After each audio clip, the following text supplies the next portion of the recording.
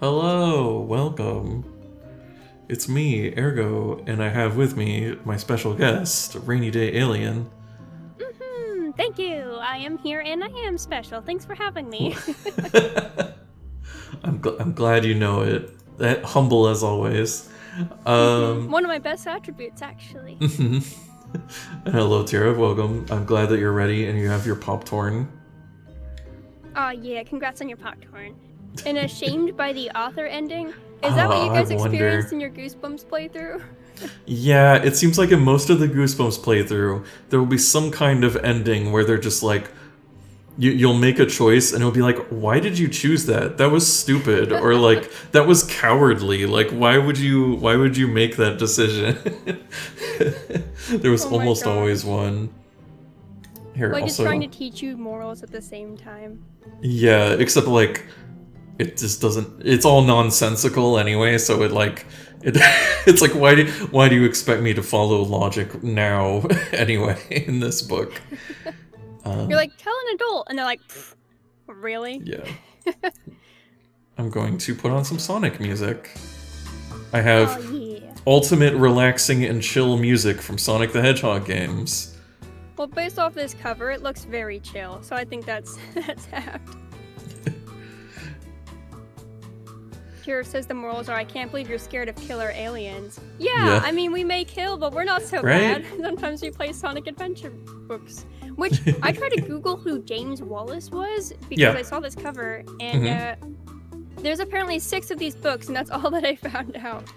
Yes, and I think James Wallace did the first 2, and then the other 4, I think, are done by 2 other guys, if I remember right. Hold on, I just pulled it up. I can totally find out. I also have we got Mark Gasquione and Nigel Gross. Oh, wait, that's actually... Hold on. Because wait, yeah. So James Wallace did the first 2. The next one is Nigel Gross, and John Sutherland. I get a lot of... with number 2? Yes, so I wanted to start with number 1, but no matter how hard I looked, I could not find a good copy. Because these books are really hard to find, even, on the internet. And the only copy I could find of the first book is missing a whole bunch of pages. Like, I think when they scanned it, like on their scanner or whatever, I think a bunch of the pages were stuck together. And so they didn't get all of them. And it's like, I appreciate the effort, but I would have liked to get the whole book. Yeah, if I make a choice and I don't get to see how it follows through. Right? So if I can, maybe I'll have to try and find like an actual physical copy of the first book. I don't know. And then maybe we can go back and take a look at it. But for now, we'll start with book number 2. Yeah, there's recap us, give us some context. How did you find these? Oh, well, I was gonna say, don't worry. I don't think there's any continuity between these books, so that's not really a problem. Okay.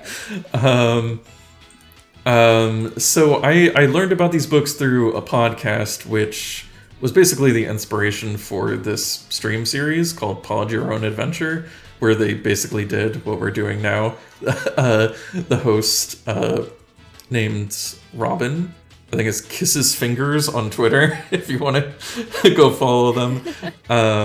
Robin would have a guest on the podcast, and then they would read through an adventure book.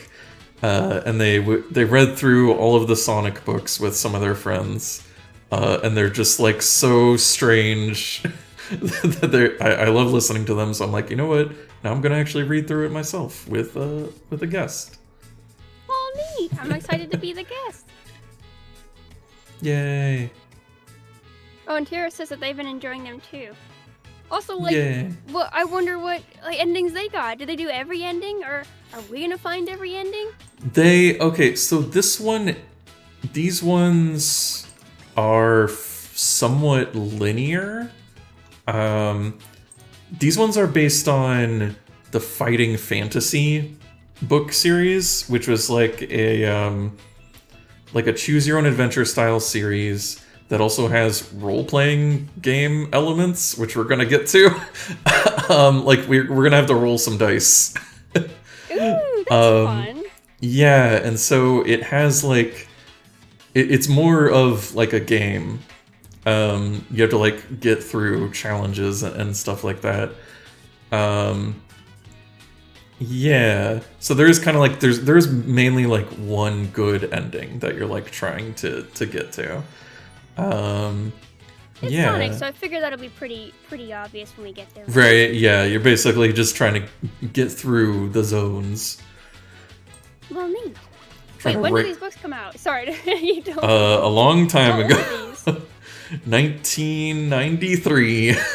Wow. Yep. That's awesome. I I wish they still made these as much as they used to. Yep. Sonic the Hedgehog Adventure Game Book Number 2 Zone Rangers by James Wallace. Thanks, James. Dedicated to Raoul Vanagem. Sorry, dude. Some kind of in-joke there with Raoul. And yeah, I think this... So I am reading this thanks to, I guess, Retro Reading Time. So thank you for scanning this and laying it all out nice and stuff. Yeah, it's very legible, very nice. Yeah. Here says it's 30 years old. Yeah, dang. Right? Like, this was coming out when the original games were coming out on the Genesis. So, keep that in mind that at the time these books were coming out, there was not a lot of Sonic lore, so they had to make up a lot of stuff. We're gonna see that. Did Knuckles even exist at this point?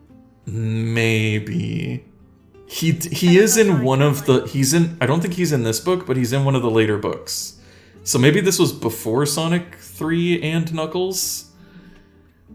This might have been like around the time of Sonic 2. I'm excited to see James Wallace's version of Sonic then. Yeah. Let's see. So, introduction. This is not a normal book. It's a game book. You don't read through it like a normal book, starting at the first page and ending with the last. Instead, Zone Rangers lets you decide how Sonic and Tails will solve puzzles, collect rings, defeat their enemies, release their friends, and put an end to the sinister schemes of Dr. Robotnik. If you make the right choices, they'll win. If you make the wrong choices, well, that's too horrible to think about. Jeez. What's going to happen? Yeah, what are the stakes here? They will freaking die. Oh, they'll freaking die. Just straight up. Just imagine this book just had... Oh my god, in the Goosebumps books, we had some pretty graphic death scenes. Just imagine this is like, Sonic falls in the acid and dissolves alive. Like... Oh, I mean, Sonic X has some pretty brutal deaths in Season 3, I guess. Maybe this inspired Sonic X in some way. Before you start playing the game, read through the simple rules on the next few pages. The rules are almost exactly the same as the ones in the other Sonic game book, Metal City Mayhem, which... not pictured here, but read through them because there are a few differences. You will also need one ordinary die and a pen or pencil. Oh wait, well I'll get my dice at some point. I have my tablet pen. Okay, so you can write down stuff if you need to. Playing the game in Zone Rangers, you help to guide Sonic and Tails through the action. Every so often, they will need advice, and you must help them out. Their adventure will succeed or fail, depending on your choices. Right, I remember this from listening to it before. Like, Sonic basically just breaks the fourth wall and addresses the reader a lot, and he's like, hey, what should I do next? Oh, thanks, Sonic. The book is divided into 300 sections, each one with a number. The first one is 1, last one is 300, but you don't read through them in order. Instead, each section ends with several different things that Sonic and Tails could do next. Once you have decided what you want Sonic and Tails to do, choose the appropriate link and you will be taken to the corresponding section. Continue doing this until you have either finished the adventure or come to a game over along the way. Before you start, you have to decide how good Sonic and Tails are at doing certain things. Yes, we need to assign their skill points. Everybody knows that Sonic's very fast and very cool, but do you know exactly how cool or how fast? This is your chance to decide. We need to mathematically decide how fast Sonic is and how cool. I mean, isn't he peak cool and peak speed? We should just max it out. Just max out all their stats. Yeah. What is he like? On the next few pages, you will find the vital statistic sheets for Sonic and Tails, a list of what they can do, what they are carrying, how many lives they have, how many rings they have collected, and a few other things. The vital statistics can also blah blah In the center of each page are Sonic's abilities. Okay, so the 6 abilities are Speed, Strength, Agility, Coolness, Quick Wits, and Good Looks. And Knuckles isn't here? No. At least not as a playable character. Beside them is a description of the ability in a box, which is empty. Fill in the Sonic sheet. Oh yeah, I forgot we do Sonic and Tails' abilities. Read the descriptions, choose the one that you think should be the best at, and rate 5. And then just go down from 5, basically. Some of the sections will ask you to roll on one of Sonic's or Tails' abilities. It's basically just roll a die, add the number of the ability, compare it to the difficulty. If it's equal or higher, you succeed. If it's lower, you fail. And then follow the instructions. Fighting. We're gonna probably simplify fighting. Okay. What they did on Pod Your Own Adventure, I'm just gonna steal their idea. I'm sorry, Robin. But basically, I'm just gonna give all the enemies 1 HP. So as long as you can just hit the enemy, you'll win. I mean, that's kind of how Sonic is, so that makes sense. Right? Yeah. You just hop on top of them, and then they're done. Yeah. Let's see. So you roll on an ability. Usually it's strength or speed. They have a rating. You roll a die, add it. Blah blah blah. Oh, if they fight the enemy at the same time, you can roll their abilities together. Teamwork. Okay. And then if so just like Sonic and Tails, or are you Sonic and I'm Tails? You are Sonic and Tails. Wow, I am the duo. Yes. Just like in the games, if you're carrying any rings, you lose all of them. And I think if you're not carrying any rings, you lose a life. Alright. Start with 3 lives. Should I be writing this down? No, that's fine. Reference back if we need to. Yeah, and I mean, it's all pretty straightforward. It's just, it's written pretty long. Yeah, if you get 100 rings, you get a 1-up. It's all just like the game. But in a book, yeah. If you didn't have a Genesis, you just get this book. It's basically the same. Yeah, you're basically playing the game. Alright. Okay, so let's go ahead and play the game. And figure out their statistics. So we have 5, 4, 3, and then they said put 2 in the rest of the stats. Alright, well, I think it just went down to like wait, what is it? Oh, and 2 and all the rest. Oh, yeah, that's right. Yes. I thought it went down to like 1 and then 0. You have a 0 of this stat. Well, okay. Yeah. So Sonic statistics, obviously speed's got to be his 5, right? Like that's his like number 1. Yeah. Okay. So Sonic's if you really fast. if you want to write them down. Oh. Did you want to do that, or should I? I'm gonna put it in a notepad document because I may have my pen, but I don't have my tablet. Oh no! So it doesn't do me much good. I see. Oh, I guess I opened up Paint instead on accident. That's okay. I will write it out. Okay. Okay. Speed with so my mouse typing. We're gonna say speed is a 5. Yeah, speed is a 5. So I'm also gonna read the description. So Sonic's really fast. His training and his special shoes make him the fastest there is, and he loves the feeling of speed. But that can lead to trouble. Sometimes he's going so fast he doesn't notice things, or can't see when he should stop, or even can't stop and collides with things. That checks out. Yeah, he's not the brightest, I don't think. It is weird. All of these stats have like an upside and a downside in their descriptions, but I don't it makes it sound like, oh, if you're too fast, then it'll cause problems. But I don't think that really happens, so I don't know why they're described like this, but...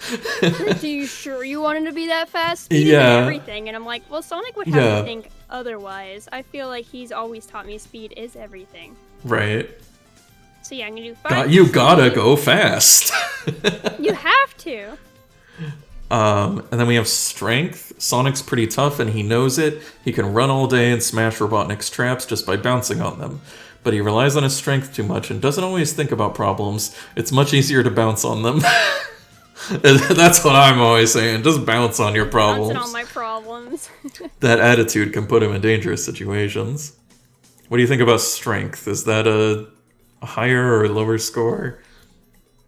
Well, I finished writing them down painstakingly in MS Paint with my mouse. Yeah.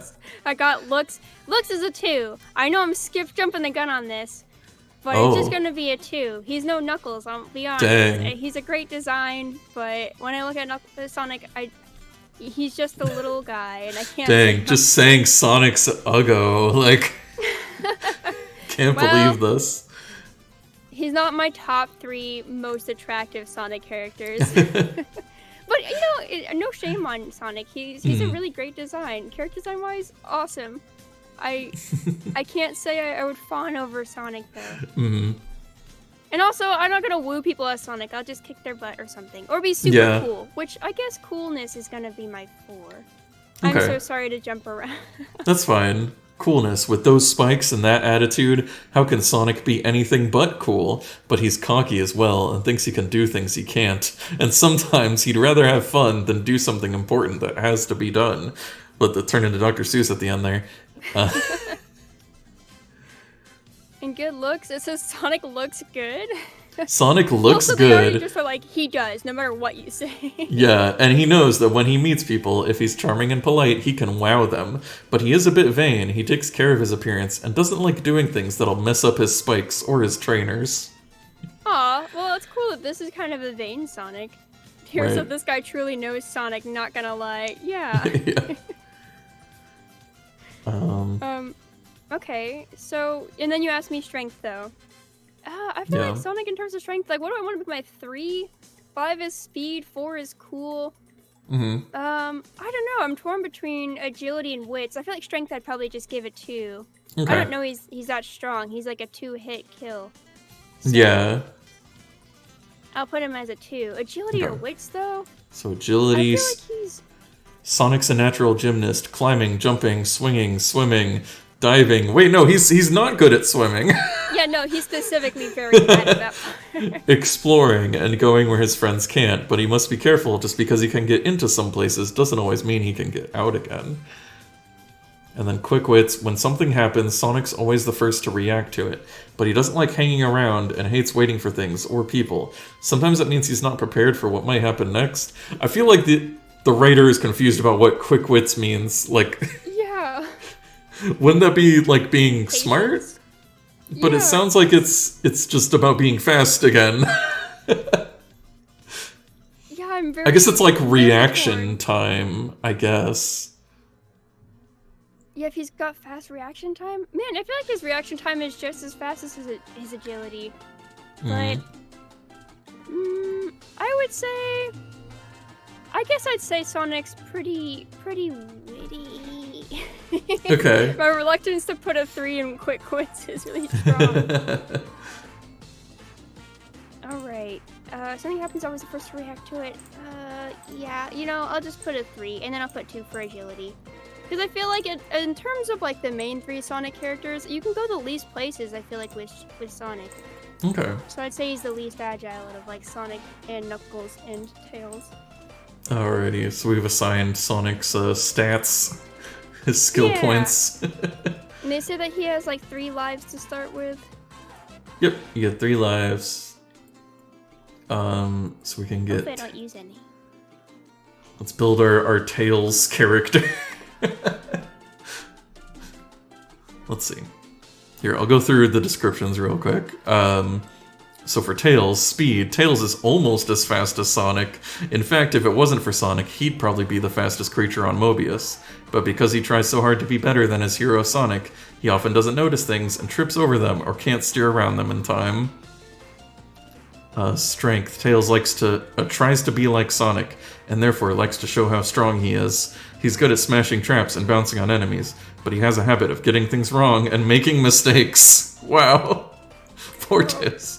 I'm gonna worry. Tails gets treated real dirty in these books. We'll see that. Agility. Tails has one thing, and that makes him a great gymnast. His twin tails. He can use them to hover like a helicopter, or with a quick flick, he can change direction or spin through the air. He's so proud of this that he shows it off too much, and sometimes he uses it when there are better things he could have done instead.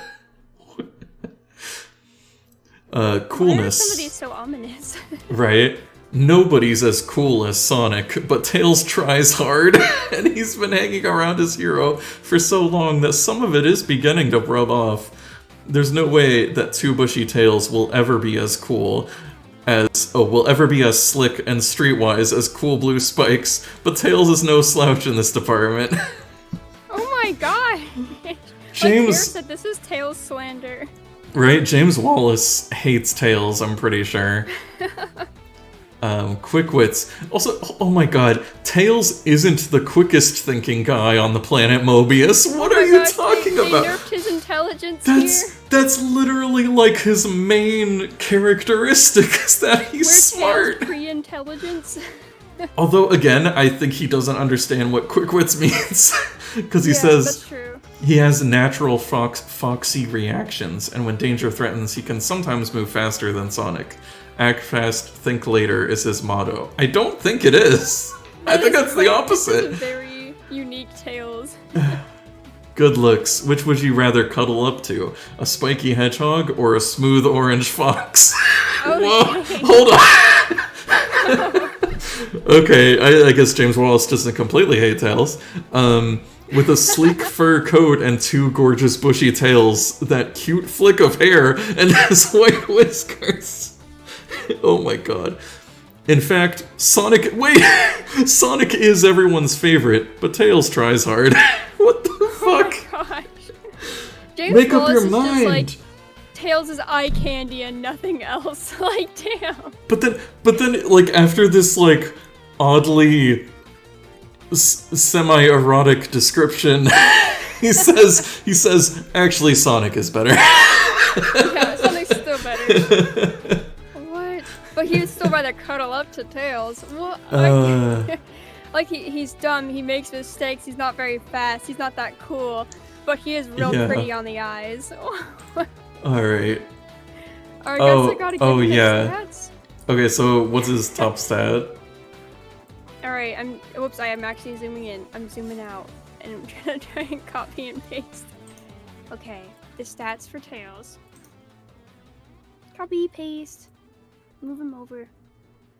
Well, I feel like I have to make Tails like 5 out of 5 in looks, but yeah. Just because James Wallace is like, do you see how attractive that fox is?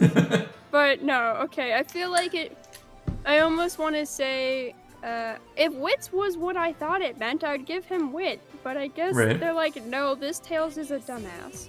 So you don't think that this is the Tails you know. This is a very stupid one. Okay. Then in that case, I guess agility is number 5. Okay. Because I feel like you can get anywhere with Tails immediately when you play the games. Oh, here, I can write on this, apparently. Oh, yeah, we got Sonic R music in here. Yeah. Okay, what would be his number 4? Man, they really made it sound like he has none of these stats. Because I'm like, I think he's pretty cool, but then they're like, he is so uncool. He maybe has. He's a tryhard. Yeah, like he's such a little tryhard. Like, okay, you know, I need to like reread wits every time because the way they describe wit is so interesting to me. I guess I'll give him a 3 in speed. I'll give him a 2 in strength. And then I just have to put the 4 down between cool and wits. Oh, not good looks? Oh, wait, shoot, I forgot. You're right. Okay, looks has to be 4 because I gave agility 5. I forgot because I have looks on a different page for some reason. Even though it was the most standout, apparently guaranteed quality that Tails has. Alrighty. So 4 for look, and then I guess 2 for cool and 2 for wits. I forget, what did we do for Sonic again? I'm writing them down. So Sonic is 5 for speed, 2 for strength, 2 for agility, 4 for cool. Yeah. 3 for wits, and then 2 for looks. There we go. Alright, shall we begin? We've created our characters. Alright. It's a cool spring morning in the Green Hill Zone, and Sonic and Tails are lying under a palm tree. I'm I'm so sorry. Hearing your voice overlaid with the lyrics is really hard to concentrate. I'm sorry. Could we maybe skip to a instrumental song by chance? Yeah, let's see. Oops, I turned up the volume. That's not what I wanted to do. Yeah, make it louder. That'll really help me hear your voiceover. Okay. Thank you. 24. I'm just making sure this isn't my favorite himbo who isn't as good as Sonic. That is this Tails, I guess. I have skipped to the next song. Got Sonic Unleashed now. Thank you. Right. Can you feel it? Alright. They're lying under a palm tree, sleeping as hard as they can. Sonic is dreaming of receiving the Mobius Prize for being best at everything, while Tails is dreaming of hunting wild chocolate eclairs, armed only with a toothbrush. The two friends were up late the night before watching television. The film Zone Alone was being shown on TVPM, Television Planet Mobius. I guess just the only channel on the entire planet. The Earth Channel, you know. Yeah. For the first time, and Sally Acorn invited everyone to a party to watch it. Okay, so this is in the Sally Acorn canon. What was she in again? Was she in one of the early TV shows? No, wait, she was in the comics. The Sonic the Hedgehog? Or was she not in that one? But yeah, she was in the Archie comics, that's for sure, right? Because it was with the rabbit kid everyone really likes. Yeah, so I don't know if this is maybe based on using stuff from the Sonic comics, I think. It must be, because they even call it Mobius, and I'm pretty sure that that's what they also do it there. Okay.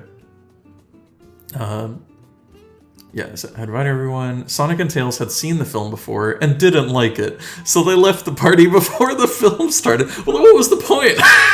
Where'd you even go? And spent the rest of the evening eating microwaved snacks and watching monster movies on video. Literally, it was a party to watch this film. I don't know why they went there just to be like, your film sucks, and then they left. We're gonna go home and watch a different movie. Yeah. They didn't get to sleep until they watched their favorite Mobzilla fights outer space monsters from Planet Z twice. Back to back? Still, yeah, the same movie twice? That's impressive. Still, they can doze as much as they want. Heroes like them don't have anything special to do today. Everything's quiet, which usually means that Sonic's enemy, Dr. Robotnik, is plotting something. But Sonic and Tails beat him thoroughly last time, and they are pretty sure that he won't be back for a while. Tails grunts and turns over. He's dreaming that a herd... Wait, that a herd... Oh, it's like repeated for some reason. But two different herds. He's dreaming that a herd of cream eclairs are hiding behind the cosmic washing machine, and he's wading through strawberry jam to get them, carrying his trusty toothbrush like a quarterstaff. Sonic isn't dreaming. He's floating halfway between being asleep and waking up. He's warm and comfortable, but there's an annoying noise at the edge of his hearing. It's a sort of buzzing, roaring, grinding sound, and it won't go away. Oh, imagine that you were Sonic. What would you do? Oh, dang, we got traces this fast. I like that this whole story starts with they're sleeping as hard as they can. Like, not hard enough, because Sonic still can't sleep. Like, I love that this characterization of them is just like, they're just like these frat bro, maybe not frat bro, but just like college student roommates who just like stay up late and watch movies and whatever. Microwave food, yeah. Yeah. Okay, ignore the rumbling, roll over, and go back to sleep. He should get up and wake Tails as well. Sonic should go and investigate the sound on his own. Got 3 choices. I mean, like Tier said, the dream is pretty dope. I almost don't want to interrupt Tails. What would I do if I heard a bunch of rumbling? Or what would Sonic do? If Sonic heard a bunch of rumbling going on, I guess he would check it out by himself. He's a pretty independent guy. So I'll go and investigate it by myself. Excuse me. Sonic leaps to his feet and dashes towards the source of the sound. There's nothing like a good run to wake you up in the morning, especially if you're a hedgehog. Ahead of him, a group of palm trees shake and sway, then fall to the ground, sliced into matchsticks, as a huge yellow machine plows through them. Oh my god, it's the Onceler. It looks like a bulldozer, except that Sonic has never seen a bulldozer this big before. Its motor coughs out thick clouds of oily smoke. On top of the massive machine is a driver's cab, and Sonic can see someone in there through the mirrored glass.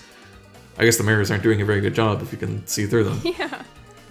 The machine is spraying a black liquid behind it, making a hard, shiny surface that stretches into the distance. The bulldozer accelerates towards some nearby trees. The trees under which Tails is sleeping. Sonic has to save him, but how?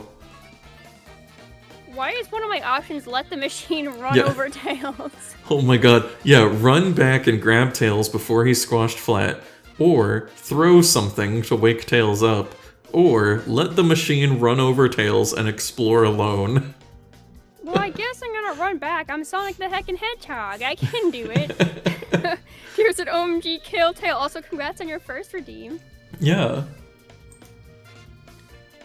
It's a race against the bulldozer, and it has a head start. Sonic hits top speed so fast that it leaves scorch marks on the grass as he hurtles ahead of the huge yellow machine, dashing in front of it to grab the sleeping fox by his twin tails and drag him out of the way.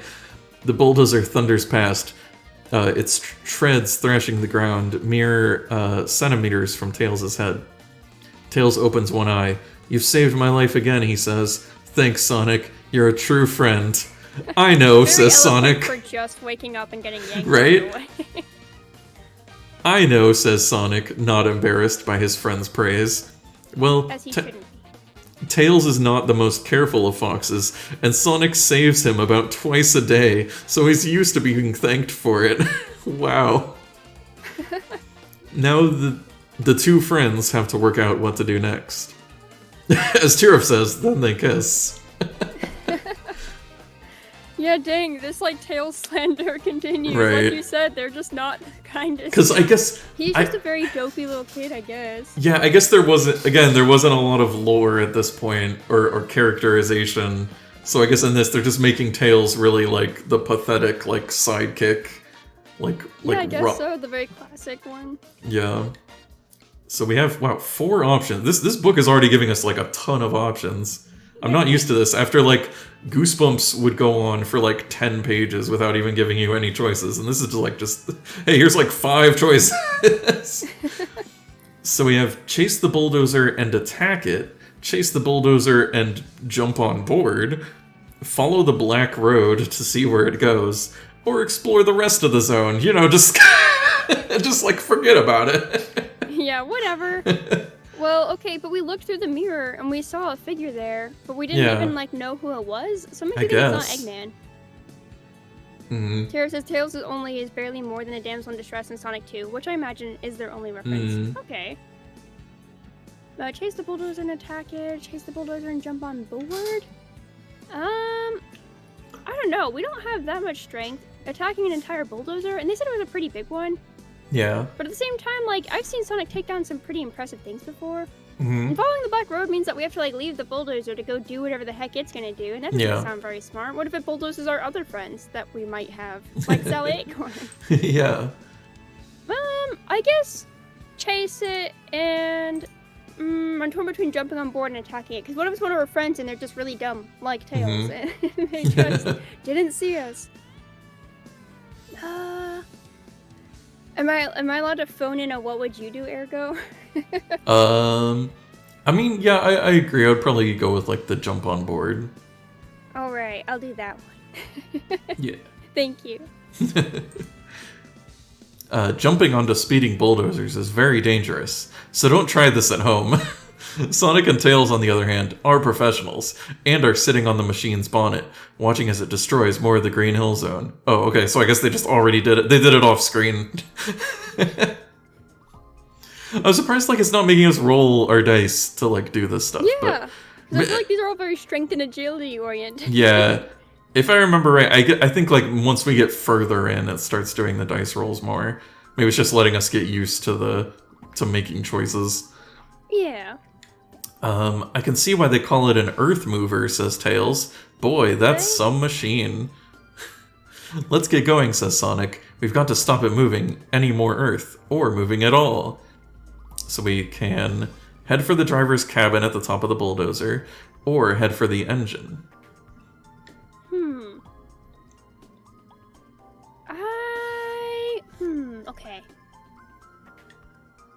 if it were like a regular bulldozer, we could just stop it.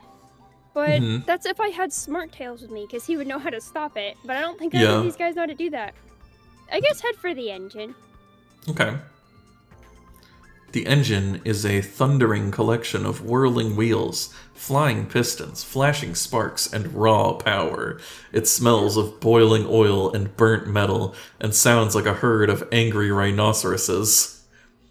Sonic and Tails look at it. "What are you waiting for?" asks Tails. "I'm working out which part will stop the whole engine if I smash it," explains Sonic.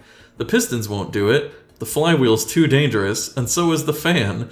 The fuel tank would blow everything up, including us. Maybe the distributor." The engine coughs and rattles into silence. The bulldozer stops. Tails stands up, holding something small and white in his paw.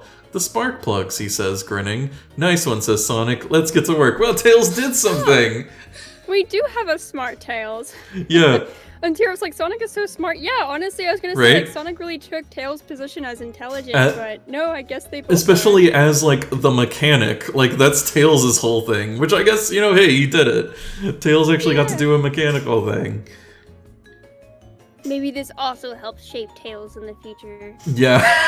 This is what they were inspired by. They were like, ah, yes, we'll make him a boy genius.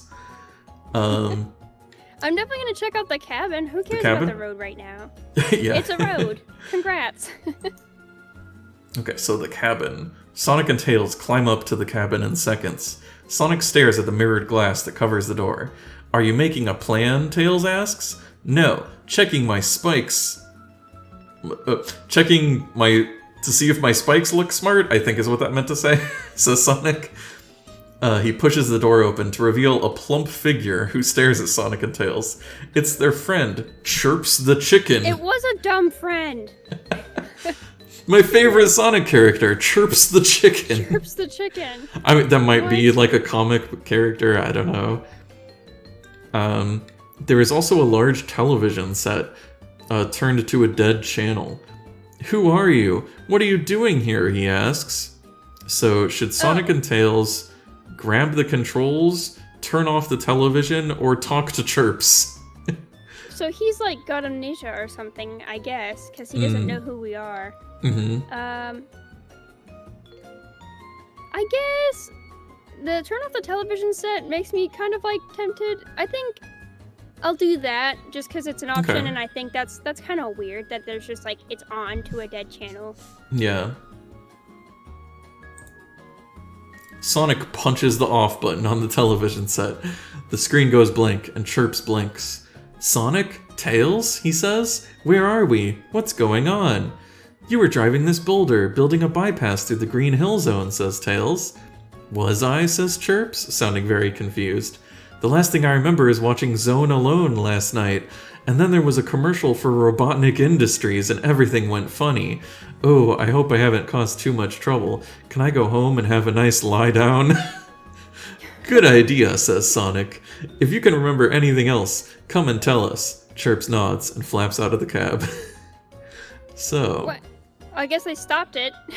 Yeah, should Sonic and Tails search the cab, follow the road, or just wander off into the rest of the zone? Yeah, they're like, "Are you tired of this storyline? Want to just do a different one?" I'm like, no, it's okay. I'm sufficiently curious.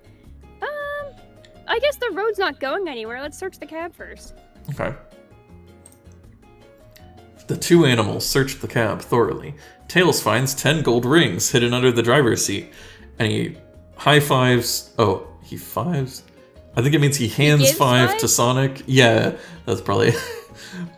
Okay. Each of them have 5 rings now, I guess. Oh, neat, I'll write it down. Sonic turns the television upside down and sees that it was made by Nick Robot Industries. "Nick Robotnik, he exclaims. Okay. Oh, did it take you a second? Yeah, right? You know every part of a moving vehicle, but you don't know Robotnik. I knew he had to be behind this. Tails stands on the driver's seat. "There's a weird new building at the end of the road," he says. "Should we investigate?" So now the bulldozer is stopped. Sonic and Tails can follow the road towards the building or explore the rest of the zone looking for their friends. That's okay. now that they're like, explore the rest of the zone, looking for your friends, does make it seem like, hey, if Chirps was not doing so hot, maybe the rest of your friends aren't doing good. And like, now they're like, explore the rest of the zone, here's a reason why you would want to do that. Because stuff recently it's just been like, explore the rest of the zone, and it's like, why would I do that? I have other stuff to do. Yeah. But I don't know. I hope my friends are fine. They got Sally Acorn. She's pretty boss from what I've heard. So I'll follow the road towards the building. Okay. Right, and I also assume that you could look for your friends at the building. Yeah, what if they're there? Who knows? The road leads through the changed landscape of the Green Hill Zone towards a building on the horizon. It's made of silvery metal, with large towers, fortifications, and battlements. On top is a huge satellite dish pointing upwards into the sky. The building has two huge open doors, and Sonic and Tails can see animals from around the zone going in and out of the building. They all carry tools or equipment.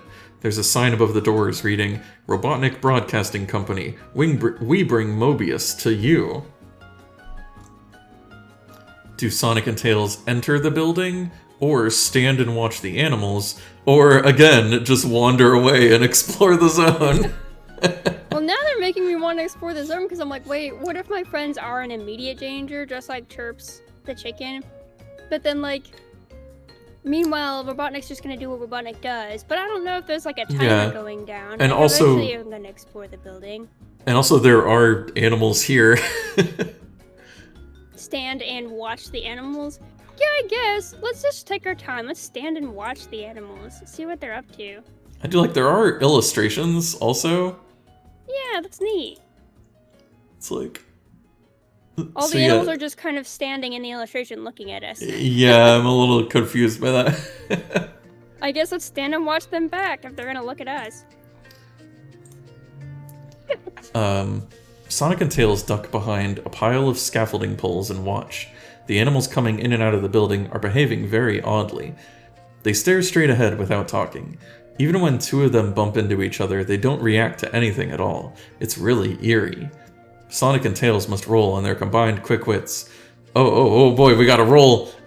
To beat a 10. Add their quick wits scores together, then roll a die and add that as well. What were their quick... Oh, cool. Did they both have Let me 2? roll a die and Google. Did they both have 2? Yeah, Tails has 2 and Sonic has 3. Oh, okay, so we 3... have 5. Yeah, so 5 plus a dice roll. Oh no, just a regular dice roll? Yeah. Alright, let me Google dice roll. Alright. A 6-sided dice. Mm-hmm. I got a 1. Alright, I got a 6. Oh no! They're not smart. I knew it. If the total is less than 10, then they've failed. Damn. Oh my gosh, wait, I thought it was game over. Hold on. Pause up, turn around slowly. As Sonic and Tails rotate, they see their friend Sally Acorn pointing a submachine gun at them. What does that mean? She just has a machine gun. What else, like a submachine? Like a submarine machine gun? Oh no, that's like a smaller machine gun. Like, oh my gosh. Yeah. Behind her is Porker Harris, also with a gun. They look mean. I would say so. I think holding a gun, yeah, pretty much makes you look mean. Especially if you're pointing it at someone. Yeah, it's pretty mean. Good work, 5, says Porker, capturing the notorious Twin Tails and Sonic the Warthog. President Robotnik will be pleased. Also, wait, insults? I'm assuming if Porker Harris, I'm guessing, is probably a pig, right? And he's calling Sonic a warthog?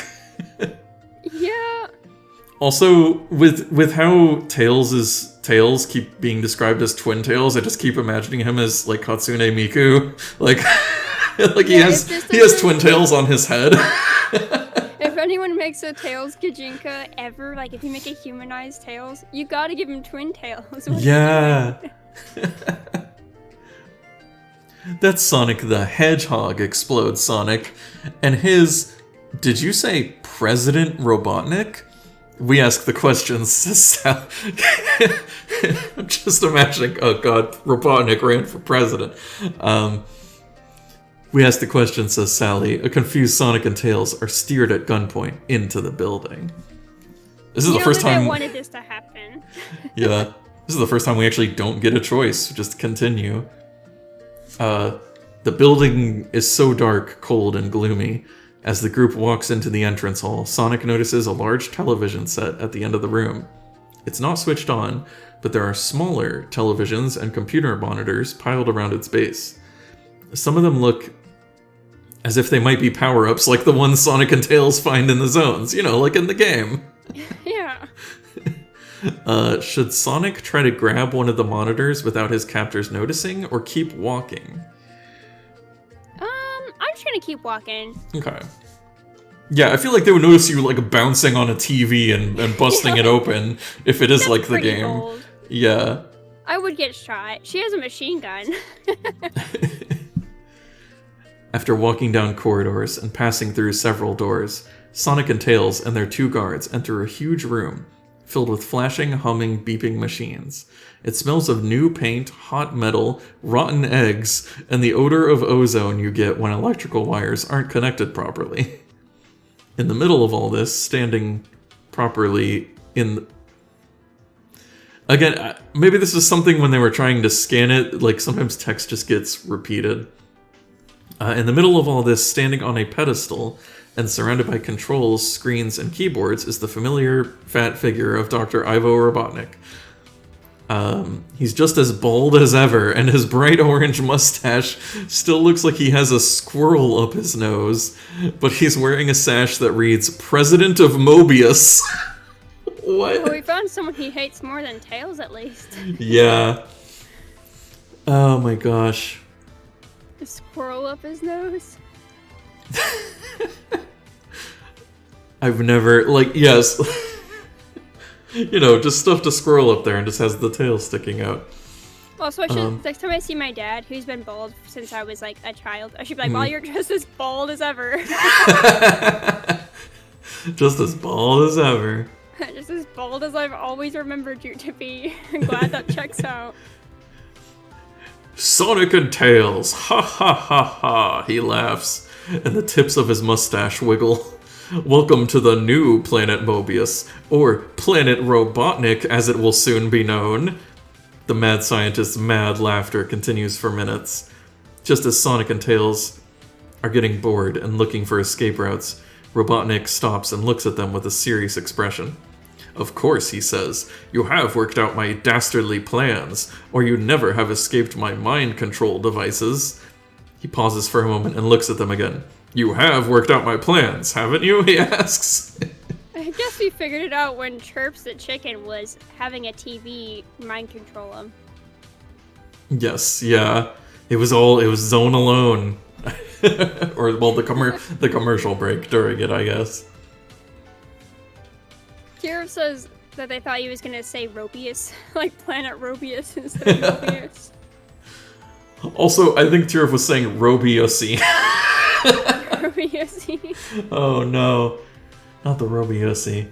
Also, I was just going to say that last line where he's like, you have worked out my plans, haven't you? I can totally, like, hear Robotnik's voice actor in my head, like, saying that, like, as a little aside, like, you have worked out my plans, haven't you?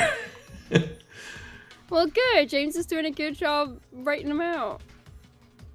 Oh, hey, we get pictures of Porker and Sally? Oh, Porker and Sally, I guess? Yeah.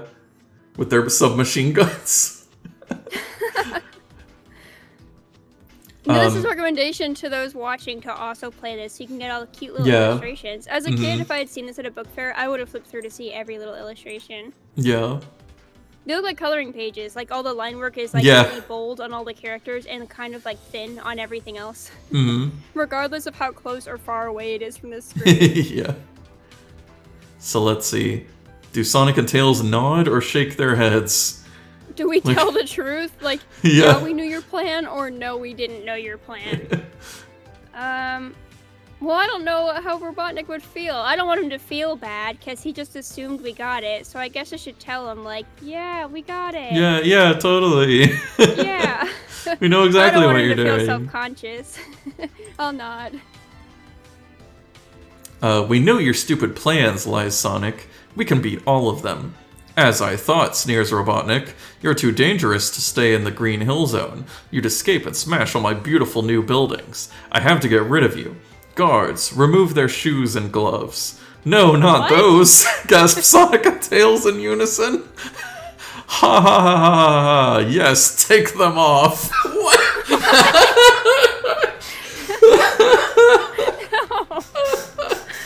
Oh my god.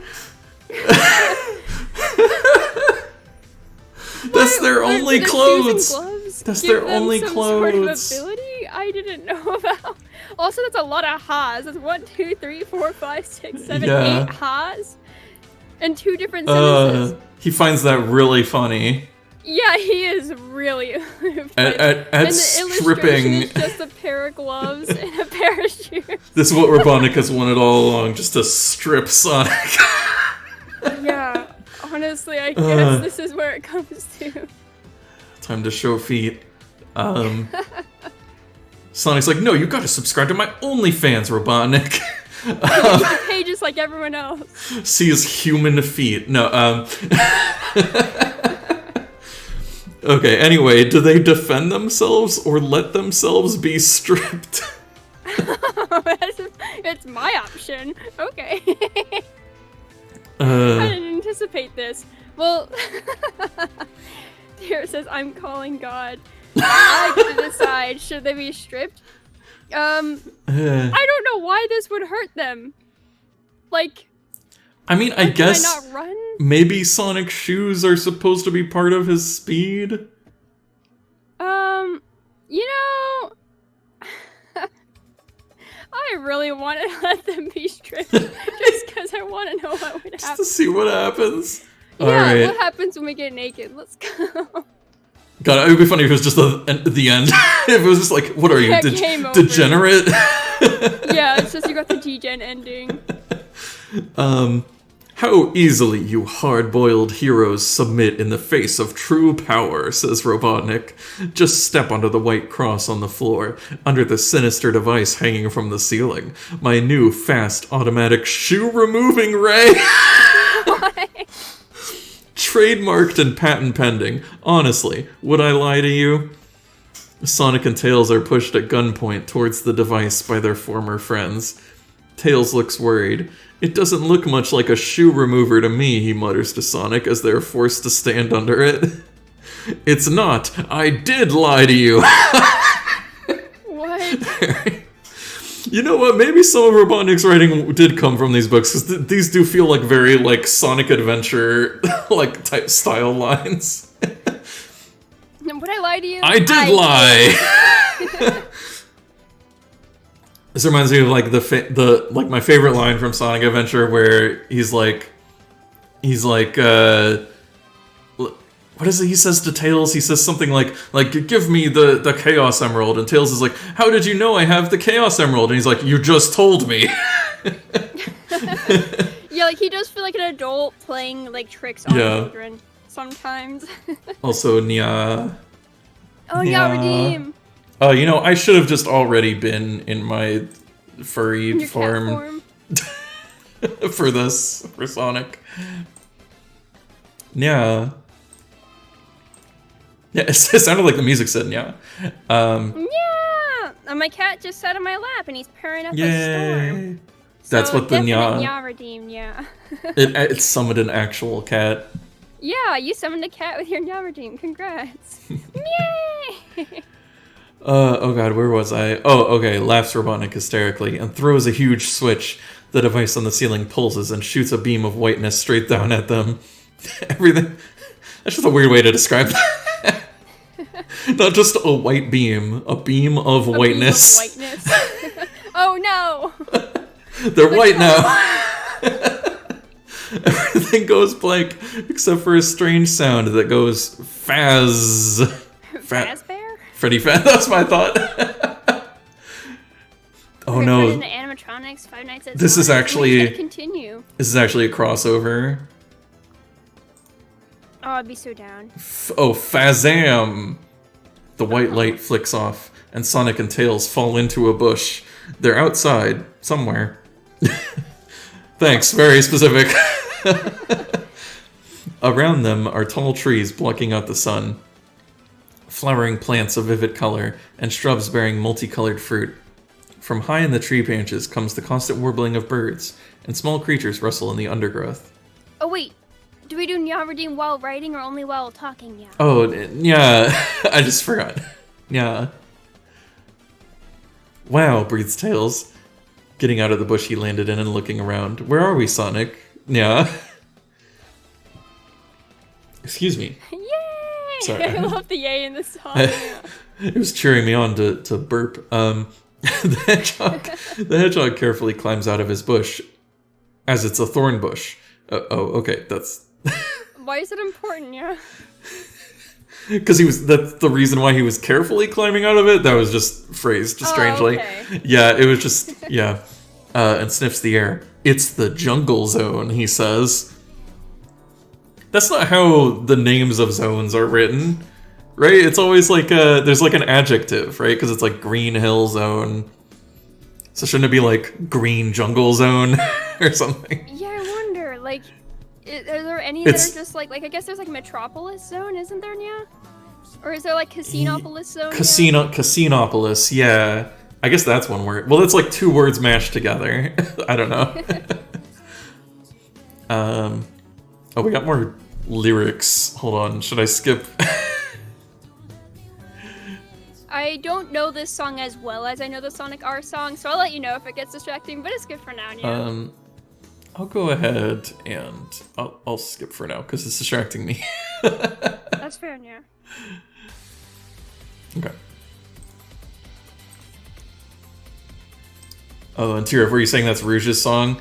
I'm sorry for skipping Rouge's song.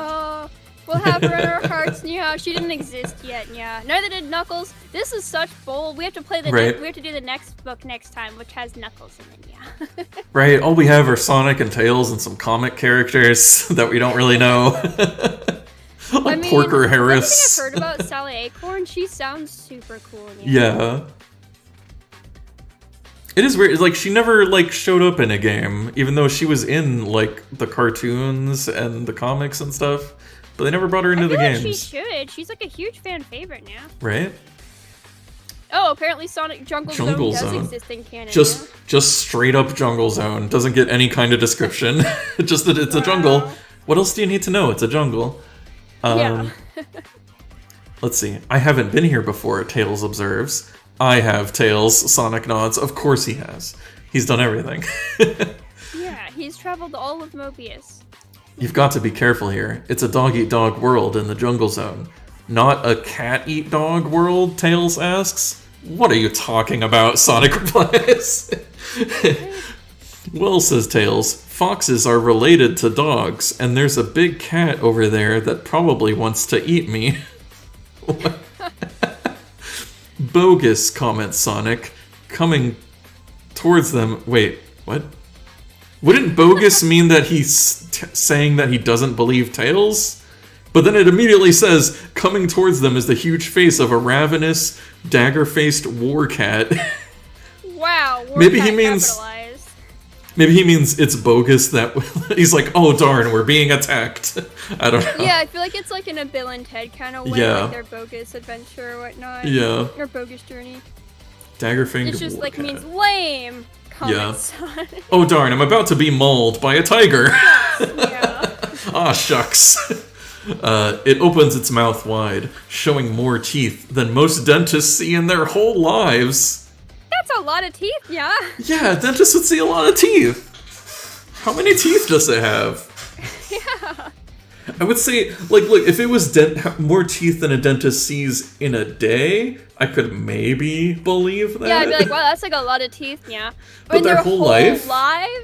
And then it lets out a roar that shakes the trees. The cat left the building. Yeah. Oh, we get to see the war cat. Yeah, it just looks like a tiger. It just looks like a cat. It has as many teeth. I can count those teeth. That's 10 teeth. Yeah, like a normal amount of teeth for a tiger to have. Maybe 13. And Sonic just looks annoyed. He's just like... Tails looks like just a little concerned in this illustration, and Sonic just looks ticked. Alright. Like, excuse you, war cat. Do Sonic and Tails attack the war cat or run away? We're definitely a lot faster than we are strong. Let's run away from it. Run away! Sonic and Tails. I have to roll a dice? Yeah, apparently not. Sonic and Tails turn and dash away through the undergrowth, running through the long jungle grass, leaping over fallen trees, and sending small animals scurrying away. The war cat crashes through the jungle behind them, splintering branches as it tears through trees that Sonic and Tails have jumped around. Suddenly, the two heroes find themselves on a path that twists and turns around trees. They speed up, slowly moving away from the pursuing war cat, until they abruptly turn a bend and come face to face with a group of 6 strange figures. They are dressed in leaves, carry spears, and wear decorated masks that cover their faces. 2 of them shake their spears at Sonic and Tails, while the others talk in a strange language, probably wondering who these strangers are. What? Is it the echidnas? Oh my gosh. Probably not, but that would be Probably very not. Don't think they've been introduced yet. That would be funny if this book was where the echidnas came from. Yeah, this inspired them. So we have 3 options. Do we approach the warriors, take their chances with the war cat, or run off into the jungle away from everyone? I want to talk to the warriors. Okay. I mean, I feel like I have a really good impression of native warriors and well, maybe not the best impression. Yeah, I was gonna say Knuckles. The rest of the tribe kind of sucks apparently and aren't that nice. Yeah, and let's hope James Wallace, doesn't go to like some weird stereotypes or something. I'm about to find out, I guess. So we've got a short response. The 2 spear carriers advance on our heroes. The others are still discussing what to do. So do Sonic and Tails attack or make friendly gestures? Those make friendly gestures. Let's floss on them like Sonic, movie Sonic. God. The universal symbol of friendliness, the floss. Sonic turns away from the action for a moment and looks out of the page toward you. What? He's looking at you! Oh, I'm sorry. He's looking at us. Do you mind explaining how I'm supposed to act friendly towards these guys, he asks. What? Just act friendly, Sonic? What do you mean? Give him a chili dog.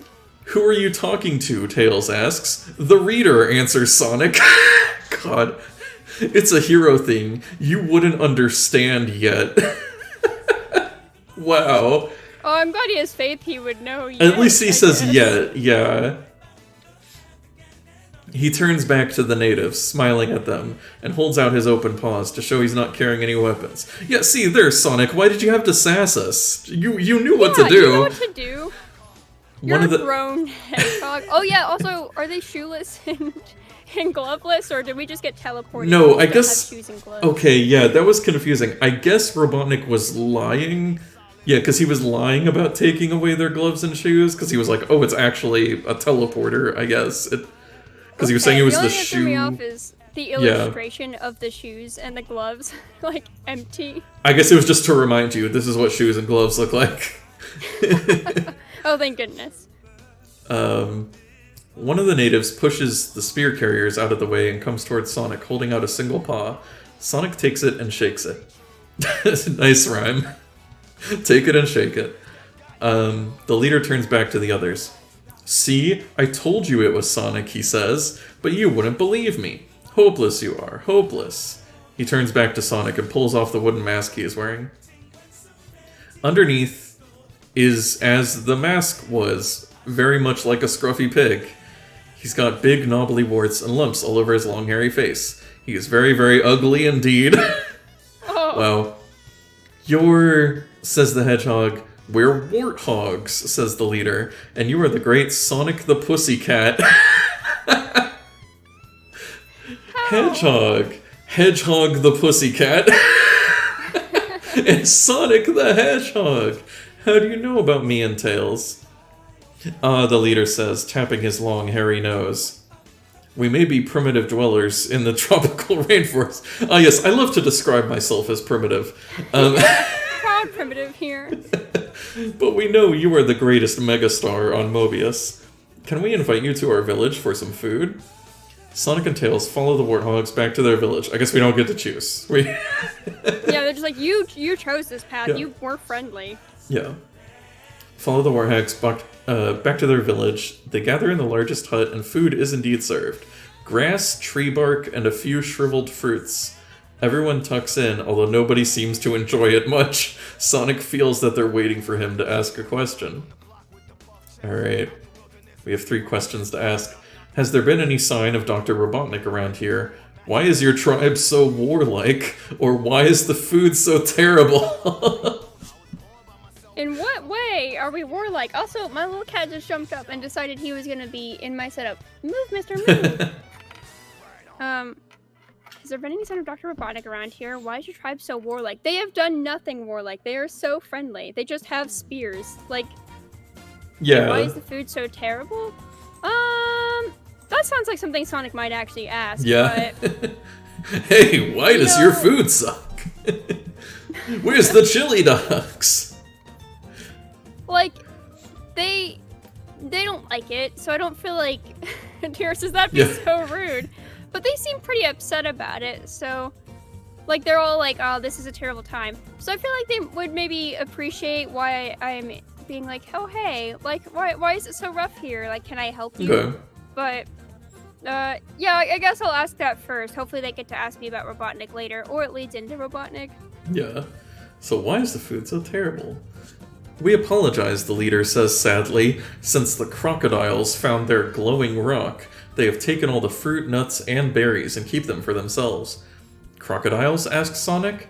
Yes, a week ago they raided our village. They stand on 2 feet and spoke of a glowing rock. Don't most... Don't yeah, most... this seems to be an animal trait here. Yeah. Were the warthogs not standing on 2 feet? Yeah, now I have to reimagine this. How are they holding the spears? Also, oh god.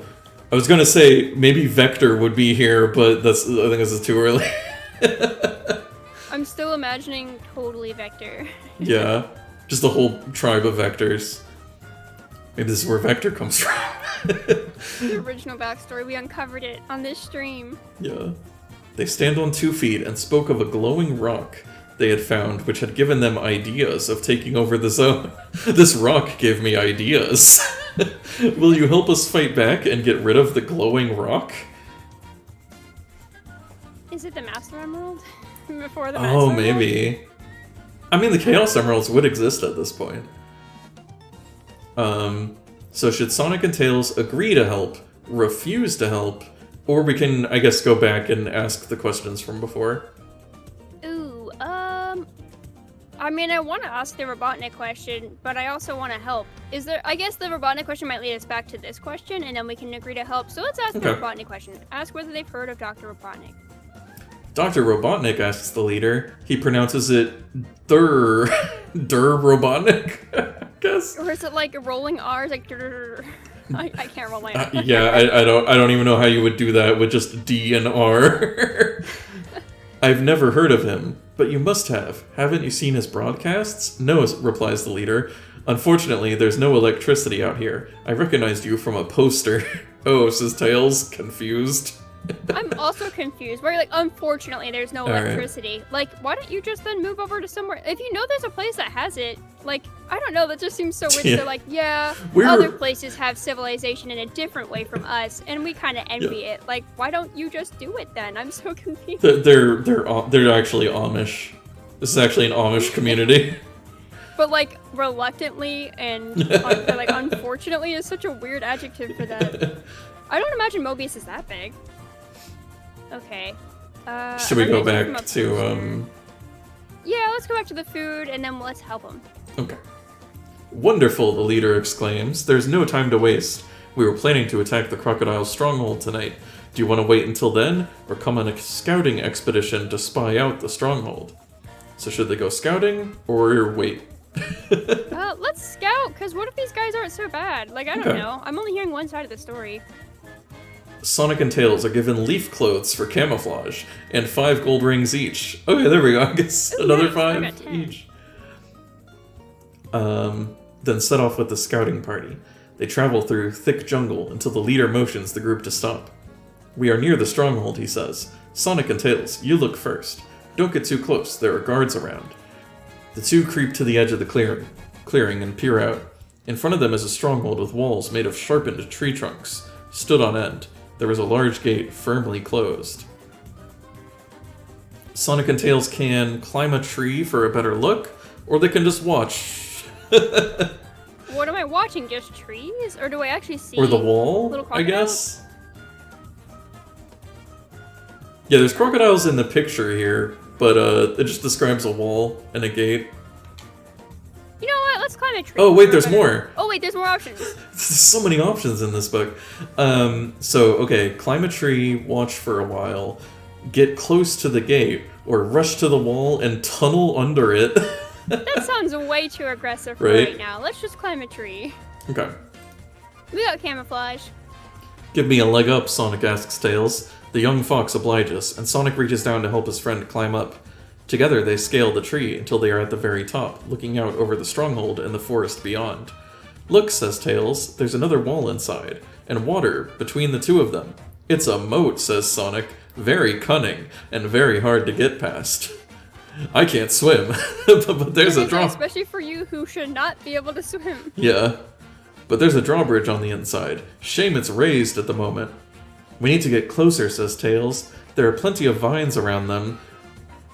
We could swing across on them? There's only one way to find out, replies Sonic. And it'll wait until we're attacking for real, this evening. The two friends climb down the tree and rejoin the other scouts. Okay, so tunneling under the wall would definitely just drown us. Oh, yeah. We really shouldn't do that. Yeah, we have the same options, and then we have wait for the other warthogs to join the attack. So we want to... that's the video game, like, we're done here. So yeah, let's stand and watch for a while. Yeah, we get more clues. Ooh. Looks like we're gonna have to roll dice. The two heroes wait at the edge of the clearing. After a few minutes, 2 crocodiles appear from the jungle, walking upright on their hind feet. Why did they keep pointing that out? Like... And by the way, they're bipedal. I know it's weird. You know, like Sonic. And carrying... And the warthogs, according to that picture. Yeah, and carrying wooden crossbows. When are we going to stomp out that warthog village? One of the crocs says. Soon, replies the other. Tomorrow, maybe. They walk towards the gate, and one looks around warily, while the other unlocks it. Sonic and Tails must roll on their good looks to beat a 9. This time it's different from usual, though, because they're trying to get less. Oh, shucks, Tails, so... your hotness is gonna fuck us over. Oh, so you're trying to roll low. Okay. So I guess... Alright, so let's see how much they catch. I'm gonna guess it's the same thing as, like, combine their 2 scores and then roll the die. Alright, let me roll dice. Roll dice. Okay. Alright, rolling a dice. I got a 3. Tails is a 7. And then Sonic is a 9. Wait, so I just barely made it, right? Oh, yes. Okay, yeah. For a second I was like, wait, it's a... I thought I didn't realize you meant the total. I was like, wait, how did he have a 7? No, but yeah, if they roll 9 or less, the crocodiles don't spot them. Yay! That's so strange. Like, just, you're... So I guess, okay, I guess, like, with those, you know, how the descriptions, all the abilities had, like, a downside, I guess that does come into play. Yeah, like, Tails is just so pretty and so cuddly that they might have turned around and be like, oh shoot, that's such a cuddly little guy. Yeah. And, wait, what? I think that's incorrect. Hold on. The crocodiles don't spot them. An accented voice fills the cabin. Okay, that's definitely the wrong page. Uh-oh. Oh no, wait. No. Should we try it anyways and see if it makes sense? Wait, yeah, because we're not in a cabin. The ship plummets out of the sky. That's definitely not right. Oh no, I wish it just told me what the number of the page was. Because this is like a web page. It has like links. Because Because it I'm looks trying like to it figure out what we says... do. If we should try and Google, or Hmm. if the crocodiles don't spot them, then I can see, try like, if you and... scroll over, does it give like a URL link that might Kind of, but it be doesn't messed up? really... It says 1833, so I'm not... Like, what is the other one? Dang. Okay, this one makes sense. Hold on. Here, okay, what if we just go with, like, the crocodiles are defeated? Okay, yeah, okay, I think this gets us back on track. Because I think, basically, if we had lost, we would have just had to fight them, but we'll just skip the fight. Okay, we're good. Whew. Thank goodness. I didn't want to have to scroll through, like, the entire book to find one that made sense. What if, like, sometimes they put them next to each other, like the good and the bad outcome, like they're pieces apart, so I'm like, maybe, I don't know. I'm glad that worked out. I think we're good. The rest of the warriors will join us soon, says the Warthog leader. Shortly, Sonic hears creatures approaching through the twilight, and more warthogs appear. The leader turns to Sonic. You've seen things here, he says. How should we attack? Okay. So we can climb the trees and swing across on the vines, climb the walls, batter down the gate, or try to think of something better to do. I like that, like, you've seen things. Like, you looked around, right? The only thing that the character set up for looking around was climb the trees and swing across the vines. Yeah, I don't know if the warthogs can do that. I guess that, though. Because if we climb the walls, we'll fall in the moat. If we batted on the gate, we'll fall in the moat. Right, Probably, because they said, like, the bridge was up, yeah. And then I don't know what else better Sonic could think of. So let's just climb the trees and swing across on the vines with the warthogs' hooves. Well, I guess they said they had paws, actually. Sonic jumps to a nearby tree and climbs up into the branches. From here he can see the inner wall of the stronghold, and the moat between the two. Several vines hang here, and he grabs one before looking down at everyone on the ground below. If this works, he shouts, follow me. If it doesn't work, attack the gate. If I die... Go on without me. No. Giving a huge yell, he jumps off the tree, and the vine swings him over the outer wall, the moat, and the inner wall. With hedgehog-like grace, he leaps from the creeper and lands in the middle of the stronghold. Behind him, warthog warriors start swinging across after him. There are two wooden buildings. This is a ridiculous image. Yeah, just like this assaulting this like castle with this like army of warthogs. Swinging in from vines. The tariff's right, if they can hold spears, surely they can hold a vine. Yeah, if you can dodge a wrench, you can dodge a ball. One is large and well guarded, with a strange glow coming from its lower windows. Okay, I'm guessing that's where the rock is. The other looks like a stockade where prisoners are kept. Crocodile guards are rushing between the two and climbing the walls to fend off attackers. Okay, so if Sonic saw the crocodiles taking prisoners, he can try to free them, but I guess we didn't see that. Yeah, we did not see that. Otherwise, he can attack a large building, rush to the gate, and let down the drawbridge. Or, what's the other option? No, that's it. Oh, okay. Yeah. So the large building is the one that has the glow? Yes, yeah. Rush the gate and let down the drawbridge. I mean, it's hard because you want to be like, oh, do I want to let my allies in? I mean, if my allies are smart, they just swing in with me. Why would I have to let them in? Or attack the large building. I guess rush to the gate. I'm pretty fast. I can probably do that. And let down the drawbridge, and then hopefully I can get the thing afterward. So I'll do that first. Sure. Yeah, maybe some of them. Have teammates. Maybe some of them weren't able to swing over. The confused crocodiles don't have time to react as a small streak of blue dashes to the inner gate and pulls down the lever that controls the drawbridge. With a crash, it falls into place, and the warthog warriors charge across it into the stronghold. Okay, that seems good. Oh, okay. Yes. No consequences here so far. Yeah.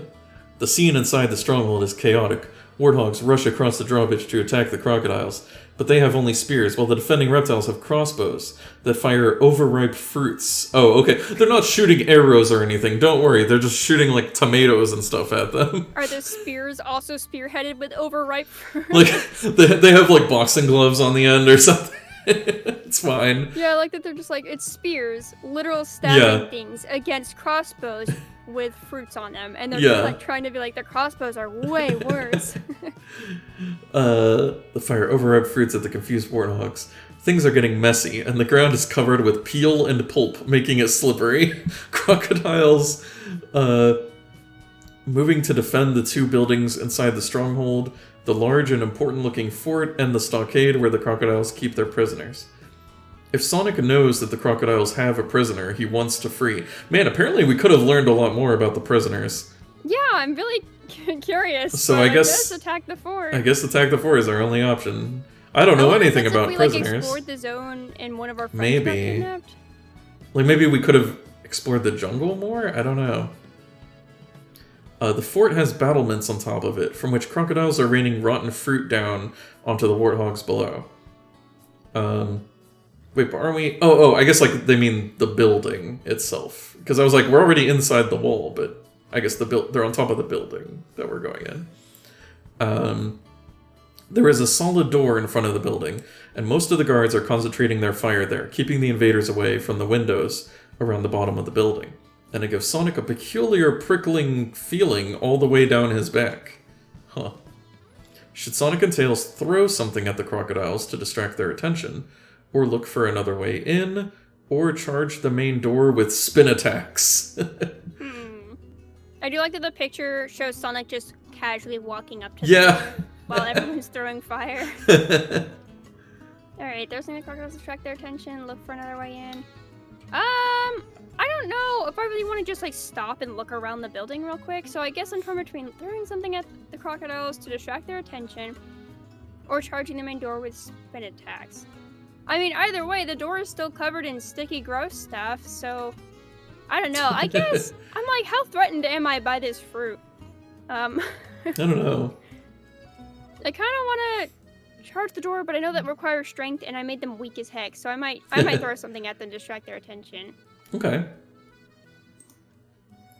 Tails and Sonic start hurling fruit back up at the crocodiles on the roof. One mango scores a lucky hit, and the crocodiles start aiming at the heroic pair. Rotten bananas, papayas, and grapefruit splatter down around them. Sonic and Tails must separately roll in their agility to beat a 6. If either of them misses the roll, they lose their rings or life. Oh, okay. Oh, no. Well, I've got 10 rings each. So they would lose all their rings? Yep, just like in the game. They're guaranteed to live. So I'll roll just a regular 6-sided die? Yes, yep. And Sonic's agility is a 2. Let me roll.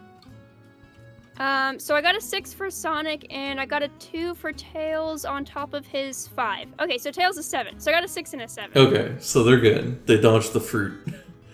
Nice. Wow, I keep expecting you to just find all of the worst endings. Yay. This isn't working, says Sonic. Think of something before they start firing coconuts and prickly pears. Should Sonic and Tails... Goodness, I gave Tails so much agility, or else he would have flunked that. Yeah. I feel pretty smart now. Yeah. Well, now, I guess we basically just have the other two options. Smash the door, or look for another way.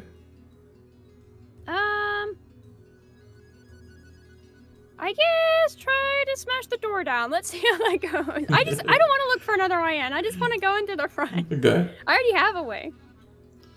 Looks like it works. Attack when I shout 3, says Sonic. 3! Spinning blue and orange balls hurtle toward the door of the fort, and it explodes into sawdust. Sonic and Tails unwrap themselves and stand in the hallway of the building.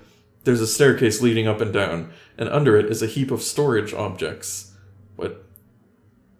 That mean, okay. Like Tupperware? I guess. That's a weird way of saying a box, right? Like, yeah. A storage bases, object. Boxes. I guess anything could be a storage object if you thought about it hard enough. With 2 power-up monitors on top. Ooh, Tails grabs them. Look, he shouts, this one's got 10 rings in it. And the other's got... Oh wow, a blue power shield, the kind that protects the wearer from 1 injury. Cool. Which one do you want, Sonic? Oh, okay, so one of them gets 10 rings and the other one gets a shield, I guess. Oh, shucks. Okay, I don't even know what good rings does me yet. Let me see. Their strength is both not that great. Sonic's pretty fast and pretty cool. And Tails looks nice and has agility. I feel like for Tails... I should give him the shield, so I'll write down shield in blue on his little character sheet. Okay. And for Sonic, I'll give him 10 extra rings. Is that what it is? Yeah. So now Sonic has 20 rings. Not that it means anything, because I still just have 2 KO. Yeah, because, well, it's if you manage to get 100 rings, you get a 1-up, I guess. Oh, okay. But I got 30 total. Yeah, they're giving them out in such, like, small amounts. It feels like that would take forever. Oh, here says crates and barrels as well. I guess maybe that's also... And maybe later we can bribe people. That'd be neat. So, now we can just go up or down. Oh. Just where to now? Up or down? I guess down, because it looks like the shiny stuff was at the bottom. Is that... I guess it doesn't really... It didn't really say... But I guess, yeah, I feel like up would probably just go to the roof. So yeah, down makes sense. Yeah, I don't want to confront them in the battle. I just want to get the stuff and go. As Sonic approaches, he can see the gates are swinging on their hinges, blown apart by an explosion. Wait, what? No, I went to the wrong page again. Oh, shucks. It's and Ravis and his army. Yeah, who's Ravis? Who's this OC, villain? Maybe it's just the page up or down, because I think last time it was page 52 instead of 3. Oh. So, go to the one that we, down, and then scroll up maybe it's just one off? Yeah. We know your stupid plans. Okay, so we did that one. Some heroes. So is it up from that? Sonic the Hedgehog. No. Oh, dang, it's not. Oh, shucks. I guess let's go up. Did that work? See, why did that work? No, thank goodness one of them. I'm gonna skip that. Okay, because this one goes to the down. Down the stairs? Yeah, there we go. This is the correct page. What if we can just go back here anyways? Can we read the last one? Oh, did you want to just see what happens if you go up? Yeah, what happens if we go up? Sonic and Tails rush up the stairs to the roof and find themselves behind 4 crocodiles with crossbows, firing at the warthogs. One of the crocs turns around and takes aim at them. Sonic and Tails must fight the 4 crocodiles, 2 each, and in turn. Dang, they get the advantage of surprise, so they will use their speed, and the surprise crocodiles have a rating of 7. So you just have to do a big fight, basically, if you go up. Okay. Well, thank goodness I went down the stairs. Yeah. Okay, yes. So the stairs lead to an underground space glowing with an unearthly light. There are hooks all over the walls with crossbows hung on them, although there is no sign of any ammunition. Well, darn, I guess. At the far side of the room are the things which grab the hero's attention. There's a large machine that looks like the teleporter that sent them here. There's a large Chaos Emerald, and there's a very large crocodile holding the Chaos Emerald. If crocodiles choose their chief, by which of them has the most teeth and the meanest expression, this guy won by a distance. Tails nudges Sonic. I say we go for the teleport, he says. No way, exclaims Sonic. We've got to get the emerald back. It must be leaking chaos, which has made this crocodile so warlike. Remember what the warthog leader told us? I don't know, I don't. Tails nods. So what do we do now, he asks. Good question. Yep. Our options are interesting. Yeah, casual Chaos Emerald mention. Well, remember, at this point, the Chaos Emeralds were just, a thing that you gathered to, get a power-up, basically. They weren't, even really a huge part of the lore at this point, I feel like. Yeah, the crocodile just has it. It's why not? I guess it could be anywhere. They just hide them in save points, or what is it? What do you call it whenever they were, bonus levels. Yeah, I think, yeah. Yeah. But yeah, okay. What are our options? Attack the crocodile immediately, stay out of his range and insult him, or try being friendly to him? Well, he's possessed, so that's okay. I think I won't do that one. As tempting as it is to do a friendly little floss, I'm going to... I don't know, they also said he was pretty tough. I also don't know what good insulting him would do, so we should do that. Let's insult him. Oh, okay. I thought you were gonna say let's not do that, but... Hey, scaly face, Sonic shouts. We thought warthogs were ugly, but take the biscuit in the... Wait, what? Or I guess you take the biscuit in the grossness stakes. Also, calling a crocodile scaly face would be like calling a human hey, skin face. Yes, I do. Yeah. Yeah, Tails adds, you need something to give you smoother skin, like sandpaper. Or a mask, Sonic taunts. The only way babes would want to be close to skin like yours is if you made it into a bag. Oh my god. Oh my god. Oh my god. Sonic is like, I'm gonna skin you. Oh my god. Also, them saying babes, so they are villained. Yeah. Oh my gosh. Yeah, this would be around that time, right? Yeah. That's awesome. I wonder if James Wallace was inspired by Bill and Ted. Yeah, he's like, they are just Bill and Ted. Or I mean, just everything in the 90s. I think just everything in the 90s just sounded like Bill and Ted. Yeah. Everyone just talked like that. Skin like yours. Everyone just talked like that back then. Grawawar, replies the chieftain. How cute. Roland Sonics. Yeah, rawr, says the chieftain. Roland Sonics and Tails combined coolness score to beat a difficulty of 8 to see how angry they have made him. Okay. Alright, so I combine their coolness and then try to get 8? Yes. So Sonic's at 4 and Tails is at 2, so I'm already at 6. Please just give me... Yes, just don't roll a 1. I got a 2! Oh, just barely. That was really close. I like one of the failure options is they can be polite and friendly instead. Then you're like, whoops, sorry, my bad. That was... Yeah. You know what? Threatening to skin you is a bit much, my bad. Sonic's apology video.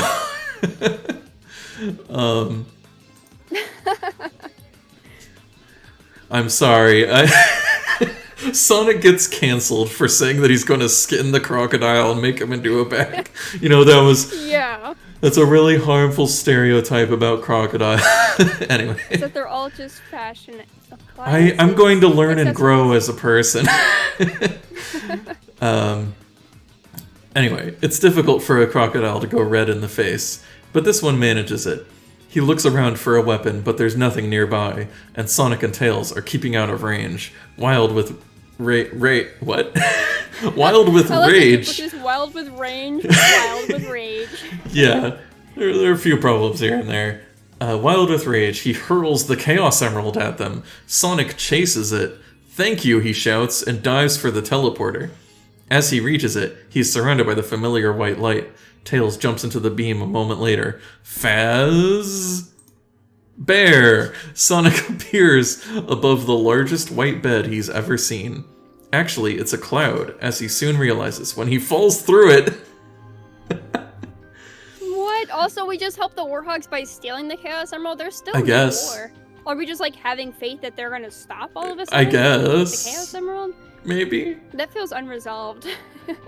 Whoa, he screams as he plummets down. Sonic's probably just like, well, not my problem. I got the Chaos Emerald. He screams as he plummets downwards. Far below him is the ground, but it's getting closer very fast. He's falling towards a large city with tall buildings and high walls. Outside the city, everything is a deserted desert. As they tend to be, I guess. Nothing stirs out there. Should Sonic shout for Tails, roll into a ball to soften the impact of landing, or quickly make a parachute out of the leafy clothes the Warthogs gave him? That's very nifty. Okay, so below us is ground, and it's a giant city with buildings and high walls or whatever, and then outside the city, it's just desert. Okay. Yeah. We're going to, I guess let's see what Tails is up to. Tails can literally fly. Yeah, is he even here? There is no answer. Sonic looks all around him, but there is no sign of Tails at all. Oh, they've been split up, I guess? The ground hurtles up too fast. Ah, he screams and just has time to roll himself into a ball. Alright. He dies. Sonic hits the ground so fast that he loses all his rings. No! Aw, shucks. I'll reduce it to 0. But he doesn't lose a life. Wait. If he has none? What? Oh, okay, so they're just like, oh, but this wouldn't cost you a lot. Yeah, okay. Strange. And bounces back up into the air. Ah, he screams as the city rushes up at him again? Wait, oh, okay. Wait, so he bounced off the ground so hard we're redoing it. I guess? Oh, okay. Different stuff is happening. With it, that would be funny if it just went back, go back to the previous page, fall again. With his speed slowed, Sonic can change the direction he's falling. Below him, he can see what looks like a pool of water on top of a building. Just the thing for a safe landing. He twists in the air and falls towards it. Ah! He screams as he realizes that it's not a pool of water. Hold on, wait. Wait, I want to do...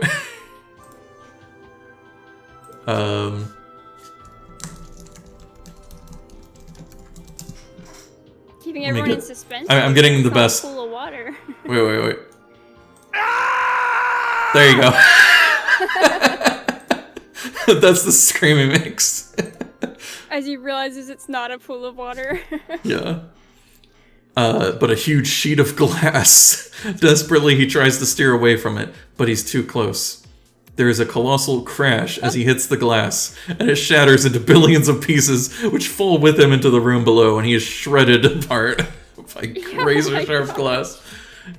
There is a party going on in the room. Oh no! Everybody dies! Or there was until Sonic dropped in. Nobody was hurt, but all the guests are covered in broken glass. Oh, it's very soft broken glass, I guess. And the food is filled with shards and splinters. Sonic pulls himself out of a huge sponge cake and looks up. There is no noise apart from the tinkling of a few final fragments of glass. Just imagining, like, awkward. Yeah. Everybody in the room is looking at him, and they all seem to be large cats. What should he do? And yes, we have... We have a visual this of great image. A bunch of really offended cats. One's holding like a scimitar. Yeah. And Sonic just... the way he lands in the cake, he landed standing up somehow. Yeah. And he looks totally fine. How did we lose all rings because we hit the concrete, but we just broke through glass and like shattered it through everyone? That's fine. Yeah, right? Like, it sounded like it was gonna be a problem, but I guess it's not. So, here are options. Be cool about it. Offer them the Chaos Emerald as a gift. Or attack the most important looking person. Yeah, might suddenly stop making friends, I guess. Let's be cool about it. Yeah, just be cool about it. Everybody be cool about it. I was ordered to be here. Sonic sits up in the sticky cake and wonders how he can bluff his way out of his equally sticky situation. Rolling his coolness to beat a 7. Oh, he's got a 4 in coolness. Let me see what I can get. I got a 5. Okay, cool. Oh, I got 9. Nice. Too cool for school. Yeah, I knew it had a cool The camp Sonic seems deserted. That's not right. No! No. What was the failure? No, come on. Wait, okay, so it's large cats, right? Maybe. Yeah. Oh wait, maybe if you type in cake, and then like Control F. Okay, maybe. Hi. Oh, yeah, this looks right. Awesome. Yeah, this seems right. Okay. Hi, says Sonic, standing up in the cake. I'm real sorry for bursting in like that. I hope that this... Oh, no, wait, this is give them the Chaos Emerald. Oh, shucks. I think. So okay, close. hold on. We don't want to give them the Chaos Emerald. Sonic leaps out of the remains of the cake. Oh, that's him attacking. Oh, that's the attacking, yeah. Okay. Hi, says Sonic. His arms... Okay, this seems like the failure option, I think. Or is it? Wait. Alright, now we're back to the question of success or failure. Yeah. Yeah, this is the failure option, right? No.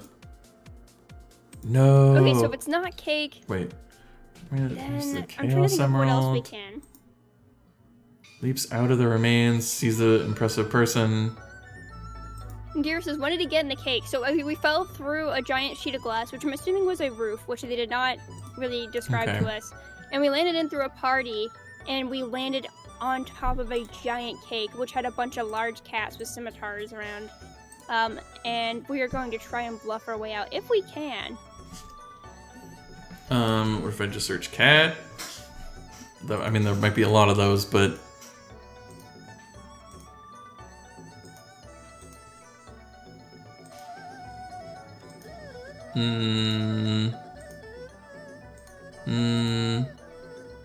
Yeah, redeem? Yeah, redeem?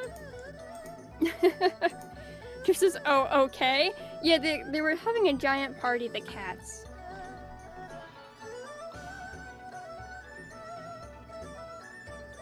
Oh dear, give us the redeem. Alright. Yeah.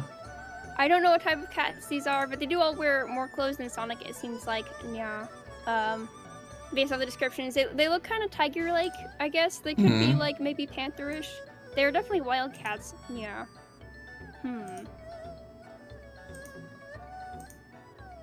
Trying to think of other cat descriptors, but I'm also trying to read while you're flipping through them. Yeah. I'm trying to think what other words would be in that option. I'm trying to think, maybe in the room, or because like it says like everybody in the room or whatnot. Maybe the words in the room, but I don't know. That's probably too vague.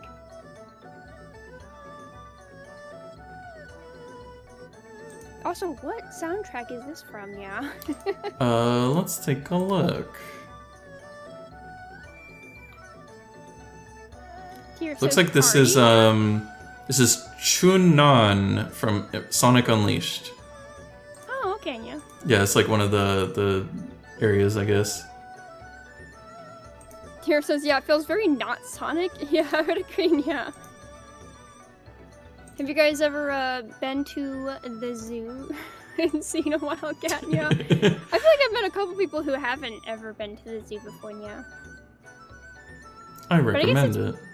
Yeah, I recommend it. It's pretty cool to see big cats, yeah.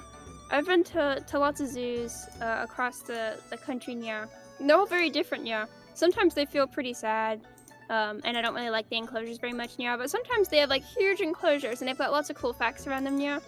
I went to the one in the capital once, yeah, and it gives you like lots of cool cheetah facts, and it shows you like how big a cheetah stride is, yeah. It's intense. Cheers. I like the zoo. I wish I could pet him, yeah. Oh, yeah, I wish I could pet him. Pet all the big cats, yeah. I'm gonna look it up. How big is a cheetah stride? I'll let you guys know. What's your guys' favorite big cats? I'm gonna look up Sticky. Yeah, good idea. Also, the stride of a cheetah, in one stride, it's 20 to 22 feet. Well. Could you imagine covering like 4 people's worth in one stride? Well, I'm gonna look up Bluff. I think cheetahs are probably my favorite wild cat. Dang, they're this very is... neat. Well... We might just have to do another... Maybe we just have to attack him. What if I guess we can read the attack and then we can just succeed. Or we could do the... I guess we'll do the failure one. We'll just say, you know what? It's just impossible to succeed. Yeah, and like, you just can't pull up anything cool after landing I guess. glass on everyone. That's too bad. I just can't find any page that looks like it would continue from that. So I don't know. Maybe they just don't have it, perhaps? Yeah, I don't know. Deer says they don't know what wildcat they like most. They are also cute. They are also cute. There's only good wildcats. I don't think there's a single wildcat I dislike. Do you have a favorite, Ergo? Not in particular. Let's see. Shall we continue? Yeah, okay, we failed. We could not bluff our way out of this. It's just, he thought he was being cool, but it just wasn't enough. No. Hi, Sonic says, standing up in the remains of the cake. I'm Sonic, and I've just dropped in. His arms are grabbed by 2 large cat guards who haul him out of the cake. The Chaos Emerald falls to the floor, and one of them picks it up and passes it to the most impressively dressed cat person in the room. The impressive cat looks at the Chaos Emerald, and then at Sonic. Sonic, he says. Sonic the turtle. What? How could you mistake him for a turtle? Yeah, I can understand cat. Hedgehog. Shut up. We have heard of you, Sonic the turtle. We don't know why you are here, but we will find out. He raises his voice. Start the trial. Oh no. The cats rearrange... Oh, gotta get Phoenix right in here. The cats rearrange the tables and chairs to make a semicircle. In the middle sits the impressive cat holding the Chaos Emerald, which sparkles and flashes with subdued energy, and Sonic held by the 2 guards. The cat strides over to Sonic. I am Galen, High Judge and Commander of Scrap Brain City. I was not expecting that to be the name of the city. No. You have broken into our banquet, probably a mission of destruction, without an invitation, and improperly dressed. You, Sonic the whatever you are accused of being an outcast spy. We know they have spies in our city because our agents have infiltrated them. And tell me wait. We know they have spies because we have spies in them. Do you plead innocent or guilty? I guess innocent, because we're not a spy. Yeah. We're just stupid. And also very unfortunate. I'm innocent. I've only just arrived. And I've never heard of the outcasts, replies Sonic. Well, come on, everybody knows Hey-Ya. Everybody knows Outcast. A likely story, Galen says. I submit before the court 2 crucial pieces of evidence. 1, he holds out the Chaos Emerald. This Chaos Emerald, remarkably similar to the one which powers our own city. This one may be a fake, or it may be genuine. But one thing is certain, it should not be in the possession of this spy, continues Galen. I ask you to cast your eyes over this invading reprobate. What do you see, fellow citizens? There is a certain cat-like appearance to him, but he is blue. What? Why does nobody know what animals are? Yeah, they're really redefining what animals are in this universe. As we all know, only mutants are blue, and all mutants are outcasts here. Guilty as charged. Guards, take him away. Oh dear. I guess maybe Sonic is the only weird colored animal so far. All the other animals are like normal animal colors. Yeah. Because this is the universe where like Sonic used to be a regular hedgehog, and then like Dr. Robotnik made him into Sonic or something like that. Yeah. Right, yeah, like he used to be brown or whatever from like, yeah, the original origin story. So I guess for being super cool, they just were like, you're guilty anyways. Also, I hate that one of their evidences was, oh, you have a Chaos Emerald, real or not. You shouldn't have it, so that's evidence. I'm like, what? Yeah. It's not evidence. The cats applaud as the guards drag Sonic from the courtroom down a long corridor to a small cell. They hurl him in and slam the door. The cell is bleak. There is a small window with bars on it, a small bed which looks very hard, and the door which is made of steel. Previous prisoners have scratched messages into the stone wall. The outcast will win. Watch out for Galen, he's tricky. Thanks. I wish I had a get out of jail free card. At the top of the wall is a large sign that reads, defacing the wall is punishable by death. Oh my gosh. Someone the guy who wrote that just died? I guess so. They should have read the sign. Someone has crossed out defacing the wall and written anything Galen doesn't like underneath it. Wow. What a rebel. What a tricky character. We really live in a society. Goodness gracious. What should Sonic examine? The window, the bed, the door. Let's examine the bed. Yeah, maybe there's something under it. The bed is as uncomfortable as it looks, with only one blanket on it. Suddenly, Sonic realizes the only place to hide anything in this cell would be under the bed. He kneels on the floor and feels around, and yes, there's something under there. He pulls out 3 gold rings. Oh, there we go. At least we don't have 0 anymore. Oh, nice. Yeah, I'll go ahead and put 3 in there. Then realizes that part of the floor is wobbly, so perhaps something could be hidden under it. Sonic slides under the bed, lifts the loose flagstone, and moves forward to see what is there. Whoa! He's rolling out of control down a stone chute that twists, turns, and bumps him until he's dizzy and bruised. Suddenly, he rockets out of the end of the chute, into a small room, and into a group of animals, who spring back and draw wicked-looking swords ready to attack. Oh my god. We just we accidentally escaped, but then immediately got into trouble. Oh, Tears says, oh no, we lost our rings. Yeah, we lost them when I was plummeting out of the sky, and my options were call for Tails, make a parachute, or like try to roll into a ball.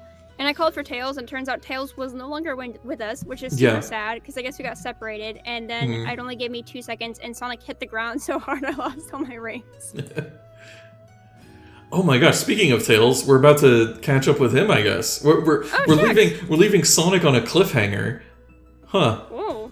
Meanwhile, on the other side of Mobius, Tails is buried up to his waist in a snowdrift.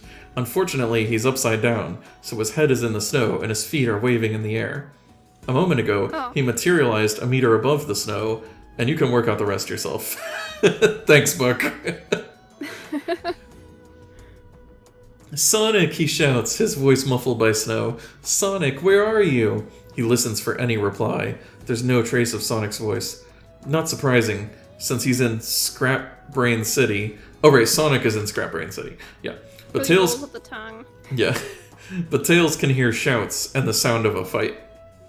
Should Tails burrow into the snow so the fighters can't see him, investigate what's happening, or join the fight? Let's just burrow into the snow. I don't think Tails should be just trying to fight people by himself. Okay. Who said that? Asks Tails to the thin air. Who told me to dig further down? Oh, he's turning into a hero. He can hear the reader. Like Sonic was saying. We got to see like the whole arc here. Oh my gosh. That's so like weird that's like canonical or whatever, that like they're hearing the things that the reader is saying, I guess. You like hear the audience voice when you become a hero. That is a very interesting trait to get. Tails is becoming aware like that he's in a work of fiction. Yeah. He's gonna lose his mind. He told me to dig further down, but he does, until his paws hit something cold and solid, a sheet of solid ice under the snow. He can feel it shaking as something very large hits it, and then there is a cracking noise and it splits. The snowbanks shakes and falls into the freezing water that wells up from underneath, and Tails finds himself in bright sunlight, sitting on a chunk of ice, drifting out to sea, away from the mainland. Whoa, what? Okay. Okay, that was really hard to follow, but alright. Yeah, okay, I guess we were on top of... Yeah, like we're drifting out to sea. So I guess we were on, like, the coast? Tails stands up and looks around. He can see a group of small creatures at the edge of the land. They're wearing thick coats and brandishing weapons at a large shape that moves slowly under the water towards them. Suddenly it surfaces, throwing a huge splash of water into the air, and Tails can see that it is a shark. The sunlight reflecting off the snow may be playing tricks with his eyes, but it looks as if it's made entirely from metal. Metal, should Tails jump back towards the shore, or stay on the ice? Well, I'd be tempted to just be like, Tails said this one out, honey. I'm like, I guess we should save people. Tira says he's becoming a hero. I think it's cool. I agree. Yeah. It's nice to see him get the sentience. Right? Alright, let's go save people. We got the hero voice. Might as well. There isn't much space for a run-up, but Tails sprints to the edge and jumps off into the air. Yeah, also he can fly, so... I was gonna say he can fly. Why does he need to jump? A gray shape leaps out of the water, and the metal shark's jaws clash shut millimeters below his feet. Tails yelps, but manages to land safely on the main ice field as the shark splashes back into the sea.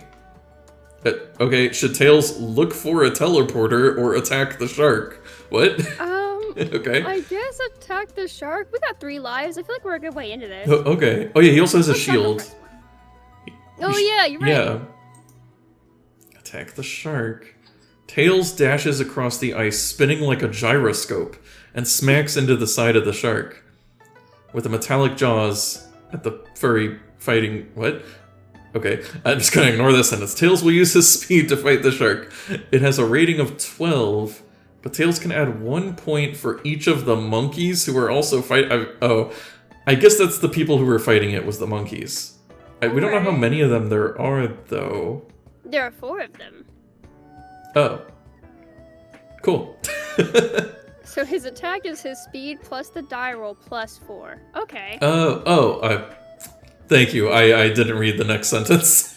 Roll a dice. Nah, you're all good. I got a 3. What's his speed? His speed is 3, so that's 6 plus 4. Oh, I got a 10. Man, it has a rating of 12? Yeah, how are you supposed to... Oh my gosh. I made his speed pretty high, I felt like. Oh, it says, if the shark hits him, roll the die again. On a 1, 2, or 3, Tails is hit. Okay. Let me roll it again. Yeah. I got a 2. Okay, I guess he But I got loses my shield taken away, the right? shield, yeah. So you don't lose your rings.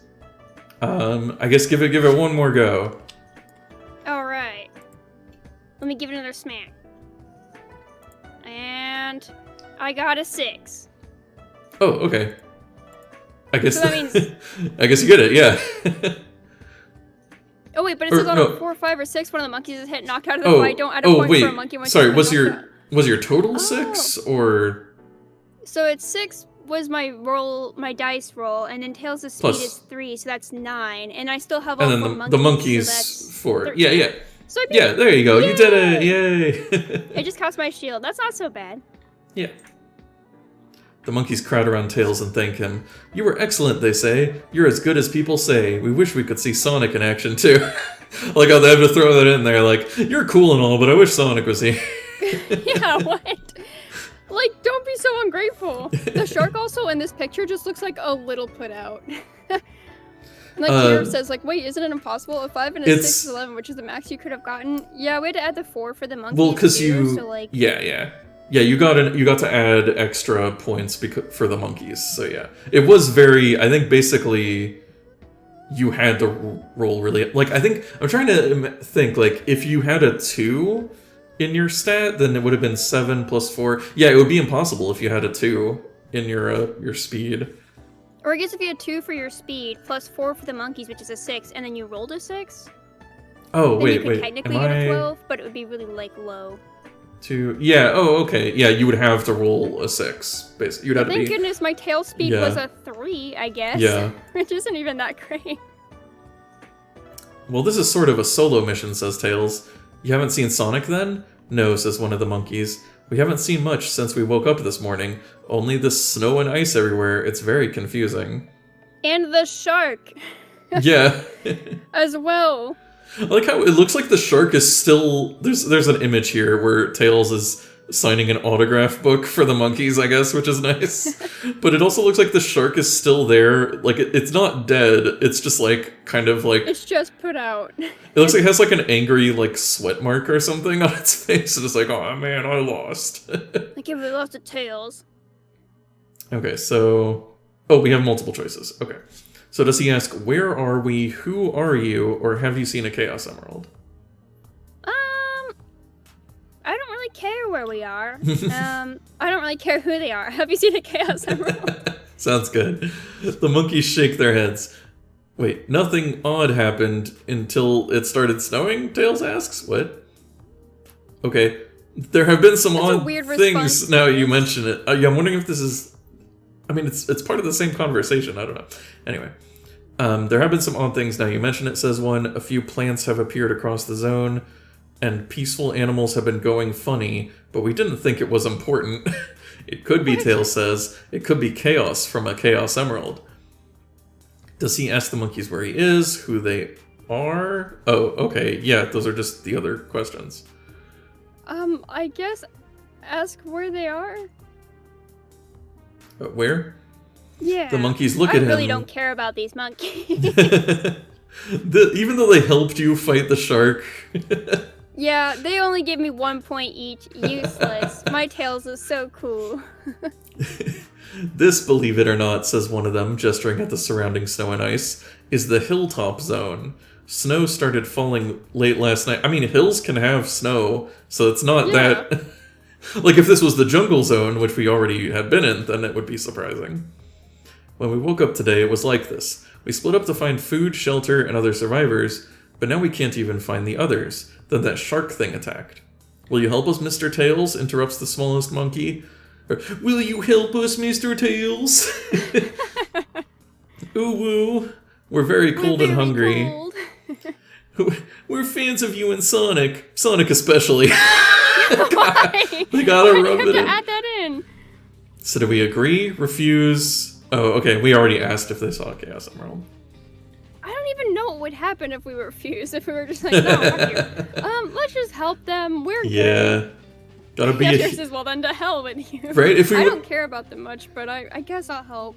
Yeah, if we want Tails to be a hero. Of course, I'll need help, agrees Tails. Any hero would. He sets off towards a mountain peak that looms in the distance, with a mighty glacier making a frozen path to the summit.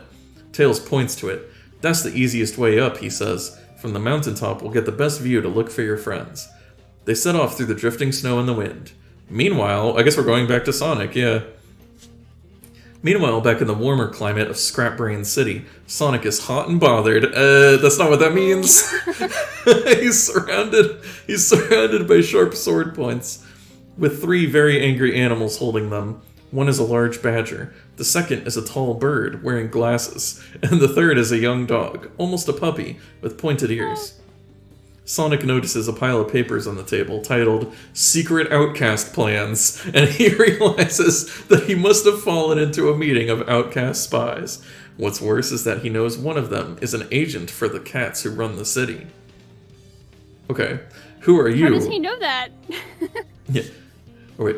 Well, earlier remember the judge guy mentioned, we have an agent, in the outcasts. Although then I would wonder, why don't they just catch them all? Yeah, if you have a double agent or whatnot. But I'm just kind of how does he know that in this specific meeting that agent is even there? I guess he's assuming that this is all the outcasts. It's just these 3. Oh, just these 3 guys. Okay. I guess. Tiro says you can't get hot and bothered around the puppy, you degenerate. Yeah, Sonic, keep it together. Who are you? Asks the badger in a low, slow voice. What does he reply? I'm Sonic the Hedgehog, who are you? I am nobody in particular, just passing through, or I'm a spy for the outcasts. What? Also that Tiro says, then why don't you just ask Sonic for help, you little poop, to the monkeys who are we're fans of especially Sonic. Maybe I should have rejected them. Sonic isn't just here. Sonic's real cool. What should we say? I'm gonna introduce myself. I'm Sonic the Hedgehog. Yeah. Sounds good. Sonic the Hedgehog, says the bird, not the Sonic the Hedgehog, defender of the Green Hill Zone, savior of Planet Mobius.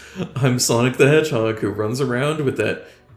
runs around with that cute, cuddly fox, asks the dog, putting away his sword. I'm a big fan of his. I mean, yours. Oh my god, we actually found a Tails fan. A Tails stan. So that his best attributes are being cuddly. Right. Definitively. I've never heard of you, mutters the badger. You have disrupted our meeting. I'm more of a Nintendo guy. That just totally outs him as the double agent, because the cats don't know who he is. Same time tomorrow, everyone. He starts tidying papers. What? the cut our schedule for outcast meetings. Yeah, they're just mid-meeting, a random intruder comes in. Alright guys, see you later. Yeah, right, it's an actual corporate meeting with a slideshow with here's our sheets showing, rebellion is up. I don't know. Don't mind him, says the bird. He's always grouchy. I'm number 2. And my friend, he points to the dog, is number 3. You're number 4, okay? I'd rather be Sonic, says Sonic. I'm not a number. Who's number 1?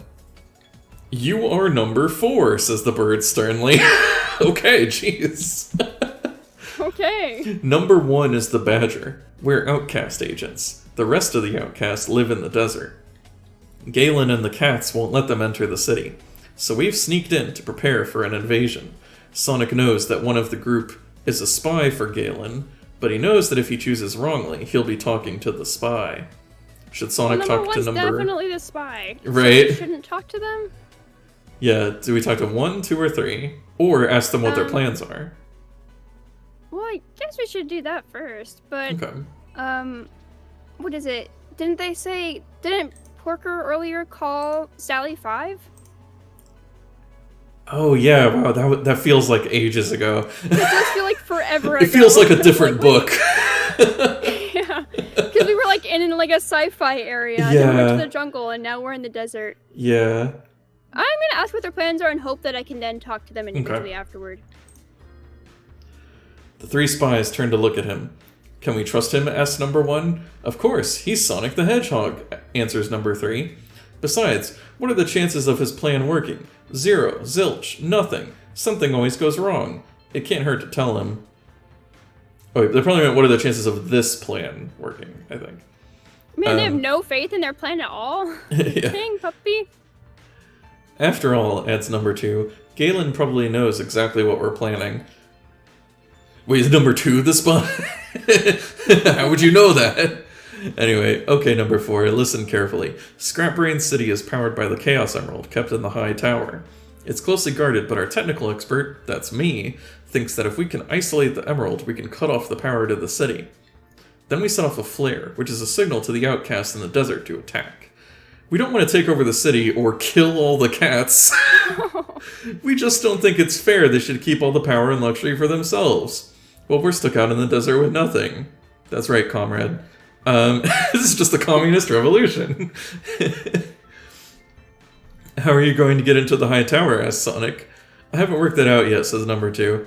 With Galen's spy around, as soon as I have the plan, he'll know it. So I was leaving that until the last moment. Will you help us? Agree to help or say it's the most harebrained scheme he's ever heard. Well, now I feel like I should talk to the guys, though. Is there any way we could go back and talk to the guys? No, I'm wondering if that's what I could do first. Oh, oops. I'm Sonic the Hedgehog. Did you want to talk to 1, 2, or 3? 2? Yes, the bird? Yeah. Ah, number 4, says the bird. I am not a number. I'm a hedgehog, shouts Sonic. I've got important information for you, so listen up. One of your group is an informant of Galen and the cats running the city. I know, says number 2. Every time we try a new plan, the secret police are waiting for us. Last week we were planning to raid the high tower with the Chaos Emerald in it. Wait a second, interrupts Sonic. There's 1 Chaos Emerald here already. Before I arrived with the second one? Yeah, you already knew that, Sonic. Right? Yeah, they already mentioned it. I guess he forgot. Yes, replies number 2. It's the city's power source. You brought another emerald with you? Oh dear, oh dear, oh dear. Dearie, dearie me. I'll have to think about this. Dear, oh dear, oh dear. Number 2 sits down to think. So we could talk to another? Now I guess talk to number 3? Okay. Number 3 is polishing his sword with his tail as Sonic approaches. Hello, he barks. How can I help you, Sonic? I mean, number 4. Sonic bends close to one of the dog's ears. I think you should know, he whispers, that one of your friends is actually an informant for Galen and the cats who run the city. Number 3 looks at him in surprise. An informant? Do you think so? You must be really clever to work that out, because you've only been here a couple of minutes. Who do you think it is? Or don't you know? What did you do when you find out who it is? I hope it isn't me. Either number 3 is a brilliant actor, or he really is as stupid as he looks. Sonic can't decide. Whichever it is, he knows he's not going to learn much from the dog. What should he do next? Okay, then we go to ask the group what their plans are, because they said don't talk to the spy, so I figured I shouldn't talk to number 1. I guess so. So Tira's like, why is he doing that? You're like, oh dear, oh dear, oh dear, oh dear, oh dear, oh dear. Yeah, I guess let's help. We help everyone. Our friends are only wallowing in mind slave territory back home. It's fine. We're gonna help another war. This is the second war we've gotten involved in. All a day's work. That makes sense, says Sonic. What might happen if they've got 2 Chaos Emeralds in the high tower? If they're careful, says number 2, everything will be fine. If they're careless, the proximity effect might overload the... Where's number 1? What's that chemical smell and hissing sound? Asks Sonic. Wurg, replies number 3, slumping to the floor. Ag, remarks number 2. Yugg, adds Sonic as black dots dance before his eyes. And he passes out. When he comes around, he's in a cell with number 2 and number 3. What happened? Asks Sonic. I guess it doesn't matter if we talk to them, because we just got like sleeping gas. No, number 1 is totally the guy. Yeah, they're like, it's obvious. We were gassed, answers number 3. Number 1 betrayed us. Now there's a guard outside the door, and no way we can escape. There's always an escape route, says Sonic. Besides, we must warn the outcast about what's going on. I'm very invested in this suddenly. Tira says, I gotta start getting ready for bed. I hope you all defeat Eggman. Thanks, Tira. Well, and thanks. We'll see him again someday. Yeah. Yeah, I'm guessing, like, at the end, we'll finally make our way back, probably. With all the Chaos Emeralds, hopefully, and we could just beat him up. Yeah, I'm guessing there's no way that it's... Because usually it's 7 Chaos Emeralds. There's no way that there's 7, right?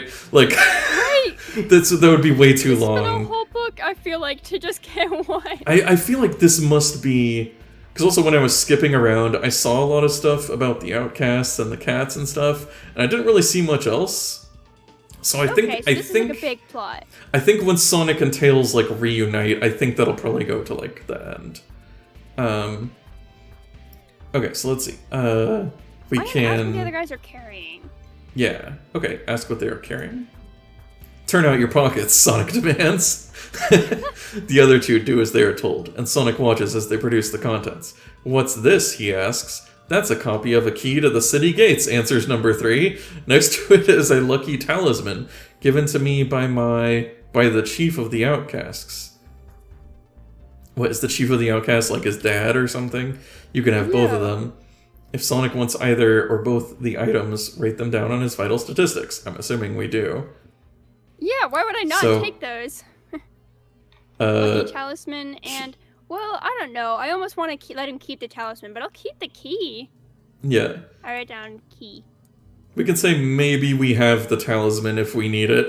Yeah. If it comes up. Is that it? For now, I'll say I won't take it just because I would feel bad. If I don't want the guy to die because he doesn't have his talisman. Yeah. We were searched before they threw us in here, says number 3. All we have are the clothes we're wearing. No, wait. In that key. Yeah, yeah, and the things we just gave you. From around his waist, he unwinds a length of thin rope. I use it as a belt, he explains. And I've got 1 gold ring in my pocket. Take it for good luck. Okay, I guess we have 4 then, right? Alright, cool. Yeah, we got 4 rings and we got rope. Yep. So we can search the cell or bang on the door. Dang, Sonic's actually collecting a lot. Okay, search the cell. I guess I'm going to search the cell first. Okay. The cell is like the one Sonic was in before, with a stone floor and 1 window set too high to see out of. There's a bed made of planks laid on a pile of bricks, covered with a large hook.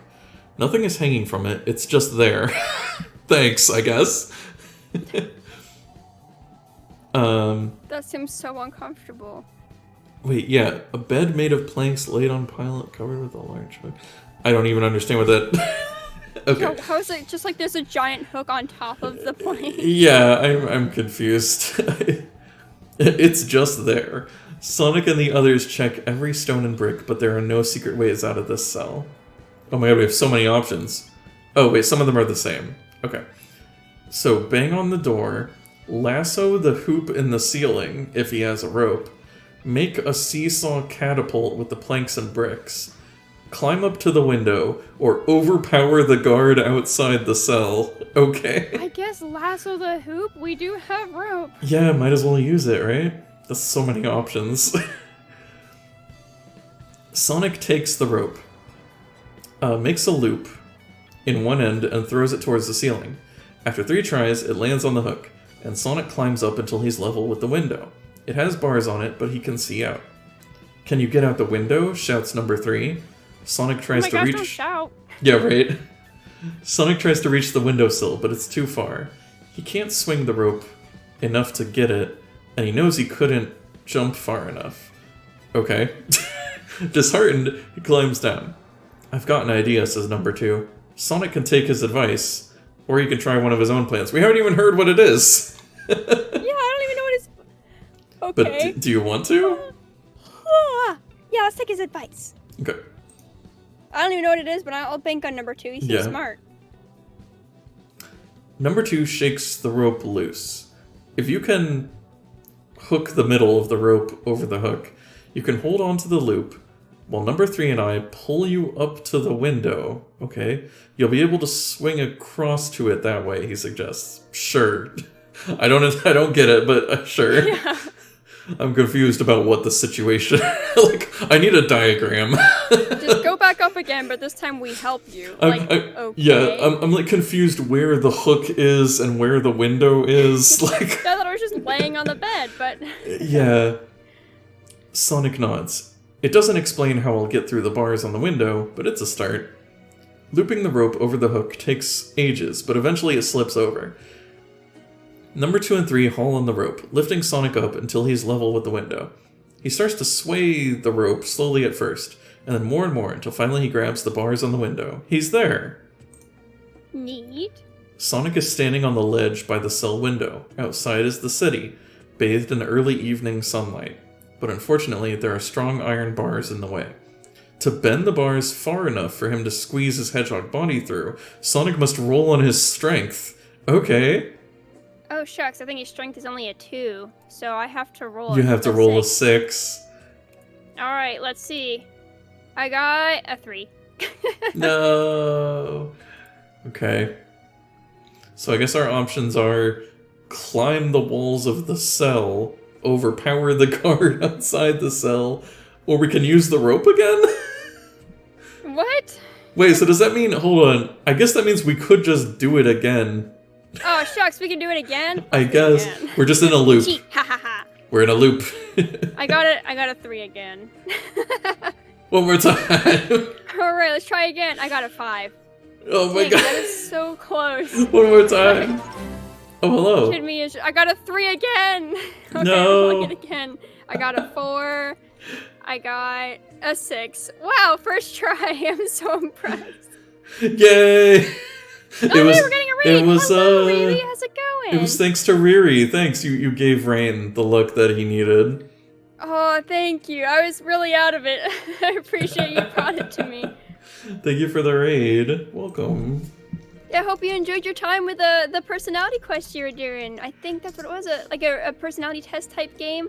Oh, I see. Oh yeah, we should shout out, right? Refine you already self. shout out. Okay, yeah, cool. Thank you. Yeah, I hope you had a good time, and thanks again for the luck. Yeah, right now we are reading this Sonic the Hedgehog Choose Your Own Adventure book / RPG book. Yeah, I have to roll dice on my stats as Sonic, and I gave him these stats. Yes. He's super fast and super cool, but he is not very strong, so I needed a lot of luck to pass that last roll. Thank you. I'm glad your test was a lot of fun. So, let's see... Wait, what is this? Oh, okay, yeah, I think this is the correct page. At first I thought we were at the wrong page again. Oh, shucks again. Also, Riri, if you end up calling it a night, or yes, I hope you rest well, and thanks for stopping by. Yeah. I know, I don't know if it's your channel, so I don't know if that's the proper thing to say. No, yeah, but I know that's usually like a. That's good. Thank you for saying it. I always forget everything to say when somebody rates.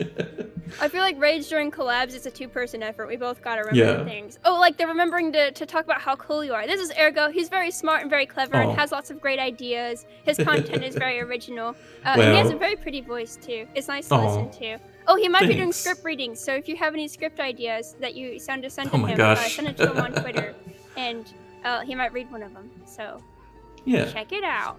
there's my Ergo. What do you call it? Shout out, I guess. Thanks for shouting me out on my own stream. Of course. If you're here, just stick around and you'll be happy for it. Aw. I hope so. Let's see. I am.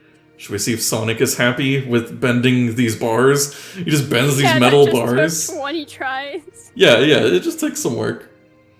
20 tries, nya. Yeah. Usually Sonic is too cool to sweat, but right now he can feel the drops of perspiration rolling down his forehead as he strains his muscles against the iron bars. Nya. Slowly they bend out of shape, although it feels to Sonic as if his arms are doing the same thing. Nya. Finally he stops and looks at his work. Nya. There's just enough space between the bars for him to squeeze through. Nya. Good luck, shouts number 2 from the cell. They're not gonna follow us, I guess. Follow the brightest star in the sky. It'll lead you to the outcast camp in the desert. Sonic waves back at his friend. I like it was his friend singular. What about number 3? He's a friend. 3 is just, he's a Tails fan, so he's a co-worker. Then looks back down into the city. He's quite a way up, but not too far to jump down, so he does. And lands in an alleyway. Thanks. He's not too high, don't worry. Okay. Yeah, wonderful descriptions. Thanks, James. Earlier in the chat, I forgot to mention this, Tirif was mentioning James a couple times in their messages, and I was like, I don't know who Tirif is talking to. I thought Tirif was just making up a guy named James, and I remembered, oh yeah, the author is named James. No, it's James Rolfe from AVGN, yeah. Bring him into this, God, yeah. this is something that he would probably talk about. I would hope so, yeah. I would watch the heck out of that, yeah. The city is darkening as evening falls. There aren't many people around on the streets. As the music fades out, ominously. Oh. But Sonic knows that if he's seen, he'll be captured and thrown into an even more secure cell. So he must be careful. I'm starting to think there isn't a more secure cell. Yeah. Also, let me, did you get that? What did I get? A hydrate redeem. Oh, thank you. We've been streaming for a good sec, so I figured we should take a drink. Yes.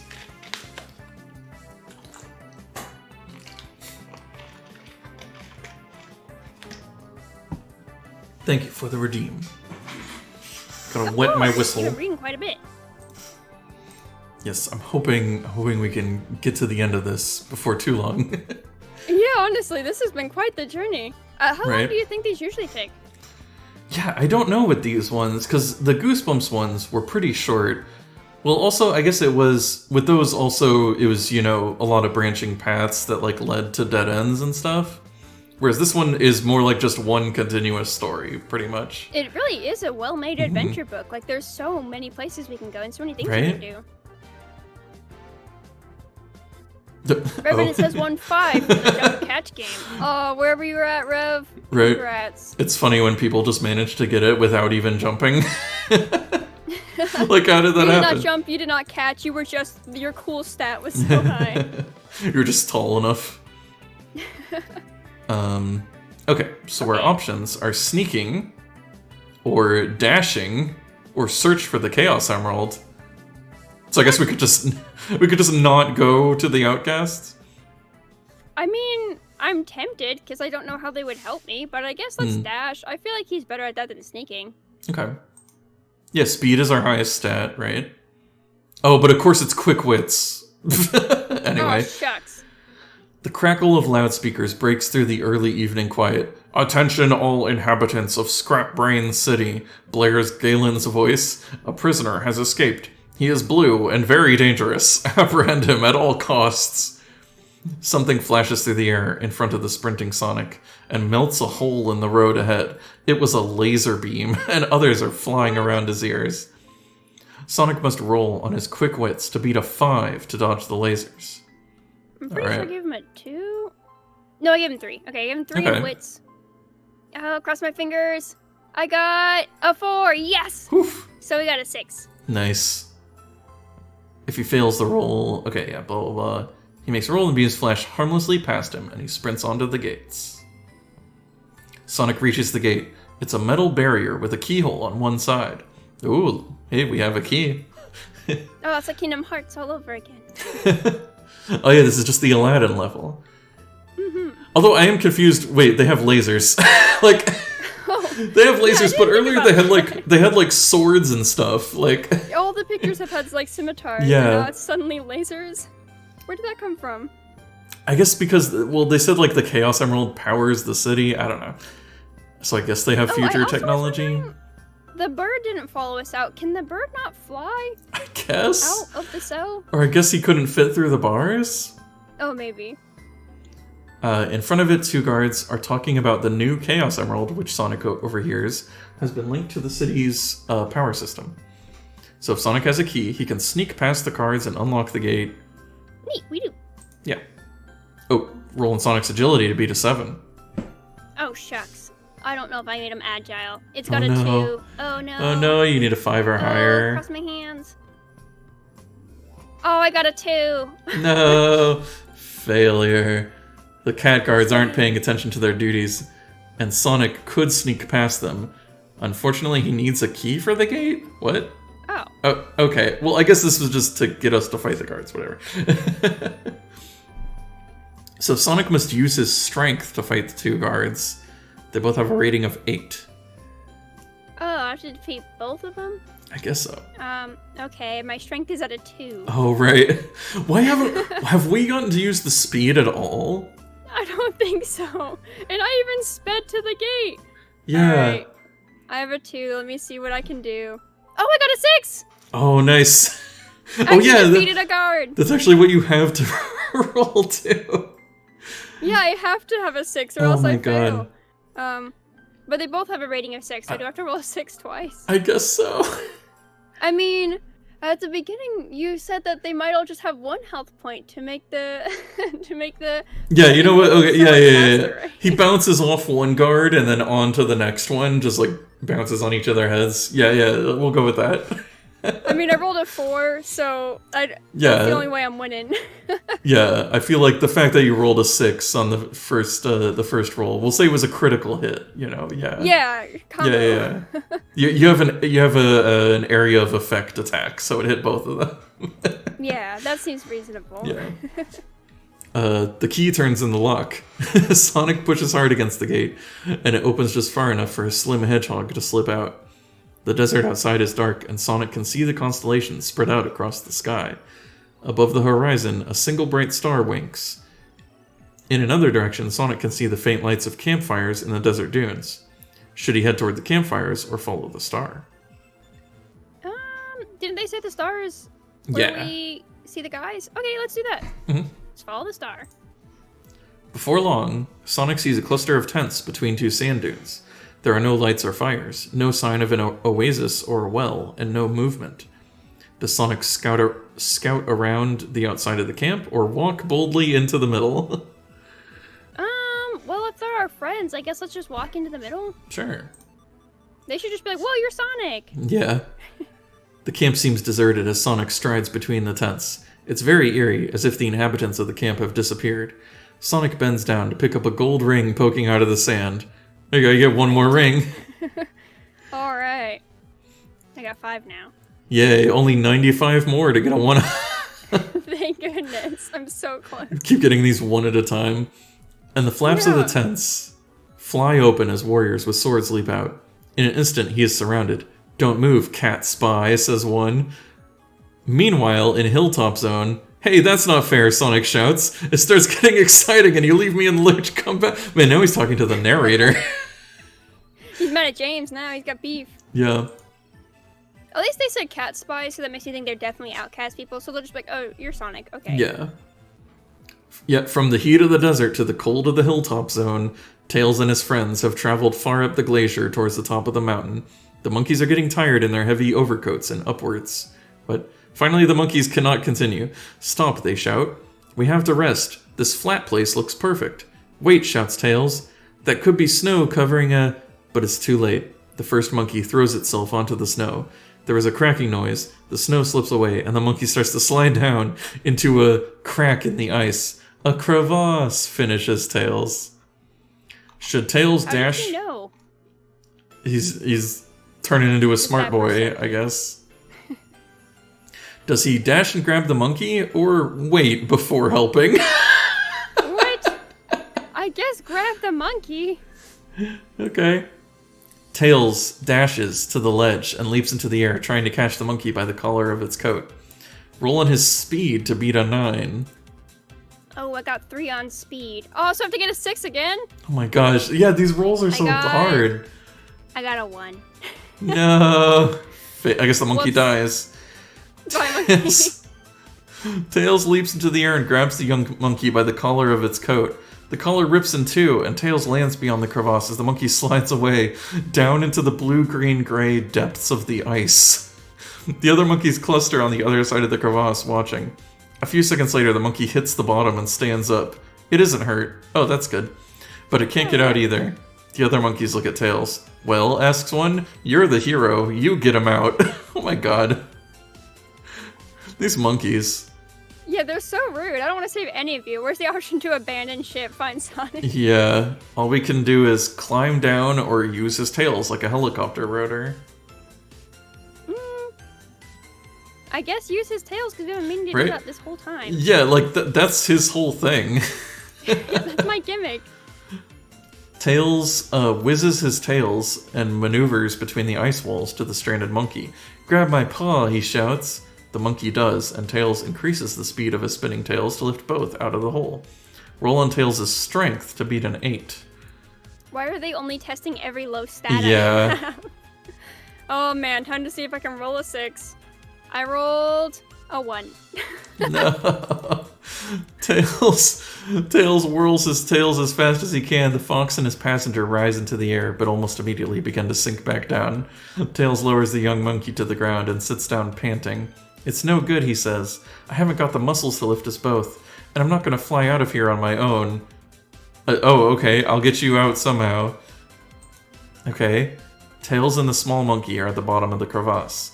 Far above, the sky is a thin line between the ice walls. Are we stuck? Asks the monkey. Not if I can help it, Tails says. What would Sonic do? I don't know, but I think we should ask the reader's advice, says the monkey. Wait, how does the monkey... Is the monkey a hero too? And then the narrator says, quite right. Okay, thanks for the vote of confidence. So, does he climb out of the crevasse with the monkey on his back, or walk along the bottom of the crevasse to see where it leads? Let's walk along it. We're already weakest next, so let's just do that. Yeah, I feel like another strength test isn't gonna... What? Tails and Mildred! I guess the monkey is named Mildred? Mildred the monkey? Wow. Walk along the bottom of the crevasse for what seems like hours. It twists and turns and goes past ice caverns filled with icicles like stalactites and stalagmites. After a while, the thin line of sky disappears and it becomes a tunnel. Light still filters down through the ice, making everything a gray-blue color. Eventually the tunnel widens out into a cavern with a flat floor of solid ice and icicles hanging from the high domed ceiling. On the far side stands a large machine that hums faintly. It reminds Tails of a huge fridge. On top of it is a teleport device, and connected by wires and cables is a Chaos Emerald. Oh, I guess we were supposed to go here. Neat. Glowing. Maybe that's why it was so difficult. We were actually supposed to go this way. Yeah, they were like, you're really unlucky actually if you get this monkey out.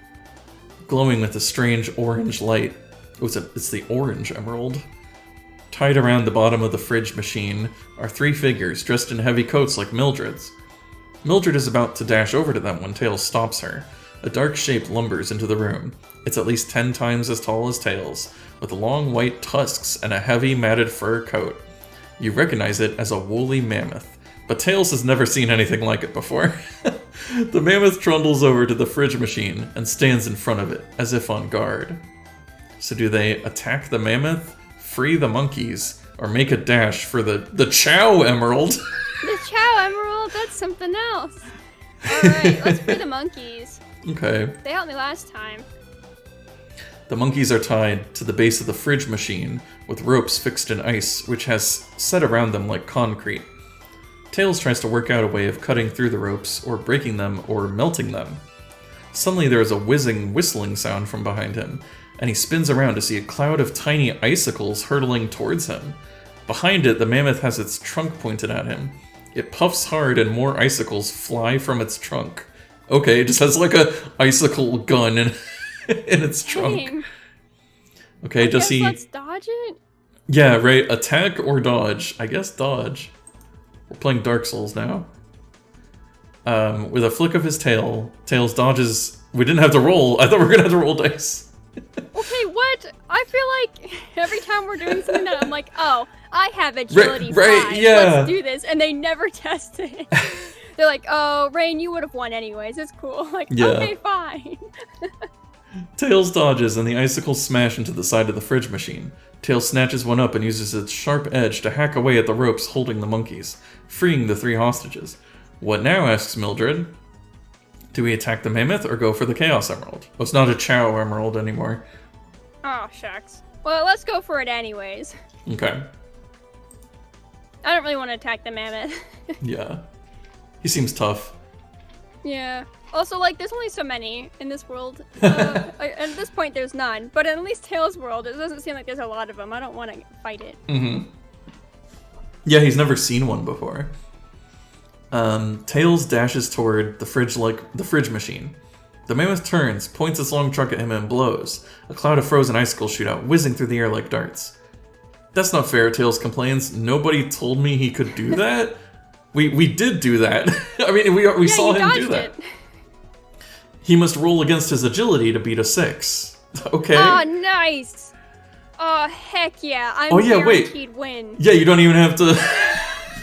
Also, I rolled anyways and I got a 6. Oh my gosh, you dodged them so I got 12 well. agility over here. So if he dodges successfully, so that means you can smash the fridge, attack the mammoth, or keep going for the Chaos Emerald.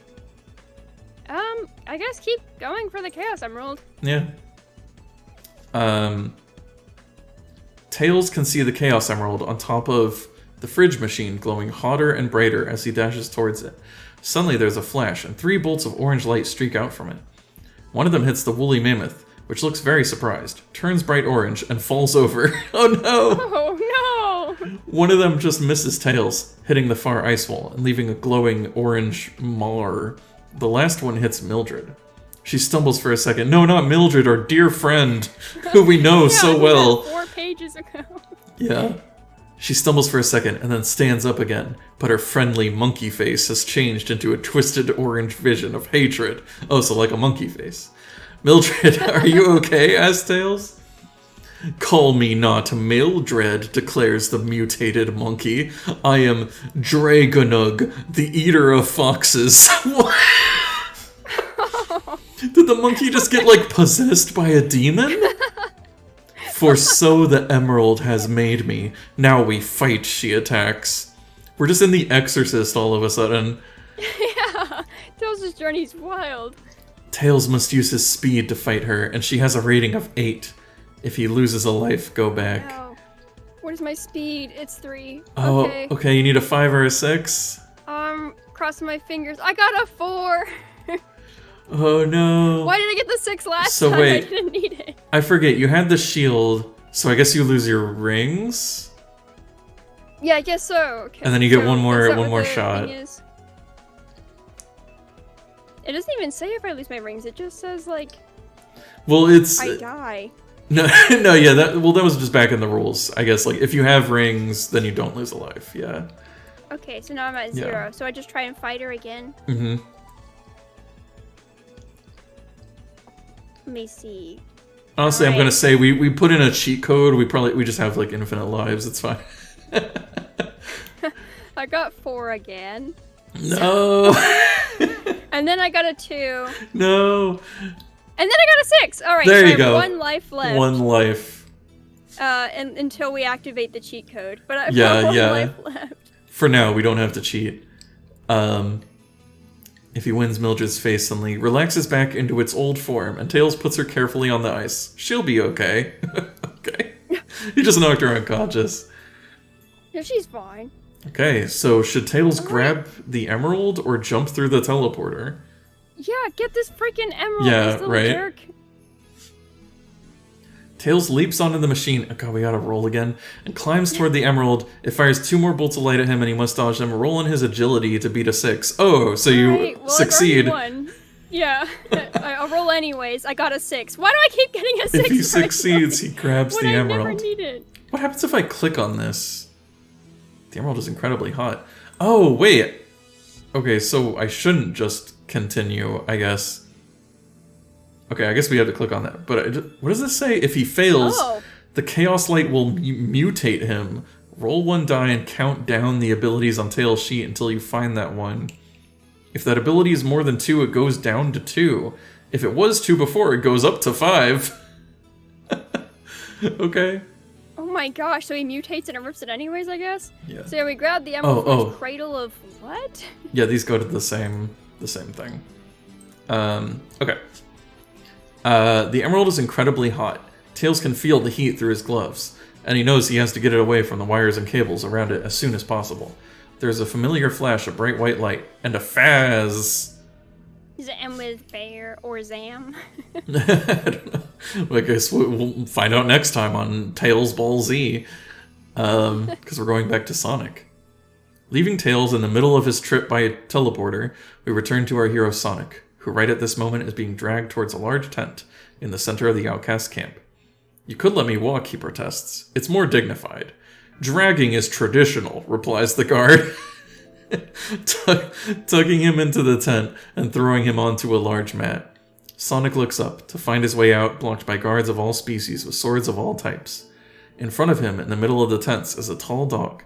dressed in the white ropes of the desert people. Oh, probably white robes, not ropes. White ropes. They're not just wearing shibari with a belt of gold around his waist. As he bends down to look at Sonic, the Hedgehog notices that the dog has pointed ears that remind him of someone else he has met recently. Oh, you're right, it was the dad of number 3. Yeah. Also, just because I'm thinking of dogs with pointed ears, I'm just thinking like they're the dogs from Bluey. That's how I've been picturing them. Like, like the one, like number, yeah, like number 3 that we met before was just like Bingo.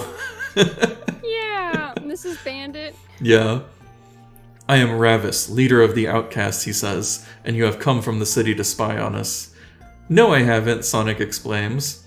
I came to warn you about what's happening in the city. Your spies have been captured. If you know what is happening in the city, you must be from there, interrupts the dog. And since all the city dwellers hate us, you must be an agent for them. Sound logic, I guess? These guys have the worst logic, just like the cats do. Yeah. Either you tell us the truth, or we will torture it out of you. You will admit you are a spy, or die. What a conundrum. That's true. It's a conundrum. Being tortured to death. Oh no. Oh my gosh, the little illustration has like the dog and it's like super tiny and it looks like it's in like pajamas for some reason. Yeah, robes, I guess. Because everyone else is in robes, but like they have like, it's like striped, kind of like plastic flannels. Yeah. Should Sonic admit to being a spy even though he isn't, or let the outcast torture him? What? What are these options? Tell him you know his son, dipshit. Right? Like, show him the Lucky Charm or something. Maybe that'll come up later. Yeah, maybe. I guess let him torture us. I'm not gonna say I'm a spy. Torture me, says Sonic. Something I never thought I would read. I'll never admit I'm a spy, because I'm not. You can break my body, but you can't break the truth.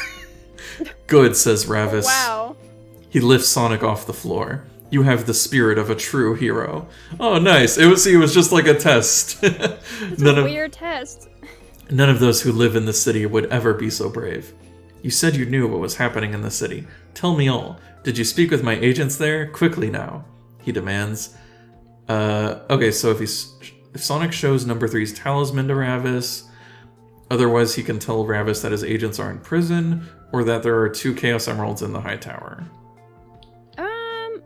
You know, because we have an item, it's always like you want to use it, but at the same time, I'm like, I feel like the only important thing here is like there's 2 Chaos Emeralds. It's kind of a big deal, but maybe a lot of times it gives us the option. Yeah. Do you want to show him number 3's talisman then? Yeah. Ravis takes the talisman from Sonic. This belongs to my son. Why did you steal it? Yeah. He says with emotion in his voice. He is one of our agents in the city. Why did you send your stupid son? No offense. Poor puppy son. No offense, but he wasn't very good at his job. Yeah, he was pretty dumb.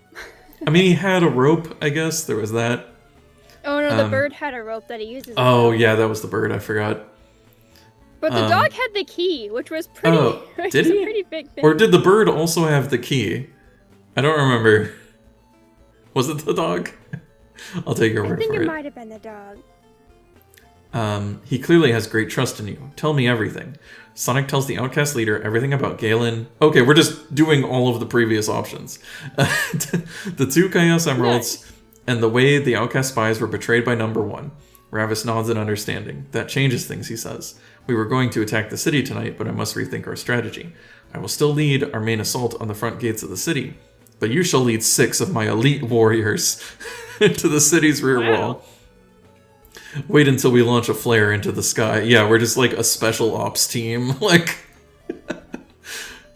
yeah, like we're leading a whole group of people. Hopefully they're better than the monkeys and they give me more than 1 stat. Yeah. Then climb the wall and head for the high tower. We will not win the battle unless you can get the Chaos Emeralds away from there. Will you do it? Sonic nods. We don't get a choice. Ravis slaps him on the back.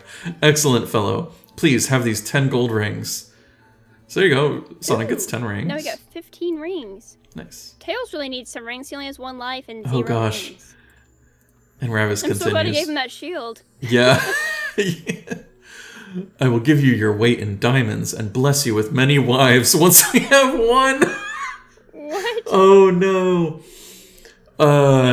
He proclaims. Sonic politely refuses that offer but goes outside to meet the warriors. No thanks. See you later. Wait, mark down 6 warriors. Okay, we just have them in our inventory, I guess.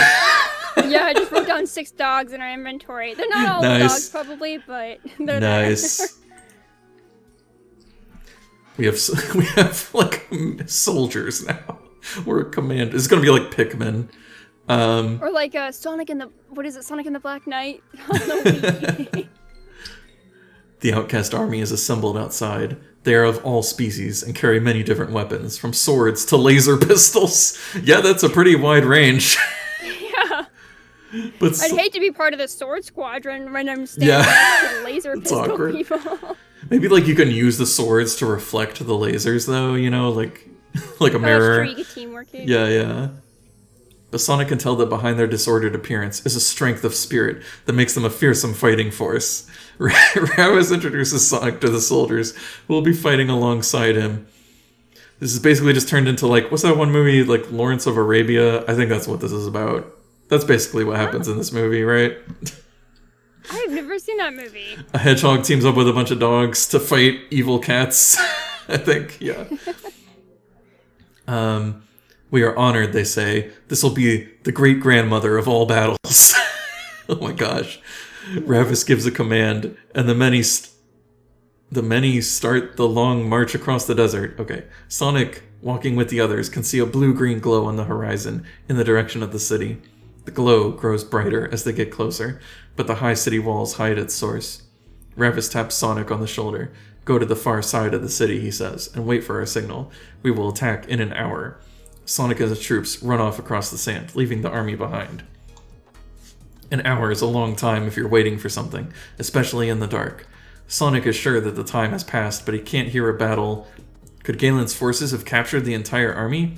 It's possible, he thinks. The blue-green glow is making him jumpy. Should Sonic give the order to attack, or wait? I guess I'll wait. Okay. You don't have a watch. How do we know it's an hour? Right. After what seems like eternity, a bright flare explodes in the sky. Looks like we made the right choice. Good job. Oh, yay. One of the warriors hurls a grapple over the wall, and Sonic and his forces climb... Oh no, Sonic Forces! Sonic Forces. Oh, we were playing Sonic Forces the whole time! That makes so much sense now. Like 30 years before it came out. Wow. This had to have inspired that. Sonic Forces climbed the rope and dropped down the other side into the city. Sonic can see most of the cats running towards the gates, where a tremendous battle is going on. The cats are bigger than Sonic remembers, and a lot of them are running on all fours. Okay? Oh. None of them have seen the sneak attack force come over the wall. Sonic looks around. Nearby, he recognizes the prison building that he escaped from. Further away, light streams from all the windows of the highest tower in the city, like a strange, unearthly beacon. Should Sonic and his warriors head to the prison, the gate, or the high tower? That's actually pretty tough, because I do kind of want to save our old guys, but it's like, how much is that going to really impact anything? Yeah. Also, why would I head to the gate? I don't really know why I would do that. Yeah. So it's either the prison or the high tower. Let's go to the prison. Okay. The door of the prison is locked, but there's a barred window next to it. Sonic says to the toughest warrior, bend the bars so we can get in. The soldier grips the bars, heaves and twists them as if they were made of warm wax. Sonic turns to look at you. Don't you love being in control, he asks. I guess. The gap is too narrow for the warriors, but Sonic climbs through, retraces his step to the cell where he was imprisoned, and undoes the bolt on the door. Inside are number 2 and number 3. Number 4, shouts number 2. Sonic, shouts number 3. What's going on? Your dad's invading the city, says Sonic, and he needs our help. Suddenly the doorway is blocked by a furry, blue-green shape. It looks vaguely feline, only much bigger. And as it turns to stare at Sonic, he recognizes it as the ugly guard, but double the size and twice as hideous now. It howls and kicks out at him. Sonic must fight it to leave the cell. He will use his speed against the beast rating to... Hey, we get to use speed! Oh, nice! And Sonic can add 2 points to his roll because number 2 and number 3 are fighting on his side. So we're at 7, so we just have to roll a 3 or higher? Oh, no. Cross your fingers. I got a 6. Yes. Yay. Why do I always get a 6 when we try my best stat? Like every time we do agility for Tails, we get a 6, and every time we do speed. Well, the only time we've done speed for Sonic, but we actually got to try speed. Sonic leaps to his... Wait, no, this is the wrong page. Oh no. Sonic and the Outcast win.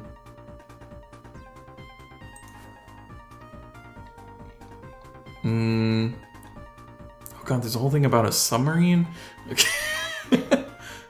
No! Alright, can we, what is it? I guess Control F number? Like the word number? Or maybe just the word number 3? Oh, maybe. Or what is it? Does it have a name, the beast? Let me see. It was just like the guard? No, this is a thing about a net. No, wait, this is where we met them. Okay, that's where we were escaping. This is some spoilers. Oh, this might be it. Yeah, okay, let's get out of here, says number 2. Wait, says Sonic. He opens a cabinet on the corridor wall, and inside are 10 rings and a crowbar. What? Okay. What? I guess you get 10 rings and a crowbar. Yeah, I'll take it. The 3 go back to where Sonic's warriors are waiting. Where now, they ask. So yeah, I guess... Ergo bar. The crowbar. That's what you would call your bar if you ever had one. So now, should we head for our main objective? Sounds good to me, and I got 25 rings now. Yeah. To the tower. Nobody stops Sonic and his companions on the way to the high tower. The streets are deserted, and the blue-green light from overhead casts an eerie pall over the city. There's only one entrance to the tower, a heavy wooden door reinforced with iron bars. It stands open, and Sonic and his friends slip into the hallway. There's no sign of anywhere. I think I mean anyone. There is a closed door here, and a stone staircase that leads upwards. Sonic looks around, but all he sees are scratches in the stone walls, which look like claw marks. And 2 gold rings on the floor. He can take these.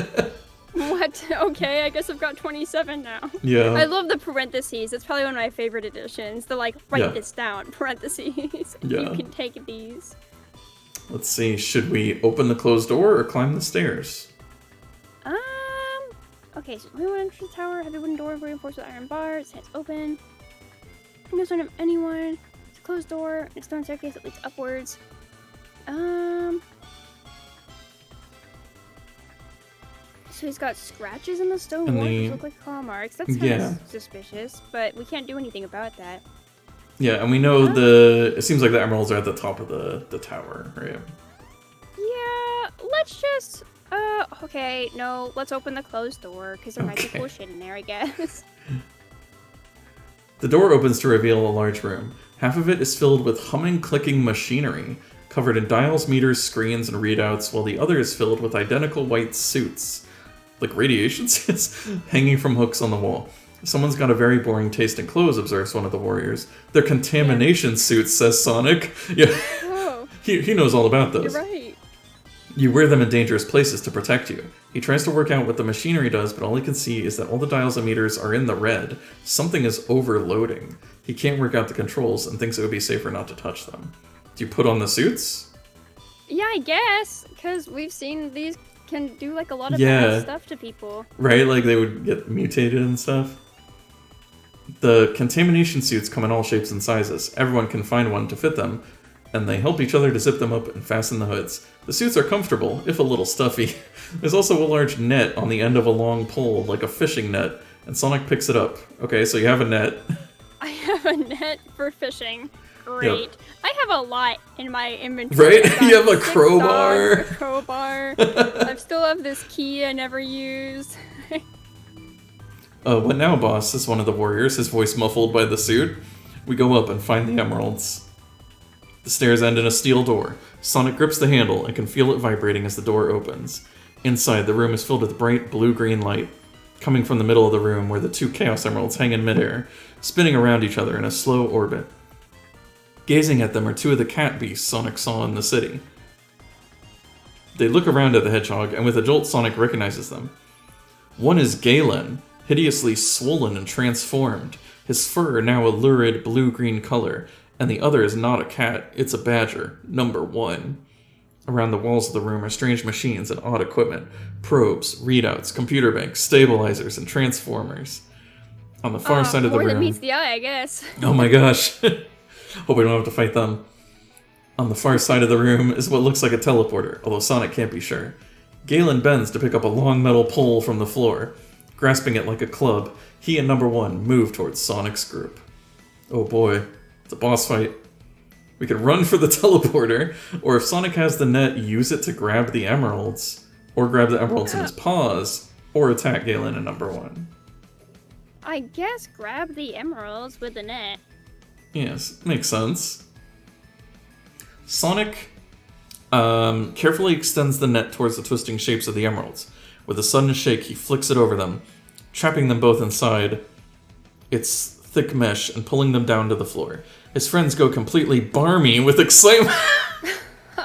Oh, okay. I love that barmy. I'm gonna take a guess that James Wallace might be from the UK. And congratulations. And Galen and number 1 begin to retreat and shrink. Okay.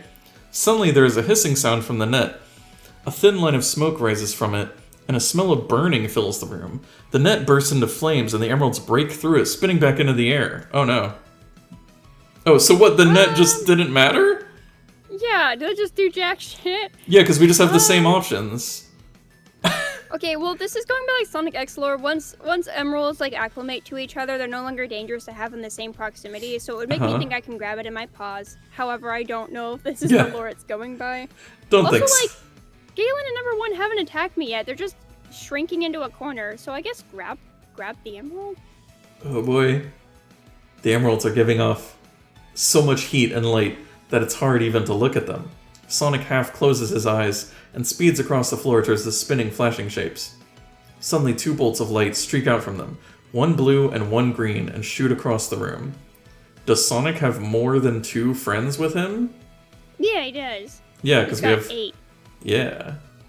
The 2, hopefully that's a good thing. The 2 bolts of light streak over Sonic's head and into his friends, still standing by the door. Wait, why is... Okay, that picture feels like a spoiler.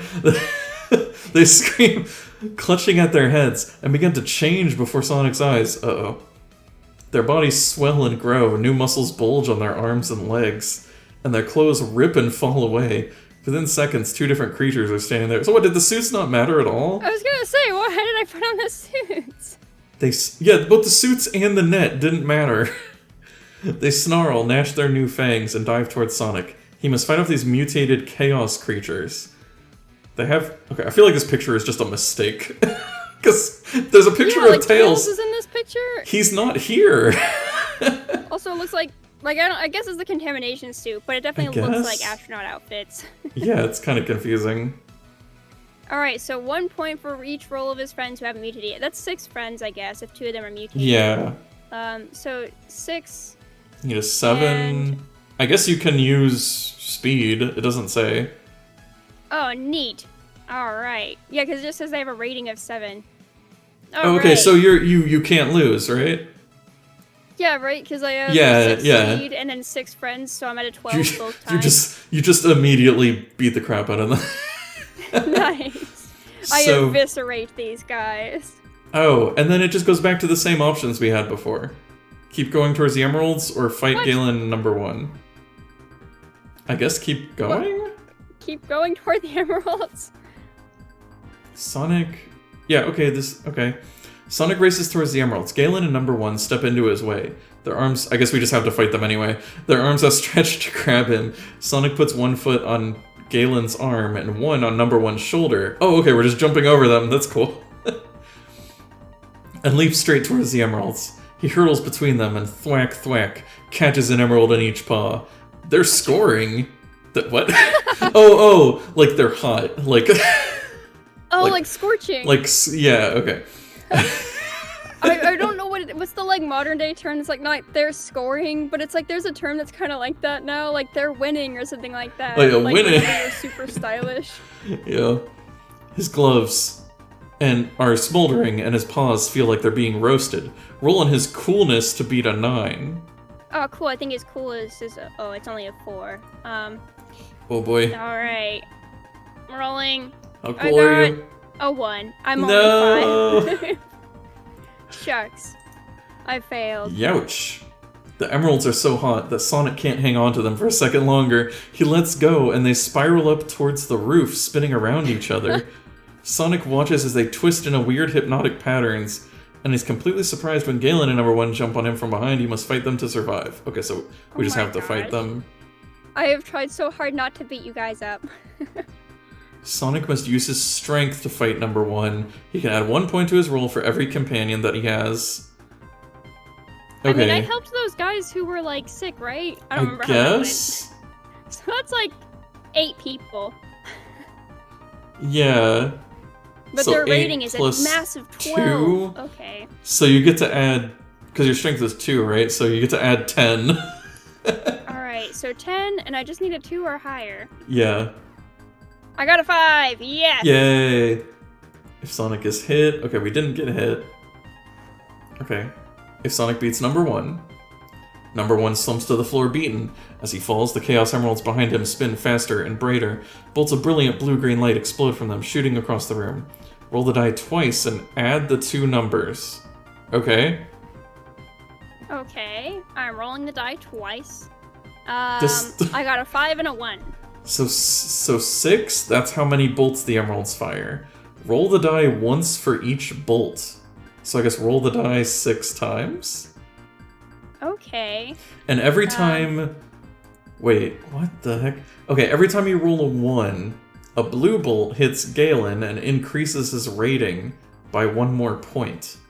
Oh no. For every 5 or 6 that you roll, a green bolt strikes one of Sonic's companions. Jesus, what is happening? Why is this so complicated? A roll of 5 will be deflected by a contamination suit? Okay, if the victim is wearing one. But otherwise, in a hideous few seconds, he mutates into a monster with a rating of 7. This feels like it would just be impossible. The moment the lights stop flashing, Sonic's transformed. Okay, so I rolled 2 4s for 6 of them. It says on a 4? Uh-huh. Nothing happens. Did you roll any 1s or 5s or 6s? Or just 6s, I guess. 1s or 6s. I rolled 2 4s. Let me roll 2 more. I got 4 4. I got 4 5. What does 5 do? Nothing, because we have the suits. The suits actually do something. Okay, cool. And then my last 2 are a 6 and a 5. Uh-oh. So what's a 6? So I guess the 6 means that one of our people mutates into a monster? With a rating of 7. Okay. Sonic must use his speed to fight them. Oh, okay. Cool. So my speed is 5. And then you still have... 1 point for every unchanged companion. Oh yeah, because I still got like 7 people, I guess, if I unchanged those other guys. Yeah, so that's no problem. So we automatically win against that guy. Just by sheer people I have. Okay, and Sonic did not get hit. Oh my gosh, this is... Once the mutated companions are defeated, Galen roars and leaps towards Sonic, who must use his strength. Oh, why does that have to be strength? Okay, but you still can add 1 for every companion. Who hasn't been knocked out of the fight? What would it... I mean, if I manage to kill that one guy, then is he knocked out, or is he still... Is he? I mean, I guess he's knocked out. Oh shucks! So I only have 7 guys. I guess so. So 7 plus 2 is 9, and so I just have to fight Galen again. Oh, and Galen has a score of 10. Yeah, well I just rolled a 6, so I got 15. Okay, yeah, we're good. We're good. We're good. Oh my gosh, that was definitely the most complicated so far. Yeah, what? That was like some Final Fantasy 14 raid battle mechanics or something. I feel very lucky I rolled almost exclusively 4s and 5s somehow, because that made it way easier. Jeez. Only 1 6. Sonic. That's okay. Yeah. Sonic grabs the pole that Galen was using as a club. Above him, the Chaos Emeralds are twisting and spinning faster and faster, and the light from them is so bright it hurts his eyes. Sonic can tell something really bad will happen if he can't stop it, but the emeralds are so hot, he can't even jump up to close to them, let alone grab them. Does he use the pull to knock the Chaos Emeralds together or apart? Didn't he just say they shouldn't be close together? I don't think they've said anything about... Well, like, just about... I guess... He's like, the light from the so bright, he can tell something really bad happens if he can't stop it? Oh, from them... Oh, okay, so like he's wondering if pushing them together or pushing them apart will make them spin faster? I guess by like science logic, you should put them apart, because then it would slow them down, kind of like when you like extend your leg and like, on a swing. Yeah, and like this whole thing started, I guess, because they got the two of them together. Yeah, so let's put it apart. Sonic swings the pull and knocks the green Chaos Emerald as far as possible from the blue one. It hits the far wall and bounces to the floor. The blue one drops straight into Sonic's waiting paws. He can tell that it's cooling down already. He dashes over to pick up the green Chaos Emerald. With a cooling Chaos Emerald in either paw, Sonic glances over his shoulder. The creatures mutated by the emeralds are shrinking and sliding back into their normal forms, and Sonic is sure that they'll be okay in an atmosphere untainted by chaos. He dashes to the teleporter and leaps under it, but there is no bright white light or Faz noise. Sonic looks desperately across to the other side of the room where his friends are standing. "How do I get this thing to work?" he shouts. "Kick it," comes the reply. Sonic gives the machine a good boot, and fazam. He appears in midair. No, not again! And tumbles a few centimeters, landing on something soft. Oof! I was gonna say, thank goodness, is it Tails? I think it is. "Get off," it goes. Sonic picks himself up. "Tails," he exclaims, "what are we doing here?" Yay! "Yay, I got here about 5 seconds ago," complains the fox. "I've had an adventure with ice and a robot shark and monkeys and a giant fridge. Am I a real hero yet?" "Not yet," says Sonic. What? What? How rude. "Unless you can do better than these." He shows him the 2 Chaos Emeralds, then looks around him. Where are we anyway? They are in a small... Didn't we already have the 1 Chaos Emerald, so we also only got plus 1 Chaos Emerald, just like Tails did. Yes, yeah, because he just has the one from the jungle zone. And then we just... Yeah, and because the cats took it, and so we got the one from the cats, yeah. And then Tails has the one... Liar. Tails has the one from the, like, the ice world. Which we just keep leaving these places with very little resolution, it feels like. Right. Like, they'll be fine now that Chaos isn't there. They're inherently good people, right? Yeah. Alright, bye. They're in a small room with bright white panels on the walls. In one corner lie 2 gold rings, which they can take. Okay. I guess each of them get a ring? Neat! Tails needs 1 ring. He now won't die immediately. Yeah. There is a single door, which, as they watch, slides open. Someone steps into the room. It looks like a human being completely covered in silvery metal. Wait, also a human being? What? Okay. Should Sonic and Tails attack it or talk to it? I guess talk to it. It hasn't done anything other than be creepy. Yeah. Hello, says Sonic, a little taken aback. We're Sonic and Tails, freelance heroes. I know, says the robot. My name is RO55, or Ross for short. I'm an android, part of the crew of this space station. We've been watching your adventures, and may I say that you've done very well so far. Is there anything I can do for you, or anything you would like to know? Several questions come pouring into the heroes' minds, but they can only ask one at a time. Oh boy. No. Do you know how to dispose of Chaos Emeralds safely? How do we teleport out of here? Or if this is a space station, who built it and you? I guess if this is a space station, who built it and you? I'm more curious about this guy than the monkeys. Yeah. Who built me, echoes Ross. Your old friend, Dr. Ovi Kintobor. Kintobor is 1 letter away from Kinktober. Oh my gosh. Like, I thought that was a misspelling for a second. No, it's just Robotnik backwards. Really? Robotnik backwards is that close? Kintobor. Oh, okay. You mean Robotnik before he became Robotnik? This is also part of that, like, old origin story. Oh my god, they're gonna talk about it. Oh my god, they're gonna... Yeah, hold on. That's him, replies Ross. Sonic knew him then. Ovi discovered the Chaos Emeralds too, although that was a mistake. He was trying to neutralize all the chaos in the world, but his machines overloaded and turned him into Robotnik. Now he's trying to undo all the good work he ever did. He built us to crew this space station, Station Erie, to monitor Mobius's surface and to watch the warps of confusion. What? Later on, Robotnik hid the emeralds in the warps so Sonic couldn't find them, but he did. Of course, says Sonic, I'm a hero. What does he ask now? This is some deep lore. What the? Yeah, I wasn't expecting this. This is super Archie Comics based. Oh my gosh. Why would we want to get rid of the Chaos Emeralds? I'm gonna ask how can we teleport out of here? Oh, Grezzy redeemed Hydrate. Thank you, Grezzy. Thank you, Grezzy. Well, I think back in the old like canon, I guess the Chaos Emeralds were basically just like evil. Sorry, says Ross. There's no teleport out of here, but we teleported in, exclaims Tails. There must be a way out. There's a way out, but not by teleport, says Ross. We can give you a spaceship. There's a planetary landing craft in our shuttle bay, and you can fly back to Mobius in it. Isn't it difficult to pilot a spaceship, asks Tails. It's just like playing a video game, replies the android. Ha ha ha. Sure. Sonic grins as he's going to be very, very good at it.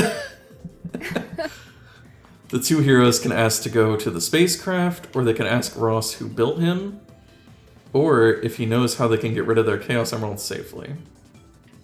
Gracie is deep lore drop, and yee, hope you guys are having fun. We are! Yeah. We have gotten 3 Chaos Emeralds, and we're just about to ask how to get rid of them.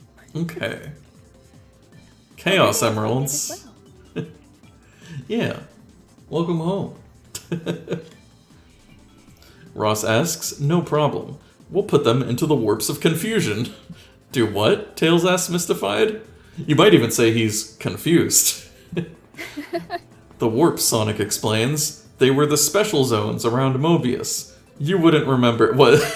We haven't yet started hanging around together. Was this like this? Is that like what the bonus levels were called in like Sonic 1, maybe? And so Sonic is literally, and I think Tails wasn't in the first game, right? So like he's like, yeah, Tails, you weren't there in the first game. I guess the that's weird implication of we haven't yet started to hang around together also makes it feel like you'll meet me in the future. Oh, Sonic says we hadn't. Yeah. It's just worded strangely. Yeah. Okay. That's right, says Ross.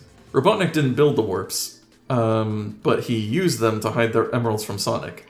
Once something is in a warp, it's almost impossible to get it out. Yeah, you have to do a really difficult, like, mini-game.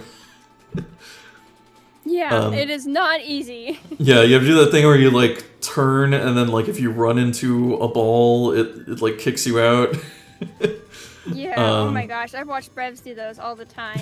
I like the ones in Sonic Superstars. I don't know if I'd like the ones classic, because it seems like Sonic Superstars made them a lot more fun. Yeah. Can you imagine if we had to do that in the book somehow? Oh man, that'd be wild. You just spin the book around. We have to do a bonus stage. It's like, do you go left or right? 2 ways, Ross answers. Either we lend you a spaceship and you can do it, which is risky because you don't know the way, or we'll do it for you. It's what we were designed for. Okay, so do Sonic and Tails offer to do it themselves, or let Ross do the job, or ask if there's another way out? Although I feel like we've already established there is not. Yeah, so, okay. They're asking us to let Ross take us home, or put the Chaos Emeralds in there, or ask us to put the Chaos Emeralds in there? Yeah, it's either we'll take a spaceship and we'll go bring the emeralds to the warp, or we can let Ross take the emeralds, I guess, is the choice. Let's do it ourselves. I don't know Ross that well. Right? He could still be working for Robotnik. This way, Ross says, and leads them down a passageway past rooms where other androids are working, to a large empty chamber. I feel like some autocorrect happened here. Yeah. This is the changing room. This is the changing room, he says. What's he going to change us into, wonders Tails. Tails, come on. Although maybe he's correct. Sonic shushes him as Ross speaks into the empty air. Computer, one hedgehog-sized spacesuit and one fox-sized spacesuit with extra tail room, he says. Is this the image we saw earlier of Sonic and Tails next to robots in spacesuits? That must be it. It's the contamination suits. It's for this. That must be it, yeah. A concealed door swings open with a concealed hum. What? And 2 white suits emerge on hangers, steaming slightly. Oh, they're warm. Fresh out of the oven. Put them on, says Ross. You may need them. Things out here are rarely what you shout for help. What? I feel like the book is falling apart. As we get closer to the end, there's more and more, like, grammar mistakes. Sonic and Tails start to slip into the suits, which fit perfectly. Suddenly there is a knock, as if someone is rapping on the door. Come in, says Ross, but the door does not move. The knocking comes again. I said come in, Ross repeats, raising his voice. I'm not coming in, I'm coming out, shouts a little voice. A section of metal on Ross's stomach dents, then splits in 2. Oh yeah, in that picture there was like a little robot coming out of his stomach. Oh my gosh. Half of it falls to the floor, trailing wires. From inside the android's body, a small red robot leaps to the floor, sprints to where Sonic and Tails have left the Chaos Emeralds floating while they are putting on their suits, grabs them, and dashes out into the corridor. Should Sonic and Tails give chase or finish putting on their suits? Oh, here's the picture again. Ross is not okay. What the heck? So just a little robot came out of his stomach and stole the Chaos Emeralds. What? I guess let's give chase immediately? Okay. The corridor is lit by flashing alarm lights. Sonic and Tails almost trip over an android lying against the wall with a hole in its metal skin. Oh my god. Oh my gosh, is this an epidemic of robots busting out his chest? Or is the small robot just murdering all the other ones? There's no sign of the small red robot or the emeralds. Should Sonic and Tails go left, right, or talk to the android? Oh, the one that's lying against the wall? I don't know how talkative it is right now. Let's go left. Who built me? Oh no, it's... Oh shucks, let's go right. I'm not, yeah, it goes back in time. Sonic and Tails dash down the corridor. It twists and turns through the space station, but from time to time they catch a glimpse of a fleeing red robot's heels that let them know they're going the right way. Oh, well that's good. Suddenly, a voice breaks in. Pardon me for interrupting your jog, it says, but the space station is under attack. You must evacuate immediately. Follow the flashing signs to the escape pods, please. Do we keep chasing the robot or follow signs to the escape pods? That's really difficult. I don't know, I kind of want to keep chasing the robot. This is just like me with the Chaos Emeralds. I keep getting like tunnel vision. Like I'm like, just get the robot. Right? Well, it's got me here, so let's keep chasing the robots. Okay. Oh, I thought this was like an end, but okay, I guess not. Down a short corridor is a vast room. Sonic and Tails step into it to see a small red spacecraft hurtle through the opening at the other end, diving through a force field and out into space. 3 other spacecraft sit here, one huge and well shielded, one squat and heavy, and one as thin and streamlined as a dart. What are they? Asks Tails. I don't know, says Sonic. Computer, tell us about these 3 spaceships. Certainly, Sonic, says a voice. The first vessel is the Kubrick, a long-range spacecraft. The second is the Yuzna, an explorative ship designed for planetary landings. The third is the experimental prototype starfighter Toho, ready for its first test flight. Okay? Oh, that's cute. Well, I'm gonna give Sonic Toho. The Toho? Yeah, it seems like it's the fastest one, right? Yeah, like I feel like he could maneuver speed better than Tails could. And then for Tails, I'm gonna give him we just get one. Kubrick. Oh, no, okay, for both of them. Yeah, they're I think they're just both getting in they're getting in the ship together, yeah. Oh shucks. Okay, wait, what's Kubrick's description? Because now I just decide between Toho and Kubrick. That's like the squat and heavy one. I think. Oh no, wait, no, the Kubrick is the long range one. That one's huge and well shielded. You know what? Let's just go with Toho. That seems like a tornado. The fast one, yeah. Sonic X. We kind of get a picture of it here. Toho. Okay, and then I guess we just continue. A good choice, says the computer, whatever your choice was. And the spacecraft's cockpit opens. Sonic and Tails scramble in and sit down. Sonic in the pilot seat and Tails beside him. They strap themselves in, the canopy closes, and they blast off through the force field and away from the space station. Tails is inspecting the controls. They look very simple. Just a joystick, a speed control, and a single unmarked red button. Can I press the button, he asks? God, Tails, come on. It's the only way we'll find out what it does. Oh, go on, Sonic. You're hogging all the fun. Let me do this. I'll be your best friend. What the heck, Tails? What? Hey, you are my best friend, says Sonic. Trying to concentrate on controlling the ship. Then let me press the button, begs Tails. This feels like it should be the other way around. Right? Like, I can't believe Tails is being a bad influence right now. Yeah. So does Sonic say no, or does he say yes? And it says which, like, yes, which ship are you in? So and it separates them? It Which depends. makes you think that the Toho is super fast if I press the red button. Yeah, let's press the button in the Toho. Okay. The Toho. An accented voice filters out of a small speaker on the instrument panel. Lasers not fitted to prototype Toho. So sorry. Turn to section 3330, it says. Brother, says Tails. What was that section number? You'll learn, says Sonic. That's one smart computer. Did it say 30 or 330? I hope it was 30, because there are only 300 sections in this book. Dang, you read that fast. He flips the Toho through a loop and dives towards section 30. Okay. Pulling the spacecraft out of a dive, Sonic spots a red speck against the starry sky. It's the small ship, quite some distance ahead. Sonic kicks in the ship's afterburners and speeds after it. The smaller ship jinks, zigzags, and dives towards a field of asteroids ahead of it. From the way it's flying, the two animals can tell that it's agile enough to zip between the floating, spinning rocks. They don't know if there is, and there's only one way to find out. Do we pursue the red ship through the asteroids, or fly around the edge, hoping to find the target on the other side? Let's go through the asteroids. You pick the fast ship. Let's go! Sonic sends the spaceship spiraling into the asteroid field. Chunks of rock whiz past on every side, each one big enough to crush the entire Green Hill Zone. Oh my god! Darting ahead of them, tantalizingly close, is the slim shape of the red ship. Roll on Sonic's agility to beat a 5.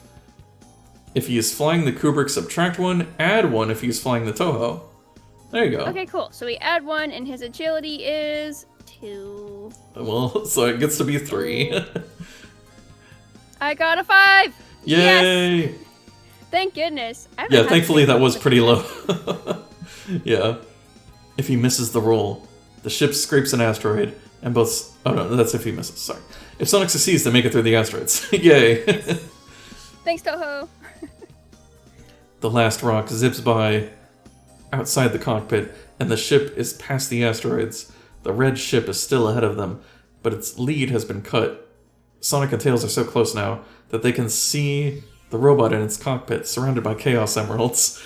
The small machine looks back over its shoulder, pushing its rocket's engines to full thrust, and dives towards the swirling warps of confusion that lie ahead.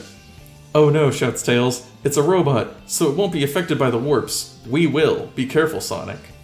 Okay, you can fly straight through the warps. Zip the ship between them, hoping the warps won't confuse him too much, or he can avoid them completely by flying around the outside. The second and first options are really similar, where it's like you can zip between the warps. Like, oh, hopefully it won't mess with me too much. But flying straight through the warps will definitely mess with you, right? Yeah. I imagine then we have to do the stages to go through them. Let's try to zip between them. That seems like a fine middle ground. Okay. The ship's control resist as Sonic turns it towards the spinning lights and sounds of the warps of confusion. He's not sure if he can steer his way safely through them, but he's going to find out. Roll against Sonic's coolness to beat a 7, add 1 if he's flying the Toho. Okay, so my coolness is 4, so I got 5 so far. So I just have to roll over a 2. Yes. I got a 6! Yay! He makes it. The ship hurtles out of the whirling madness of the warps. Sonic and Tails zip away from the warp, close behind the red robot's vessel. It tries a zigzag to throw them off its tail, but Sonic follows its every move. Abruptly, a gush of flame erupts from the little rocket's tail. Its stubby wings begin to unfold, and it plunges down towards the surface of Mobius far below. Sonic knows he has to follow it if he and Tails are to have any chance of recovering the emeralds and saving the planet from the clutches of Robotnik. But he's not sure if their spaceship... Plot. Yeah, right? Remember Robotnik? He's not sure if their spaceship can take the strain of diving through the planet's atmosphere. I think, interrupts Tails, it's time we tried that button. Wait, we did try the button, but okay. If Sonic doesn't let him, if he does, okay. So does he say no, or does he say yes again? I guess say yes again. I don't know how it would change, but nothing bad happened when we pressed it. So, like, why not if you're just trying to have fun? Yeah. Oops. So you're gonna press it? Yeah. The Toho. Just let him have fun, I guess. Yeah, again, it just says no lasers fitted to prototype Toho. So sorry. Crash landing imminent. Our options just crash or press the button. I guess, yeah, what if we say no? It plummets out of the sky? It's different, but I guess we'll see what happens with the button. No, wait, it's the same. Oh, okay. It's the same page. So I was thinking, like, it's the Toho, so it doesn't do anything. I guess there was that other one that said that it was made for landing, I guess. Yeah. So, yeah. And there's, like, one that has a shield, too. Yeah. So I guess the Toho is great for catching up to the thing. Yeah, it gave us... Not good It gave us the bonuses, yeah. The ship plummets out of the sky. It wasn't built to fly in an atmosphere, and it has the aerodynamics of a dodo. The ocean rushes up fast, and the ship hits with a whoomp. That rushes up fast and knocks the breath and all the rings out of Sonic and Tails. Oh, shucks. There go all 29 of my rings. Yeah. Waves lap around the cockpit. What was the point of having a fast ship anyways? We never caught up to him. I feel like we would have gotten this ending screen in any ship. Yeah, I don't know. Maybe something would have happened if we, like, got, like, sucked into the warps, maybe? We would have had to do something else? I don't know. It would help us dodge the asteroids, I guess. Yeah. But I probably could have taken the really long way around if I had the slow ship. Waves lap around the cockpit as the two animals peer out. They've crashed close to the little red ship and can see the robot climbing onto its cockpit with the emeralds beside it. There is no land in sight in any direction. The water around the two ships bubbles, and suddenly a giant golden submarine breaks the surface. A hatch on it opens, and robots rush out, jumping across to the red ship. It must be one of Robotnik's constructions. Do we jump from the cockpit to the red ship, abandon their ship, and swim towards the submarine, or use their ship to ram the submarine? I'm not sure we can do that last one. Okay, so the golden submarine has a bunch of robots jumping out on it. And they jump onto the red ship. Yeah. Okay. And the red ship just has the little guy sitting on it. So we jump from the cockpit to the red ship, or abandon their ship and swim towards the submarine, which I don't know what the submarine would do me at this point. Or use their ship to ram the submarine, so like to keep them from getting on the... I'm just gonna go to the red ship. Okay. Sonic and Tails leap towards the red ship, landing on its tail. The small red robot has been joined by 4 others, taking the Chaos Emeralds to the submarine. 4 of them form a wall in front of Sonic and Tails, while the 5th escapes with the gemstones. Sonic and Tails must each fight 2 robots. Okay. In turn, using their speed. If either of the heroes loses either their rings or life, turn to 198. Oh, if they win the fight, turn to 6. Okay. Okay. So we need to fight 2 robots using their speed? I'm gonna say, yeah, so let's just have Sonic fight, and we'll see what happens. Because, I mean, if we use their collective speed is 8. Yeah, you know what, let's just combine it together, and we'll do, like, one... Because then if we use their collective speed for 8, then it works on both of them without having to roll it all? Yeah. Here. couple times where it's like, well, I guess the stat's just so high. You can't actually win against me. I put a lot into speed. That's the name of the game. Yeah. Yeah, we could say, yeah, Sonic helps out Tails because he's so fast. But yeah, I guess if we do them separately, like they each fight... Oh yeah, like they each fight 2 robots and he's 5. I'll roll dice anyways. Okay. Okay. So Sonic got a 4 on top of his 5 speed. And then Tails got a 5 on top of his 3 speed. So that was 9 and 8. Okay, so they both won anyways. There you go. Even Yay! if they did fight individually. They won. The 2 animals dive into the swirling ocean. Wait, what? Okay. Why is that winning? Behind them, the ship fills with water and sinks with a gurgle. None of the robots are paying any attention to them. They're too busy carrying the Chaos Emeralds down into the submarine. The swim is further than it looks. Yeah, I feel like, wait, we had a choice to just swim to the submarine. I feel like we've just gone to that choice. Yeah. By the time Sonic and Tails haul themselves up into the submarine, the robots have disappeared inside it with the emeralds, and the hatches were closed. Yo, what the hell? I feel like we didn't win anything. Yeah, like, also it's weird that they were like, we're going from the submarine to the red guy. Yeah. I guess they just went to the red guy to block the red guy while the red guy ran into the submarine. Yeah, like, I think the robots were just going to pick him up, basically. Okay, well, that's very nice of them. Yeah. 1 gold ring. Okay. I'll give it to Tails. Yeah. There is a hiss as air bubbles up from around the submarine, and it begins to sink. It's sinking, says Tails, stating the obvious. No, it's submerging, says Sonic. Shut up, Sonic. Oh my god. Don't be so pedantic. We have to get inside before it disappears. If Sonic has picked up a crowbar, we did! We did get a crowbar. Oh my gosh. gosh. About it. We got a crowbar like 2 worlds ago. The hatch pops open. Sonic and Tails jump in and slam it closed behind them. The submarine is filled with robots, all tending to different complex instruments. The Hedgehog and Fox sneak past them until they come to a cupboard. In here, says Tails, we've got to find out where the sub is going. So I will hide in here until it gets there. Okay, Tails. Alright, it's gonna take a while.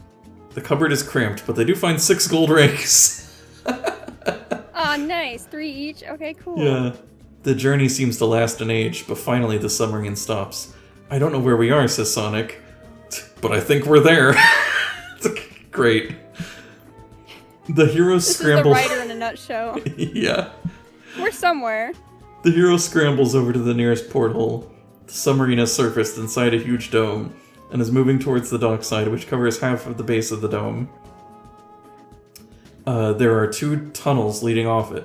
Places filled with robots, all attending to different tasks. A voice recited numbers backwards through a loudspeaker. 106, 105, 104.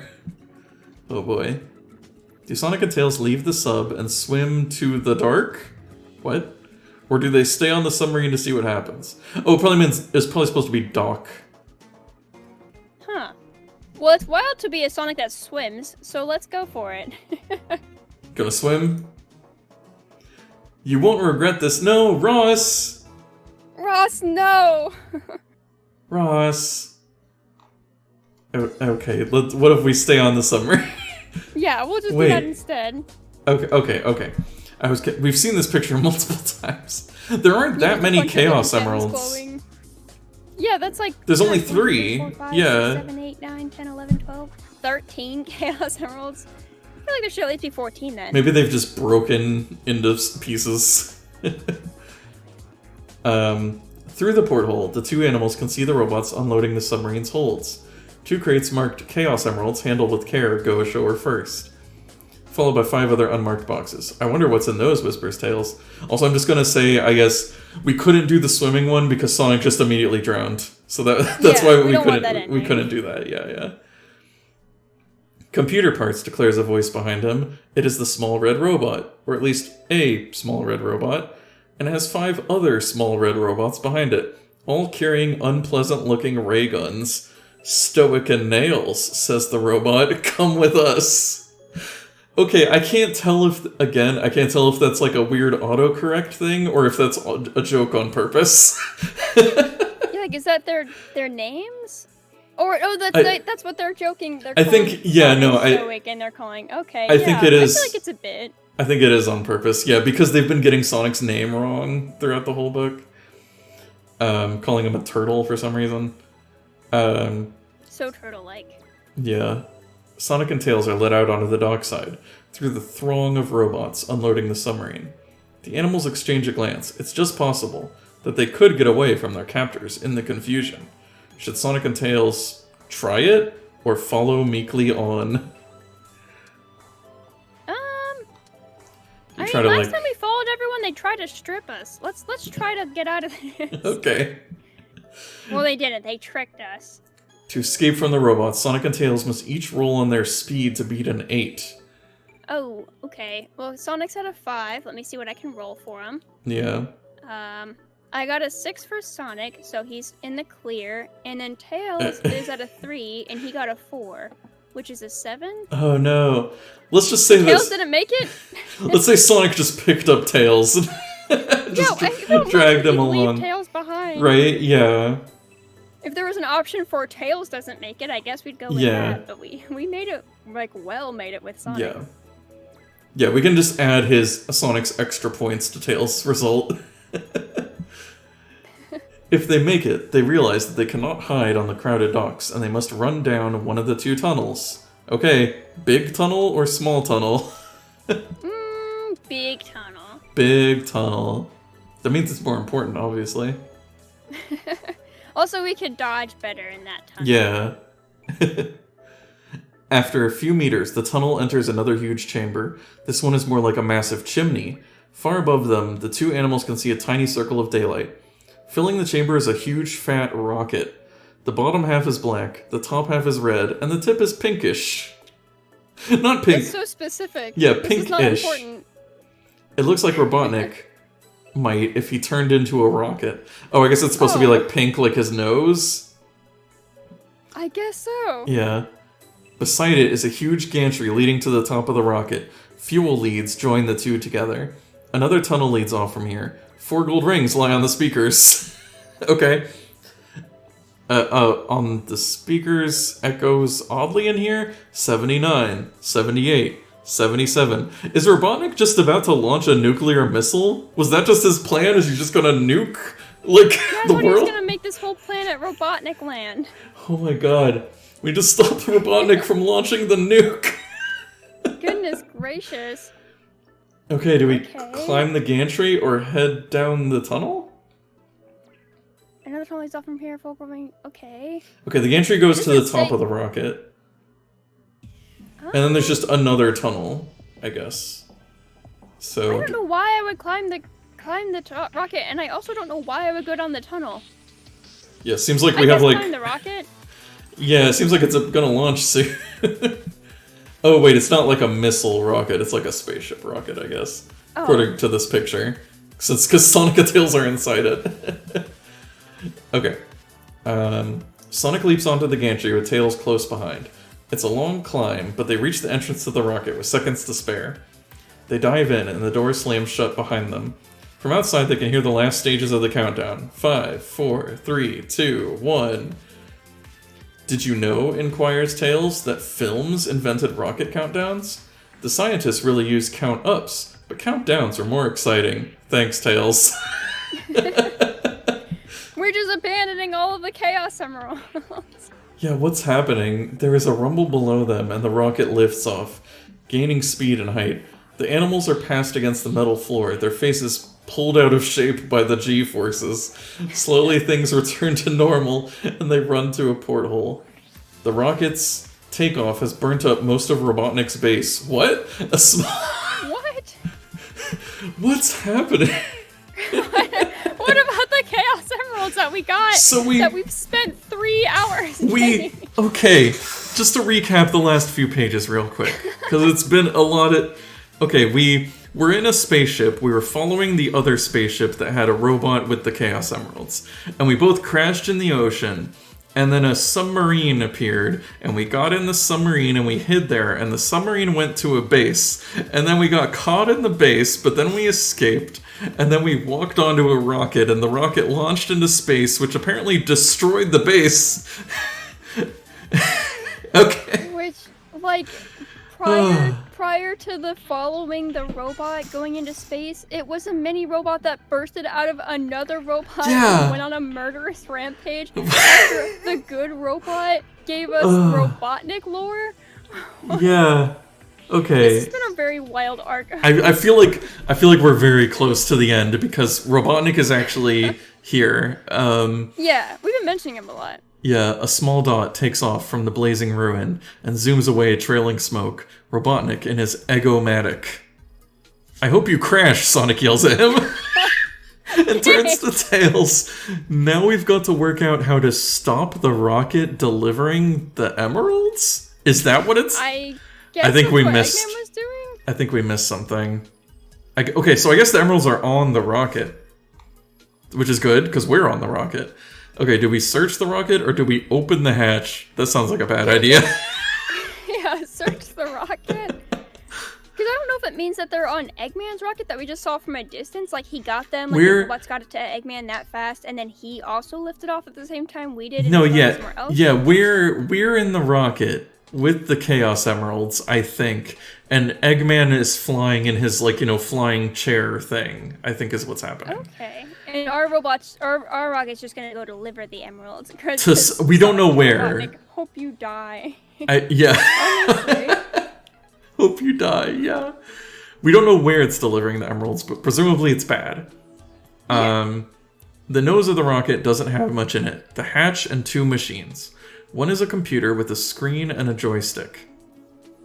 The other is a strange device attached to the rocket's hull, like a big grenade launcher or bomb rack. There's a panel on the side which Tails pops open. Inside are the Chaos Emeralds. Oh, so it's just a gun that shoots Chaos Emeralds at, like, bullets, I guess? Like grenades? Okay, do they operate the computer, open the hatch, or jettison the Chaos Emeralds? What's the word jettison mean? Like shoot? Just shoot them anywhere? I guess just into space? I don't know about that.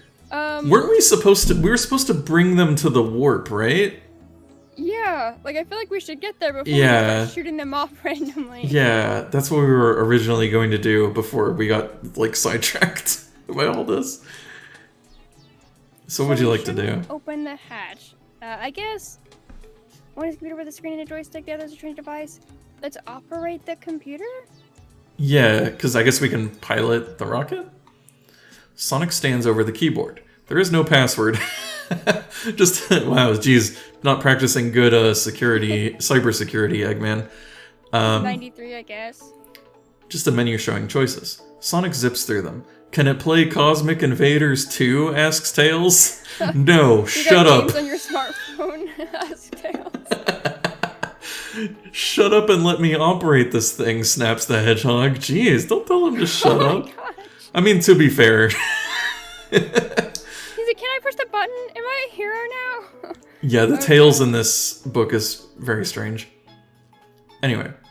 But we have very, like, calm music considering the situation. Yeah. We're just in a rocket. With cow music playing.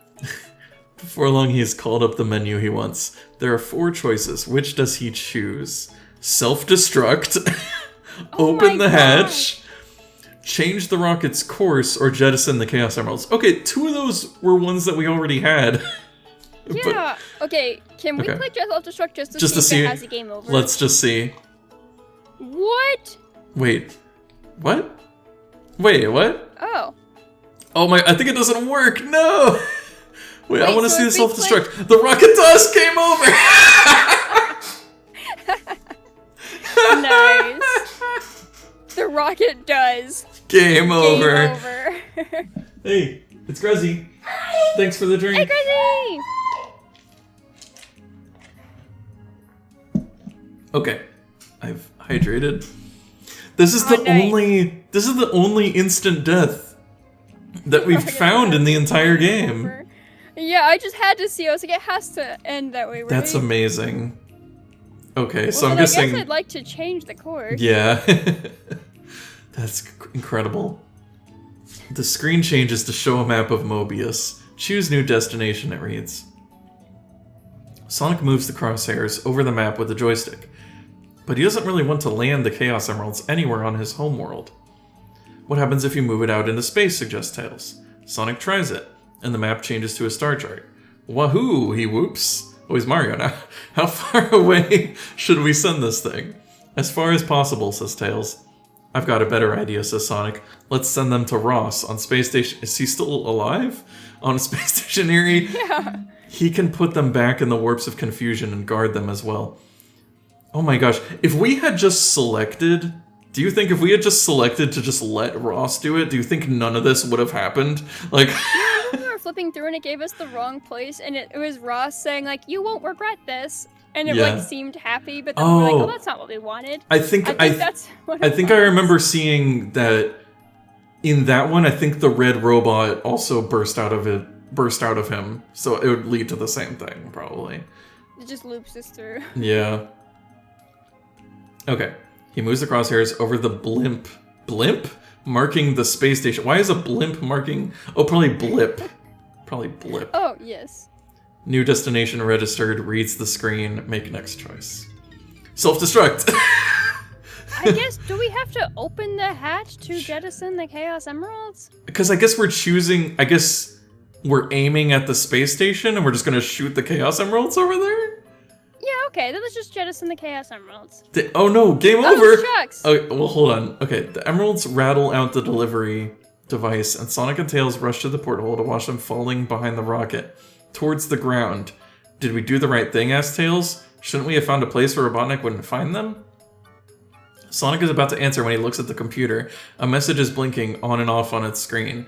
Emeralds delivered. Mission completed, it reads. Self-destruct sequence initiated. Sonic looks at Tails. We've blown it, he says, and the rocket explodes. Game over. Oh my goodness. I'm liking these deaths. Just exploding in space. Yeah, like, you're describing these, like, Goosebumps ones that are kind of gory and detailed, and then the Sonic ones are just like, it explodes. That's the end. I guess we open the hatch? That's the only option. Yeah, I guess so. Both of the other options are instant death. The Chaos Emeralds. Yeah. The hatch pops open with a whoosh, and the rush of wind outside pulls all the loose objects. Also, hold on. Robotnik's plan, he put the Chaos Emeralds in the rocket and launched the rocket into space. And the rocket's mission was just to drop the emeralds out into the air and then explode. Yes, is that why he went out in his rocket to catch them? I don't know, but we didn't launch the rocket. It just launched on its own. Like, this is all part of Robotnik's plan, presumably. Anyway, let's get out of here. Let's finish this. The hatch pops open. Chaotic unraveling story. Yeah, the hatch pops open with a whoosh, and the rush of wind outside pulls all the loose objects, including Sonic and Tails, out through the gap and into midair. The rocket shoots away from them, still heading towards the edge of the atmosphere and into space. The planet is so far below them that it looks like a map, but it's getting closer at an alarming rate. Grab my paw, shouts Tails. I'll use my tails as a helicopter to land us safely. Sonic falls towards his friend and grabs his outstretched arm. Save me from this fall, he shouts above the roaring of the wind, and you'll be a true hero, not a sidekick anymore. Wow, Sonic. What? Tails whirls his twin tails, but either Sonic is too heavy or the air this high up is too thin to carry them. They keep falling. Does Tails have a parachute?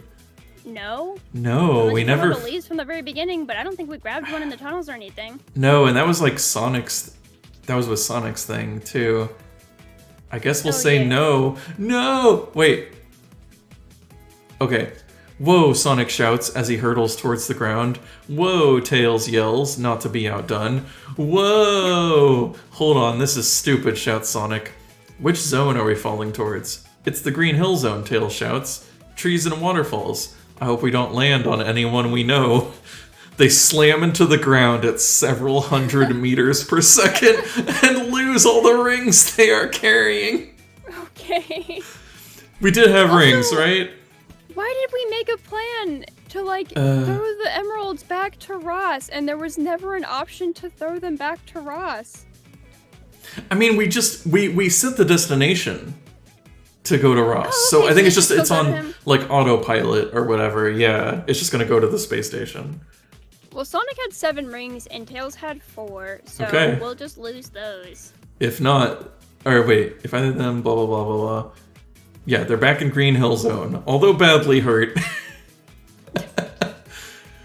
Wow, amazing. They just fell out of space, and they're fine. They had rings. Just badly hurt out of 100, what is it, also, 100 miles a second or something? Yeah. Also, there is no fall damage in Sonic games anyway, right? So, like... No, and also this Tails is so much more useless than in the Sonic games. He could totally... Yeah, he should have been able to just carry Sonic. It shouldn't have even been a problem. Sonic does go to space, so we know this for sure. Yeah. The 2 heroes pick themselves up. Oh, we're on page 300. Out of 300. The 2 heroes pick themselves up and brush the dust and grass off their gloves and knees. Sonic shields his eyes with his hands and looks around. It's weird, he says, but there's no sign of all the construction that was going on when we left. No ugly buildings, no stupid roads, no bulldozers, no robots, no televisions, no Robotnik Broadcasting Company.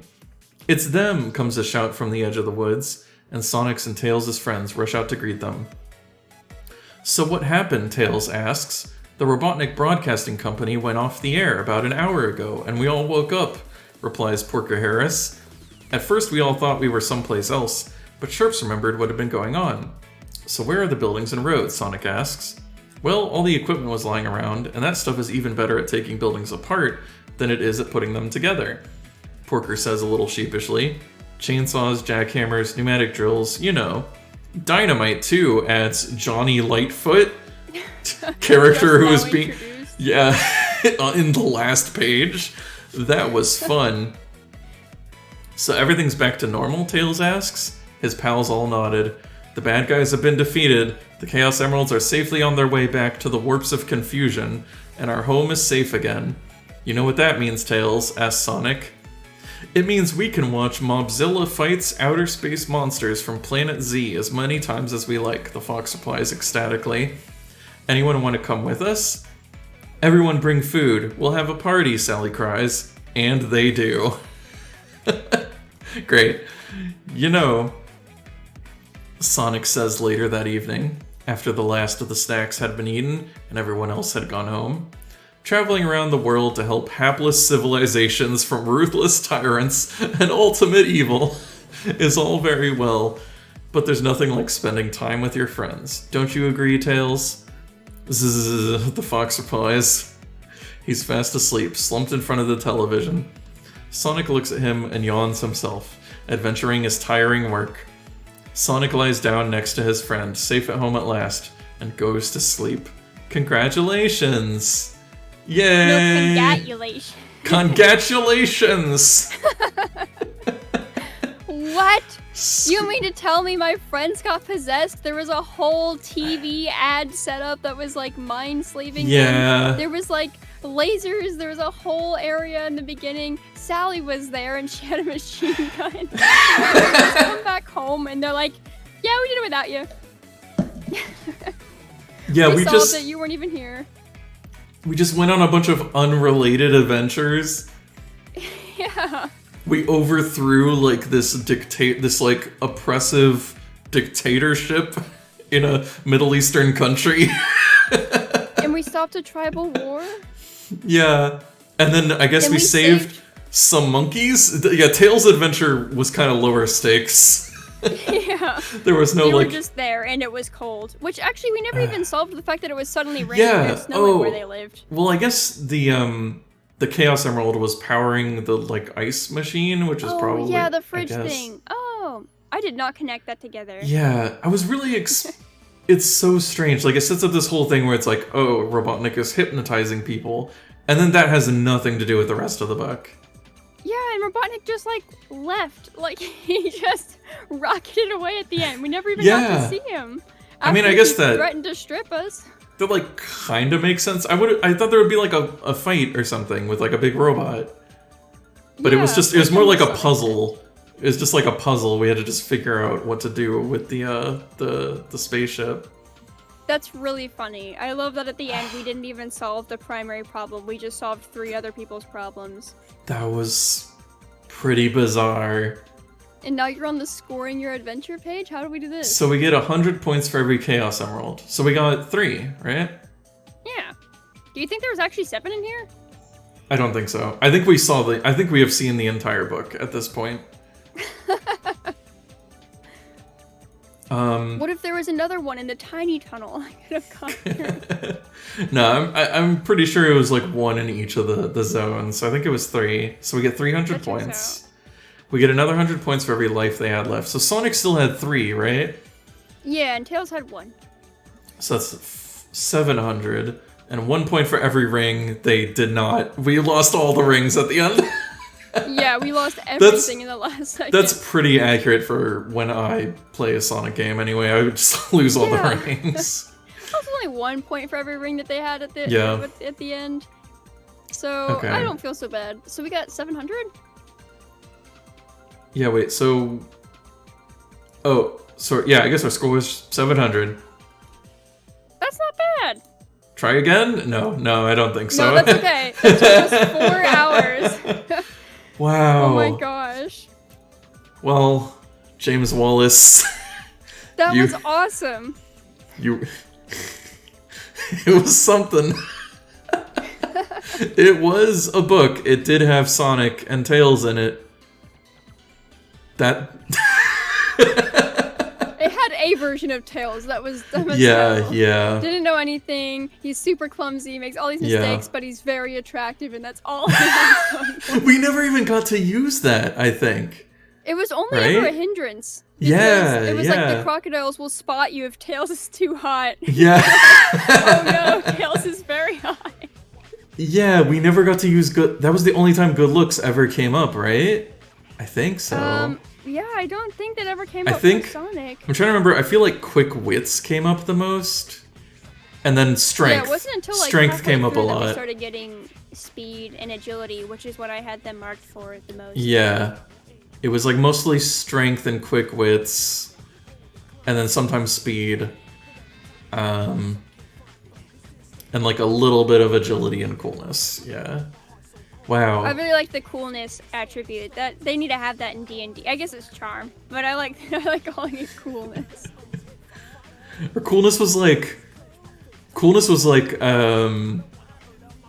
basically like avoiding stuff, right? Like cuz it was like, "Oh, you're holding the Chaos Emeralds and they're really hot." I guess in that case it was literal coolness, like you need to cool down the emeralds. Yeah, there's also coolness when piloting the ship through the asteroids. Was that one? So yeah. I guess you have to be pretty cool to pilot through the asteroids. Wow. Yeah. So, what's your review of Zone Rangers? I think it was 10 out of 10. I really liked the typos. I really feel like that random words and repeated sentences. That was probably not in the original book. I'm guessing that's an artifact of converting it to a digital format. I think there was just problems with converting it, probably. I mean, I think it enhanced the experience for me anyways, because I got to see them, but you actually skirted most of them really well. I was like, yeah, oh, wow, I was got through those. I was like auto-correcting it as I was reading. Yeah, the audience, you'll never see this, but Ergo corrected like a snap ton of words there. It was very impressive. Thank you. On the fly too. But, yeah. And it's too bad like some of the added to it. yeah, too bad some of the links just like didn't work and we couldn't find the pages they were supposed to go to. Yeah, as much of a shame as it was, it's not like it ever really cost me too many like lives or rings or anything like that. It was never that big of a bummer. Yeah, and there was usually there was usually like an alternate path, so we weren't completely stuck or anything. Yeah, like I wanted to go left to follow the red robot, and we went right, and it was like, well, that was the good way to go, and it's like, well, I guess that probably saved us some time, other than finding out just go right instead. That was really fun. It was really interesting to see like Tails when it had only been a year, as Tira said, since Tails even existed as a character. So like to see like this version of Tails is really interesting. It's just like a very like 2-player little brother kind of character. Yeah. They hadn't really come up with his character of being like this genius inventor yet. Or at least James Wallace Sonic was not aware of it. Yeah. Because I think like, even Sonic when... knew so much about mechanics too, and it's like that's not something I feel like he would be as aware of now. Yeah. Especially since they describe Tails with an act first, think later personality, which is something that Sonic has now become very known for. Yeah. That was pretty surprising. Yeah, they made Sonic like more of like, oh, he's like the wise mentor or whatever. Overall, this still felt like a Sonic adventure though. Like it felt very on brand. It felt like a really good part of Sonic history. It was just interesting to see like some of the different takes, like, oh, like these creatures and like this planet isn't exactly what we end up having in modern day Sonic, because in modern day Sonic it's more just Earth, and it's just like there's not as many like, oh, who are these warthogs and these weird crocodiles that are so bipedal. It's like, no, we've got Vector, and like we've got a lot more animals outside of Sonic and Tails, and we don't really have to hold on to the lore of Ovi, Kintober, or anything like that. So it's really interesting to see the Archie take. It does make me wish that we had these characters back more. I miss Sally Acorn, and Johnny Lightfoot added so much to the story. Right at the end where remember when he talked about Dynamite for one line. Yeah, and he really liked it. I think that he was great. If I remember right from when I listened to the Pod Your Own Adventure podcast, I think they did do the first book, because I think they had like an actual physical copy of it. And I think Johnny Lightfoot showed up more in that one. So maybe it's expecting that you read the first one, and so it's like you would be like, oh, Johnny Lightfoot from the last book. Yeah. I like all the cameos of the characters I don't know as well. And in the lore universe I don't know as well. I'm really glad Ross did like a little lore drop for us too to recap it. Yeah, that was interesting. That was really fun. We had so many different zones too. It did feel like a Sonic game. Like even if Archie is so different than modern day Sonic, it's like, oh, it still captures a lot of that Sonic feeling. And it was a great time. Yeah, it kind of felt like each of the zones could be like an episode of the cartoon or something like that. I thought it was pretty good. I feel like probably the most well thought out one was the one in the like desert city. Like that seemed like a whole like storyline on its own. There's a lot more props and like things you could gather if you explored it correctly and stuff like that. And like if you like paid attention and you're like, oh, I don't know, I think this one's the traitor. There was like a little more involvement there. That one was like, and then like that whole boss fight, there was like a whole like MMO boss fight with like different mechanics and stuff. Where, when we had to roll the dice for like a bajillion different things. It's like turning your allies into enemies and like, that was crazy. Like, that felt more like a final boss fight than what the actual ending. The ending was so abrupt. I thought that was also a treat of sorts, especially since we've been doing this for 4 hours. You're kind of like, all right, I'm okay for this just suddenly. I would not have wanted another super complicated boss fight. If there had been another really complicated boss fight, I probably would have just skipped over it. I would have just been like, you know what, we win. Don't worry about it. Rain, they're all 1 HP. Just roll once. It's fine. Yeah. You need to roll a 2. But I mean, I do like that we ended it by literally just jumping out of a spaceship, and because we didn't have a parachute, because we never found a parachute, they just slammed into the ground like a meteor. They described it as so painful, and they're like, you're badly hurt. They slammed into the ground, but because they had rings, they were fine. Naturally. That's so good. That's pretty good. Okay.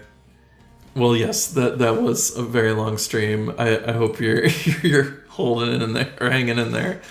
Ditto. I think I might get some chili dogs afterward. Oh, nice. To celebrate. That sounds like a great idea. So thanks again for hosting. It was a very wonderful time. Thanks for having me. I would totally read another one of these, and we would probably split it. Or at least maybe schedule like a break at like. I was gonna ask earlier, but then I was like, oh well, we're just gonna keep going. Yeah, honestly, I'm glad. Yeah. That was a great experience that we powered through. I think it was paced well, despite like the fact that, like as you said, some places were like way more fleshed out than others. I feel like that was good because it was like, all right, we're still kind of getting a groove. Then we got to the desert place, and it's like now we're like a little more engaged, so we need like a little bit more going on. And then by the end, it just kept flying us around everywhere that it was like, all right, that's one way to keep me engaged. And then they're like, the end. And you're like, oh, okay, well. Yeah, because it was like, fine. Oh, you're in a spaceship, or you're on the space station, and then you fly a spaceship out of the space station, and then you crash, and then you get in a submarine, and then you're in an underground base, and then you get on a nuclear missile and get launched into space.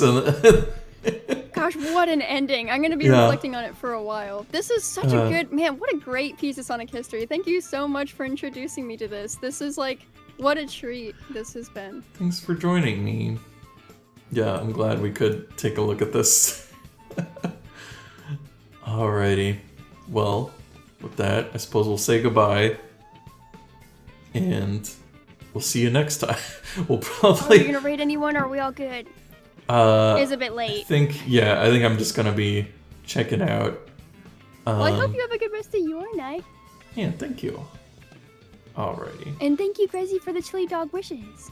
So, I was trying to think of like what is Sonic got through? Zone Rangers. The Zone Ranger Zone. Zone Rangers. The Ranger Zone. Oh man, or as Sonic would say, gosh.